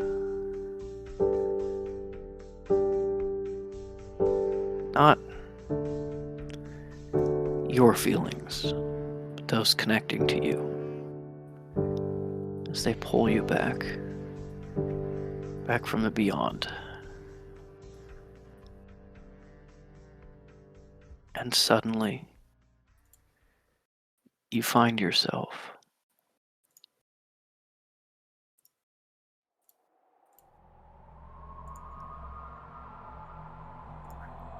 yanked back into the realm of death, having just dipped over the horizon, snarling Bargus at you. For just a moment, you see them with this vision of a god. See the connections to who they used to be before they were gone. And the Bargust reaching out its staff, swiping at you, snarling as you fly past. You know who he was. As you are yanked so strongly, flying back through the realm of death, whipping past creatures too slow to snap at your soul, till you finally rocket back into your body. And God, does it hurt.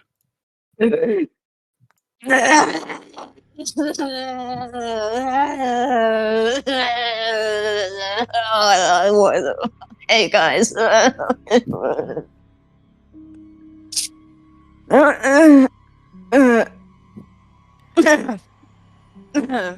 You find yourself more tired than can be believed.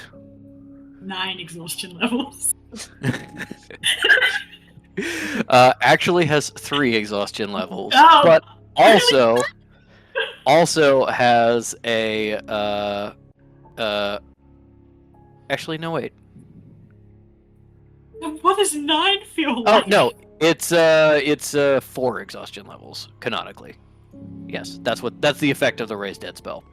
Oh 4 my exhaustion god. levels. I feel like I have canonically 9 for it, and I canonically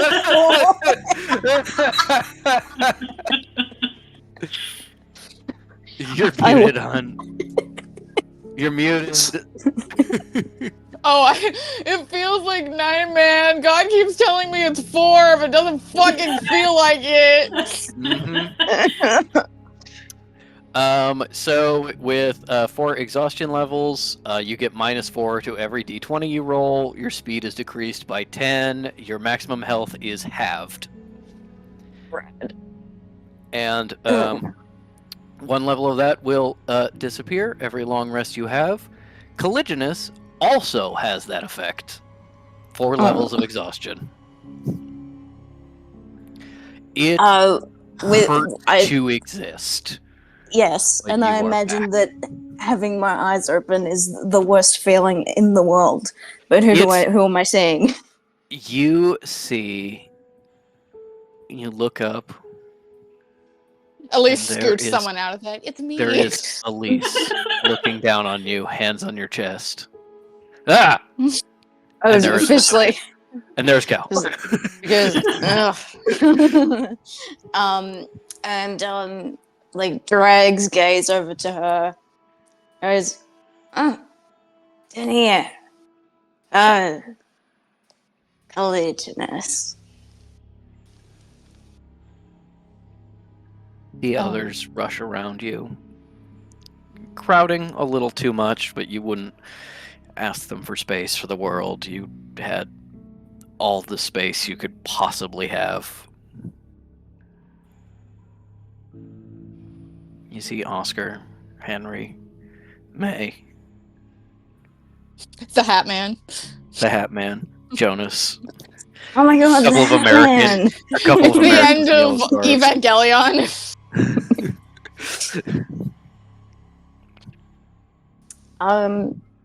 Yeah, and so addresses Cal first, but then Henry. Oh my god. Where's May?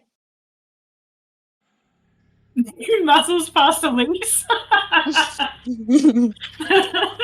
Yeah, she is. Oh fuck, all my favorite people. That's great.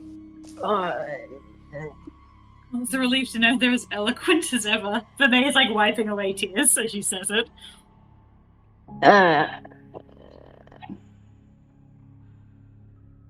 What happened?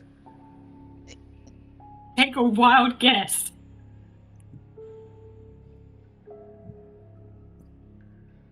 This is what sex feels like. we This was an orgy, and I'm very dehydrated. Get my kid out of here, please. Yeah, you drained me like a Capri Sun. Cal says, "You don't remember anything?" I was being tortured. Yeah, that killed you. That sounds about right. Like, not to mega killed you, fish. Like, killed you. Yeah, it happens all the time. I'm sure it wasn't that hard. And like waves their hand, and then Toy Story, blink catch one it. at a time. Yeah, Toy Story, blink one eye at a time, and like tries to wave their hand like all cool and casual, and is like, "Where the fuck are my fingers?" They took him off, and they took him with them. These ones? It was really rude. Yeah, I don't know where they are. May's offered you some prosthetics. How's my dick? Badly intact. Oh, Looks down, it's is like, fine. Oh, thank God. Oh, it's great. Don't worry. My 3 testicles. She's like, I gotta say, fish, good size. Cal glares at Elise.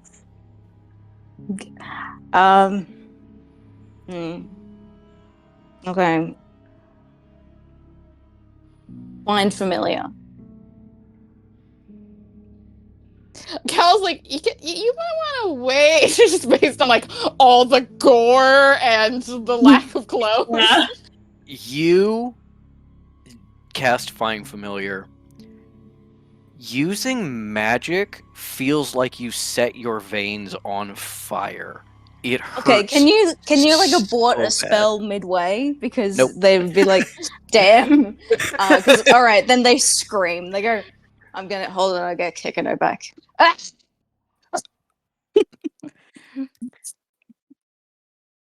Around you, you see blood sucking up, congealing, forming into Kekino. Dad, you're back!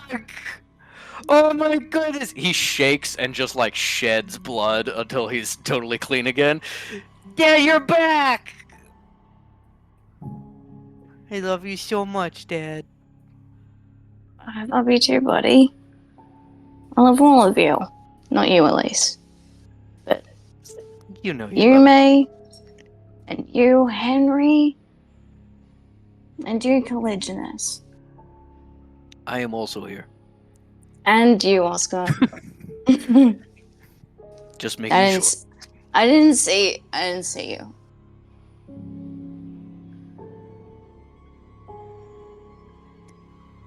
And Does anything seem deeply wrong? Do you feel at all inclined to obey orders of me or Elise? Of you, sure. Okay, that's what I said. Yeah, do you feel a craving for human flesh or blood? What will do? That's normal. Okay. Yeah, May is hanging out at the door. I think she needs to be somewhere right now. I was gonna say, and with that, we will end today's session because Also, Ellie Cal really passes out. really needs to go somewhere, and everybody else is really tired. All right. Thank you for joining us for this session of Well Dressed Bones. Fish is alive again, although God, at what cost? And we'll Yeah. see you next time.